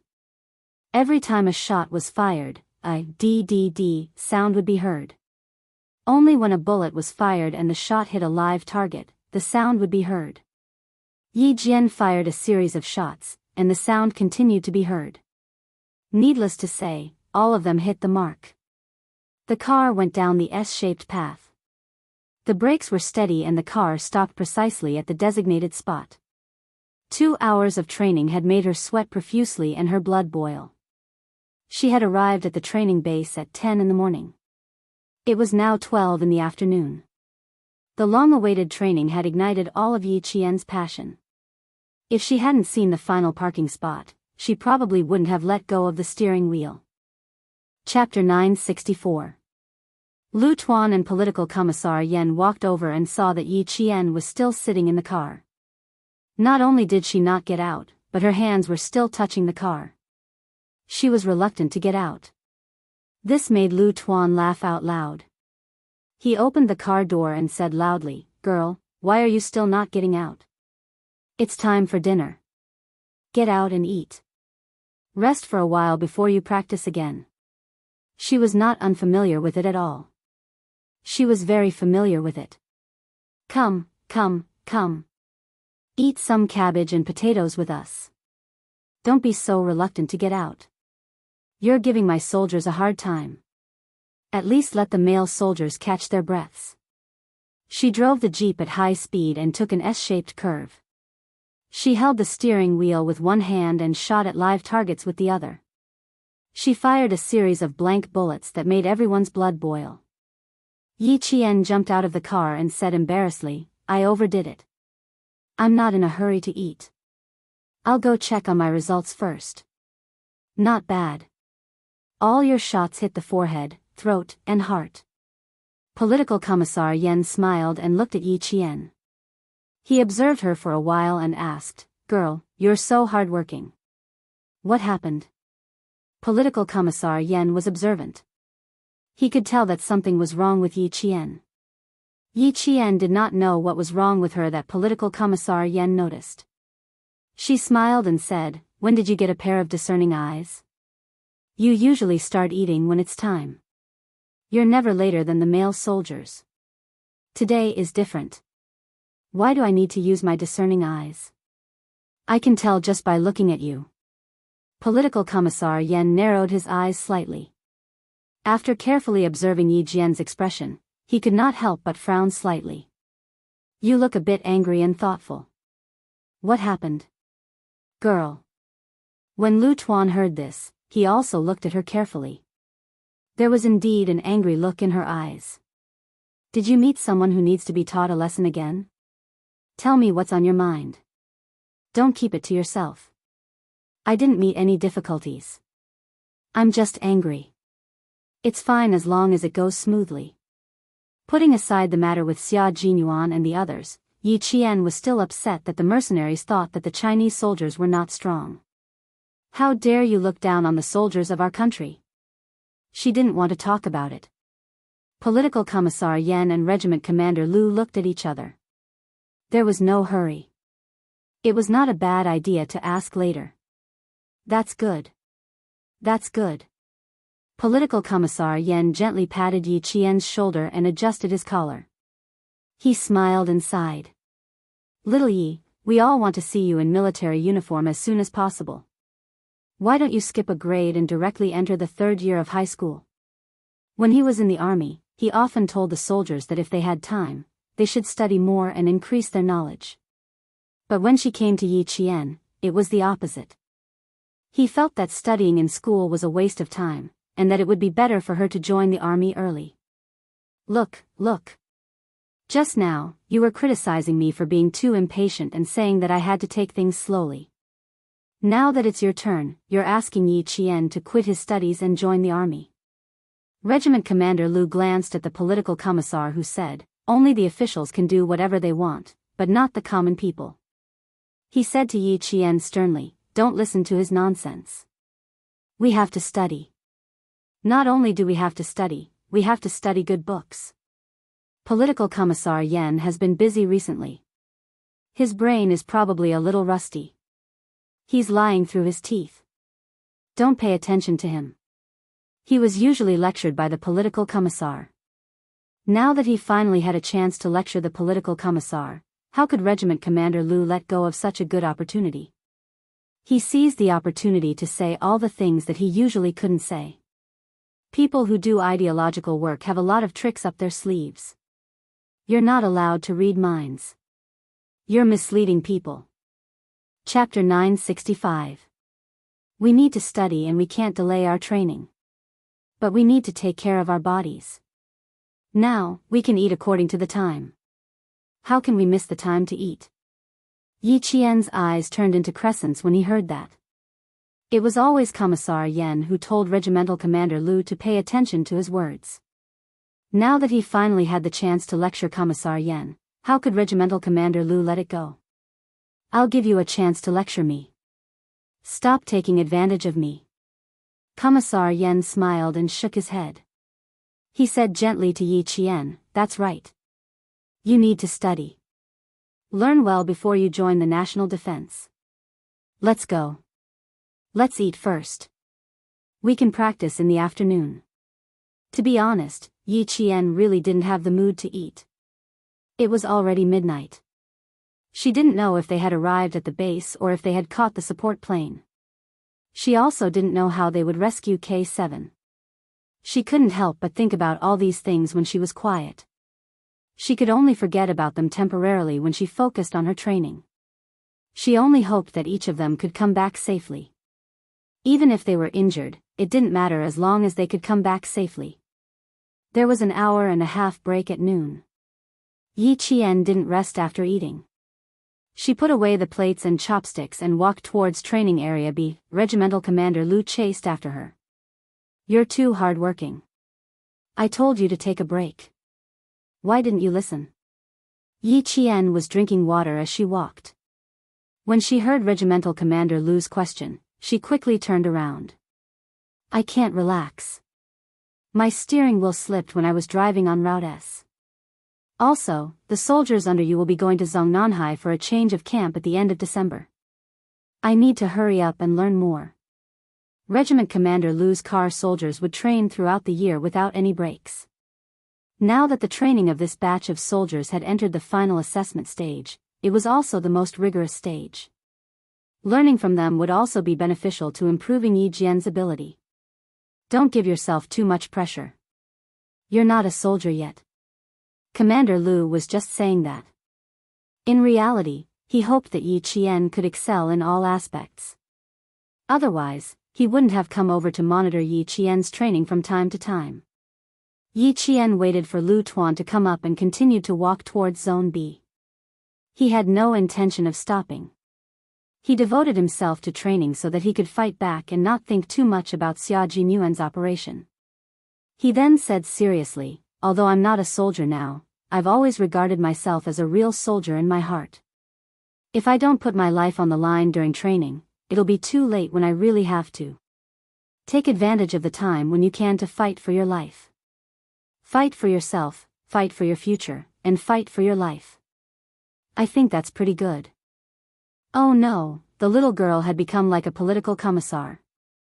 She had a set of words that sounded like a tongue twister. You have class at 7 o'clock. When it's time to rest, you have to take a good rest. You don't really have to risk your life. However, you're right. If we don't work hard during training, it'll be too late when we really have to. Lu Tuan didn't force Yi Qian to rest. It was rare to see a soldier with such a high level of awareness. How could he discourage him? When Yi Qian went to Zone B, Lu Tuan turned back to look for Commissar Yen. The little girl has a lot on her mind. Talk to her. She's used to hiding her thoughts. You can't ask her directly. Old Yen, give her some real advice. I'll find a chance to ask her after training in the afternoon. She'll drive over herself. I'm going to the military headquarters anyway. I'll rush back to the regiment early tomorrow. You don't have to arrange a car to send me. I'll take her car into the city. It had become a habit to go to the military headquarters at the end of the month. Chapter 966. That's fine too. Ask her properly. I don't feel confident seeing her like this. You go and keep an eye on her. I'll go to Area C to take a look. After saying a few words, Lu Tuan adjusted his training cap and strode away. At 5 o'clock in the afternoon, Yi Qian's day of training ended. Political Commissar Yen, who had been waiting for a long time, smiled as he watched her complete a few difficult maneuvers to avoid obstacles. He clapped his hands and walked to the front of the dead jeep. The afternoon was more exciting than the morning. You were completely in training mode. The training can't be interrupted. It has to be continuous. I feel much better in the afternoon. Yi Qian jumped out of the jeep. The tall military jeep made Yi Qian look even more petite, but the valiance of the military's red makeup hit her in the face. A green towel was handed over. Here, Political Commissar Yen and Lu Tuan took care of Yi Qian like parents. They would take care of Yi Qian in all aspects. When she smiled and said, "Thank you," and took the towel, Political Commissar Yen said, "Come again tomorrow night. It's getting late. Go change your clothes. I'll take your car into the city today." He could talk to her in the car. She was still young, so she shouldn't be so worried. She should be more angry too. He should ask her clearly what was going on. It was indeed getting late. Yi Qian shrugged and accepted the arrangement without any objections. But her clothes, she really couldn't change. She wiped the sweat off her face and smiled. Go back to school and change. I'll send you to the provincial military base first and then return the car to someone else. It'll save time to change clothes. Okay. You go up first and ask the sentinel to drive the car over. I'll go get a document. Walking out of the underground training ground, Yi Jian, who made all the male soldiers blush with shame, stood in the sunlight that was as thin as gold powder. Her slightly thin figure stood straight, revealing the piercing coldness of a steel gun. It was autumn, and the scenery outside the area was even more bleak. The autumn wind blew, and the branches of an unknown tree swayed. A few withered leaves were gently blown to the ground, and then a few more leaves fell together. This year's autumn seemed to come quickly. Could the thousands of maple leaves in Mount Daliang wait until Xia Jinyuan came back? Political Commissar Yen, who walked out one step later, looked at the slender figure standing motionless like a sculpture in the golden sunlight. His eyes were a little serious. This girl did have something on her mind, and it was very serious. There were skills in asking questions and trying to get information out of her. Political Commissar Yen was the best at doing ideological work. He did not directly ask Yi Jian if she was unhappy. Instead, he asked her indirectly and found an entry point. Chinese. This question could not be answered in a short time, and it was also a very sharp question. Do you think our Chinese soldiers are weak? Political Commissar Yen asked in return. Could it be that Yi Qian had something on her mind because of this? Did someone say that our soldiers were weak in front of her? Yi Qian shook his head. His eyes were firm. No. I have never thought that our soldiers are weak. Yes. Our soldiers have never been weak. We practice and learn every day. We protect our country as protectors. We don't need to prove to anyone that we are strong. The value of our existence is not to prove anything to others. Chapter 967. Why do people say that our soldiers are weak? That's because what they see is a facade. Look at modern warfare.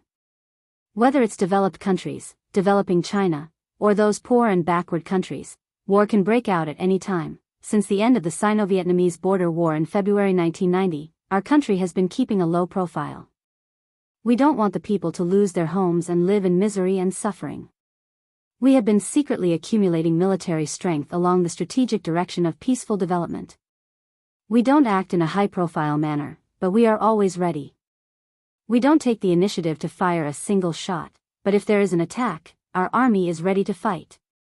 If we fight, we will win. We don't need to prove the strength of our soldiers to anyone.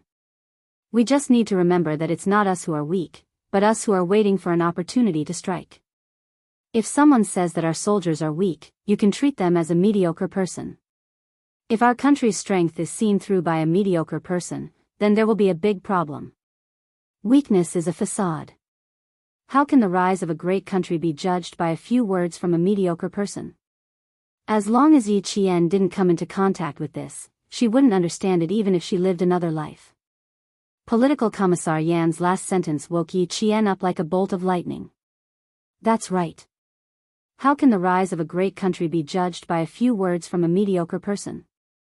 If our country's military strength was seen through by a mediocre person, then it would be a joke.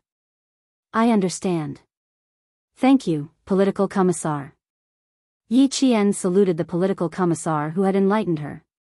She said calmly, "Your words made me understand that as a soldier, we don't need to deliberately tell them that we are not weak, and we don't need to care about what those mediocre people say.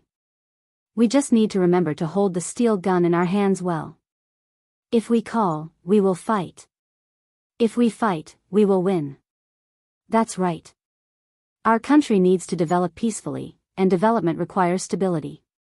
The rise of a great country takes time. As soldiers, we work hard for the rise of our country. Weak? We are not weak. We have been training hard. If anyone dares to fire the first shot at our country, the first shot will be when we move out. We will fight to the end to protect our country. Political Commissar Yan didn't mind giving Yi Qian a good lesson. An outstanding soldier must know what our country's strategy was. The country was not weak, and the army was not weak. Wait for an opportunity to strike, and it was earth-shattering. Seeing that Yi Qian's furrowed brows had loosened, Political Commissar Yan smiled and said, "In the future, if you encounter any soldiers from other countries who say that our soldiers are weak, I still hope to see you use your fists to tell them who is weak and who is strong." When a scholar meets a soldier, there's no way to reason with him. Why don't we just fight and take them down a notch? Then you'll know what weak means. That was indeed the case. Previously, she had used her fists to show the mercenary who looked down on the Chinese how powerful a female soldier was. Let's see if he still dares to say that Chinese soldiers are weak. However, he didn't have the chance to say anything. He was burned to ashes by Ho Zi's men. If there's a chance, I'll beat him up until he's too ashamed to return to his own army. Yi Qian raised his eyebrows and smiled. He looked up slightly and saw Lu Tuan's secretary jogging over. "Political Commissar, Lu Tuan's secretary seems to be looking for you." Reporting. Political Commissar, Lu Tuan asks Yi Qian to come back to the office immediately to answer the call. The person he was looking for was not Political Commissar Yan, but Yi Qian. Moreover, it was an extremely urgent call. It was a call from the military. The person who called was someone who made Yi Qian absolutely terrified and terrified. Commander-in-Chief Xia. Yi Qian said, "Hello, I'm Yi Qian." The voice coming from the other side of the phone made her immediately stand at attention and relax. Chapter 968. "Xiao Yi, you've made us look for you for hours." Commander-in-Chief Xia's voice came from the other end of the phone. He asked her, "How have you been? Is everything okay?" Yi Qian couldn't help but gulp. She maintained her reporting posture and answered seriously, reporting, everything is fine. Why did I hear from my rascal that you're injured and not well? That rascal probably likes to make a mountain out of a molehill. Yi Qian, who only dared to say this in her heart, maintained her voice and continued to say seriously, I'm slightly injured, but it's not a big problem. Slightly injured? Where? Lu Tuan and Political Commissar Yan, who were standing on either side of Yi Qian, immediately looked at Yi Qian. They didn't see where she was injured. Her neck? She didn't even tie her hair up during training today. Her neck was injured? Lu Tuan glanced at Political Commissar Yan and said softly, no wonder the first thing you said when I received the call was to invite the military doctor over. I thought you were going to ask the military doctor about the injury rate down there. Stop talking. Political Commissar Yan also glanced at his old partner. This was a little strange. Commander-in-Chief Xia nodded with a smile and gestured to Major General Lu. Major General Lu took out his phone and said coldly, Q King, we've already contacted Yi Qian and confirmed that her injuries are minor. She can carry out the mission. No matter how well-mannered Xia Jinyuan was, he couldn't help but curse in his heart. However, his attitude was still very cold. Major General, it's too late now. We've already gotten off the plane and will be heading to the border soon. I won't give up until I reach the Yellow River. Little Fox, we have to be telepathic this time. Don't agree. It was impossible not to agree. He could already foresee that Little Fox would agree immediately. This was also called telepathic. He could even guess what she would say. She would say, okay, I'll leave right away. Too late? No, V8 will be late. Tell him to wait for Yi Qian. As for you, go do whatever you need to do. The Major General hung up and left Xia Jinyuan with a beeping sound. Commander-in-Chief Xia was still chatting with Yi Qian, and he seemed to be quite interested in the conversation. Are you sure your injuries aren't serious? It would be better to let the military doctor take a look.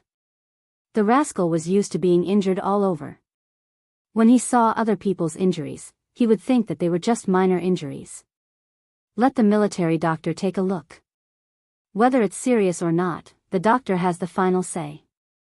On the phone, the rascal had said that Yi Qian's arm was about to be broken. Even though she knew that he had said it was serious, she was still scared. Since he had been injured by ST's mercenaries, it was true that they couldn't treat him casually. They had to let the military doctor take a look at him and report the situation. Whether or not Yi Qian could go would depend on how serious her injuries were. The military doctor had already arrived. Yi Qian took off his camouflage jacket and revealed a section of white gauze on his arm. It was already overflowing with dried brown blood. The military doctor took out the gauze and scissors and carefully examined it. He said, "You didn't hurt the skin. It's really not serious. It's just a minor injury. No matter what, it would require at least 5 stitches to be considered a serious injury." Commander-in-Chief Xia confirmed that it was a serious injury and began to talk about business. He first asked Yi Qian to ask Regiment Commander Lu and Political Commissar Yan to leave. Then he began to talk about the operation. I'm sure you know that this operation is mainly to rescue K7. However, we received news that ST's mercenaries have a name list. This name list is very important. We hope that this name list will be kept by our country. We know where the name list is, but it's very difficult to enter ST's mercenaries. If we have female soldiers to support us, not only will we be able to help them rescue K7 as soon as possible, we might also be able to get the name list and bring it back to China. Chapter 969. We have female soldiers, but none of them have worked with Xia Jinyuan before. Yi Qian, the military hopes that you can temporarily drop your studies and support them. What do you think? Don't be in a hurry to agree. The military has the responsibility to tell you what kind of existence the ST Mercenary Corps is. Commander-in-Chief Xia would not let Yi Qian go to the front line without knowing anything. He had to make it clear to her and let her understand the danger of the mission. Only by understanding the danger could she better avoid it and protect herself. The St. Mercenary Corps is a group of mercenaries who value money over life. Their top organizer has close ties with a country in South Asia and has the support of the government. They are hired to carry out all kinds of assassinations, kidnappings, and battles. The source of the mercenaries is mainly from South Asia and Namibia. They have a reserve force of thousands and have hired military experts to train the mercenaries. The phone call lasted for a long time, mainly because Commander-in-Chief Xia wanted to tell Yi Qian what kind of existence the St. Mercenary Corps was. In 1994, the St. Mercenary Corps sent out a mercenary force with air protection and armor. It only took a few days for them to quell the danger in a certain country. In 1991, a civil war broke out in Sierra. The anti-government forces attacked fiercely, and the government forces hired the St. Mercenary Corps. Within a few months, the anti-government forces were utterly defeated. There were more than one or two incidents about the St. Mercenary Corps. Just these few incidents made Yi Qian understand how difficult it was for Xia Jinyuan to rescue K7 from the St. Mercenary Corps. These are national affairs. The St. Mercenary Corps is notorious for being inhumane, especially when it comes to female captives.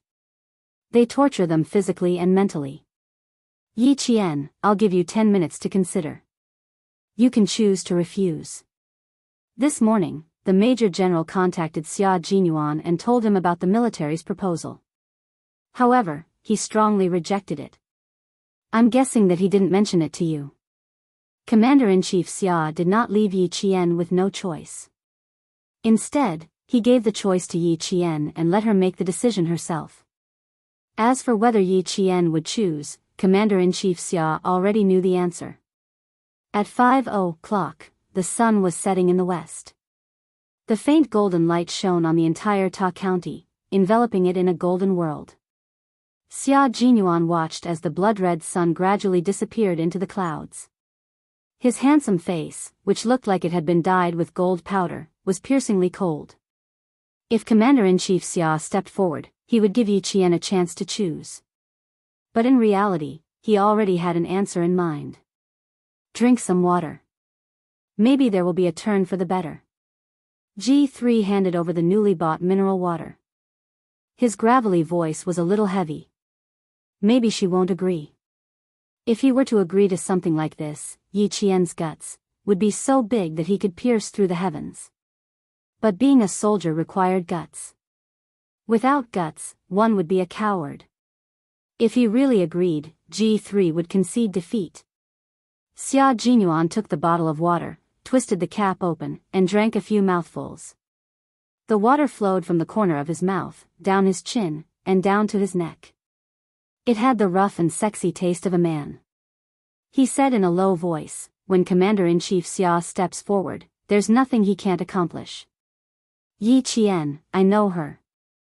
Even if Commander-in-Chief Xia doesn't exist, she will still agree to the military's request. So, I've already accepted the truth and am ready to welcome her. G3 raised his eyebrows in surprise. You resisted so strongly before, why did you suddenly accept it? Didn't everything you did before become useless? Xia Jinyuan said calmly, Brother, how can I go against the military with my own strength? A wise man submits to circumstances. If I resist again, I'll be labeled as disobeying orders. It will make me lose all face and make my little fox laugh at me. Chapter 970. Xia Jinyuan adjusted his clothes elegantly. He went from strong opposition to acceptance and said in a very noble manner, Since my strong opposition is ineffective, I'll just adapt. Fuck. Your ability to adapt is too strong. G3 muttered in his heart, then slowly said, You've adapted, but I haven't. Let me take a breather first.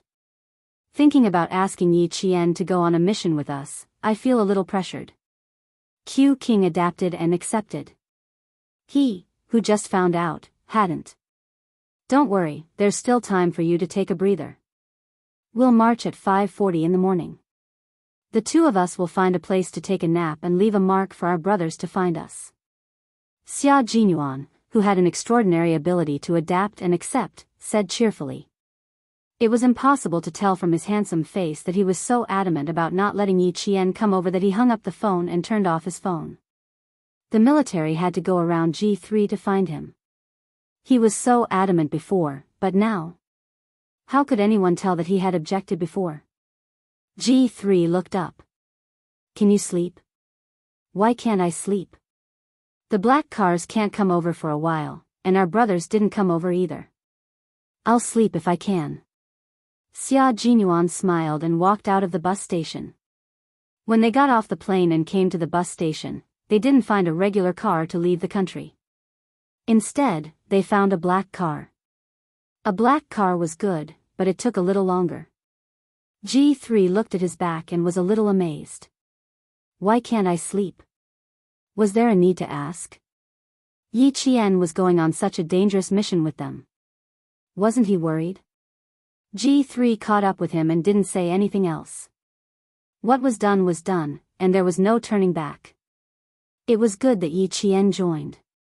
It was easier for him to get into the ST mercenary group. As a soldier, there were many things that had to be accepted unconditionally without a choice. Xia Jinyuan had already understood the uniqueness of his profession. Since he had to accept it without a choice, then he would accept it. He would accept the person he loved unconditionally, go into dangerous places with him, and fight together with him. The person he loved had the same faith as him. He would fight for his faith and share the glory with her. The last ray of the setting sun disappeared, and the sky finally darkened. Yi Jian, who had been speeding all the way from the southern province, got on the highway at 6:30 in the evening. Her speed was so fast that the cars she overtook were amazed. His speed was so fast that he could not even see the car in front of him in the next second. She rushed to the base and took a transport plane to meet up with Xia Jinyuan, who was already waiting for her in Ta County. Time was tight, so she didn't even go back to school. She didn't even ask for leave from her teacher and drove all the way to the base. If they missed the time set by the military, the next transport plane would have to wait until the next day. K7 was still waiting to be rescued. She could not wait until tomorrow. Principal Chen already knew that Yi Qian had gone to war again. After he finished the call, he sat quietly for about half an hour. Principal Chen chuckled softly and then sighed softly. Girl, you have to work hard. The military only said that girl Yi had to leave school for a period of time, and the date of her return was uncertain. The date of her return was uncertain. Principal Chen picked up the calendar on the desk, picked up a red pen, and made a tick on the date of October 19th. From today onwards, he would wait for girl Yi to come back. He also had to ask for leave from school for her. What excuse should he use? Chapter 971. He didn't know how dangerous this mission was. Although he and Uncle Jen were training Yi Qian to be a special forces soldier, it was inevitable that they would be worried if they encountered a mission with an uncertain return date. It was a good thing that the military valued Yi Qian, and it was also what he and Uncle Jen hoped for. However, if they really sent their own child to the front line, they would be reluctant and worried. After all, he was young and inexperienced. He couldn't be compared to a professionally trained special forces soldier. He only hoped that Yi Qian could successfully complete the mission and return to the country safely. The military didn't say what mission Yi Qian participated in, but Principal Chen used to be a world-class sniper and had carried out countless infiltration missions. He could see the danger of the mission just by looking at the uncertain return date. Principal Chen was responsible for the school, so Yi Qian didn't have to worry about it. At 8:14 p.m., Yi Qian parked her car outside the base. A sentry trotted over with a gun on his back. They had already been notified that they needed to quickly let in a car from the southern province. After the sentry saluted, he took Yi Qian's identification from the provincial military and her student ID. 3 minutes later, he confirmed that Yi Qian's identity was correct and waved his arm to open the valve. Yi Qian, who couldn't even say, "thank you," in a hurry, calculated the valve's opening speed in her mind. When her car sped past, the valve's opening width was just enough for the car to pass through. There was only a gap of 1 centimeter between the left and right sides. Looking at the car speeding into the base, the sentry carried 5 live bullets on his shoulder and muttered, "Amazing. It's like a fighter jet missile hitting the ground." It hit the target perfectly. From the southern province to the base, Yi Qian precisely timed the journey down to the second. She didn't take a sip of water or rest for even a second. At 8:25 p.m., she was ready to board the transport plane to meet up with Xia Jinyuan. Xia Jinyuan's boarding time was 8 in the morning. Yi Qian received the call at 5 in the afternoon, which was the time when Xia Jinyuan got off the plane and arrived at the bus station. Therefore, Yi Qian now boarded the plane at 8:30 a.m. After an 8-hour flight and an hour-long car ride, it would take another 9 hours to meet up with Xia Jinyuan. They would arrive at 5:30 a.m. She would arrive at 5:30 p.m., which was enough time for Xia Jinyuan and the others to get some sleep and rest up while waiting for her. It was difficult to fall asleep on the transport plane even if she wore earmuffs with good sealing. Yi Jian forced herself to fall asleep for 4 hours. When she opened her eyes, it was already 4:00 in the morning. There was still half an hour before the transport plane would arrive at the landing point. Yi Qian, who was awake, looked down through the window of the plane. It was pitch black, and there was not even a single light. They were flying over a mountain range, so it was normal that they couldn't see any lights. The landing location was a field airport. As the speed of the transport plane decreased and the angle changed, the pilot reminded the plane to prepare for landing. The power was slowly decreasing, and the whole process took less than 3 minutes. The transport plane won't be late. It should be here by now. 6 young men, who were dressed differently and looked a little frivolous, sat together in the dark. They looked casual, but in fact, their eyes were like eagles, constantly observing their surroundings in the dark. The man who spoke had a handsome baby face, mainly because of his big and bright eyes. He didn't look old, but he also looked harmless. T6, the elite soldiers selected from the military. They looked harmless on the surface, but when they were ruthless, they could kill until their eyes turned red.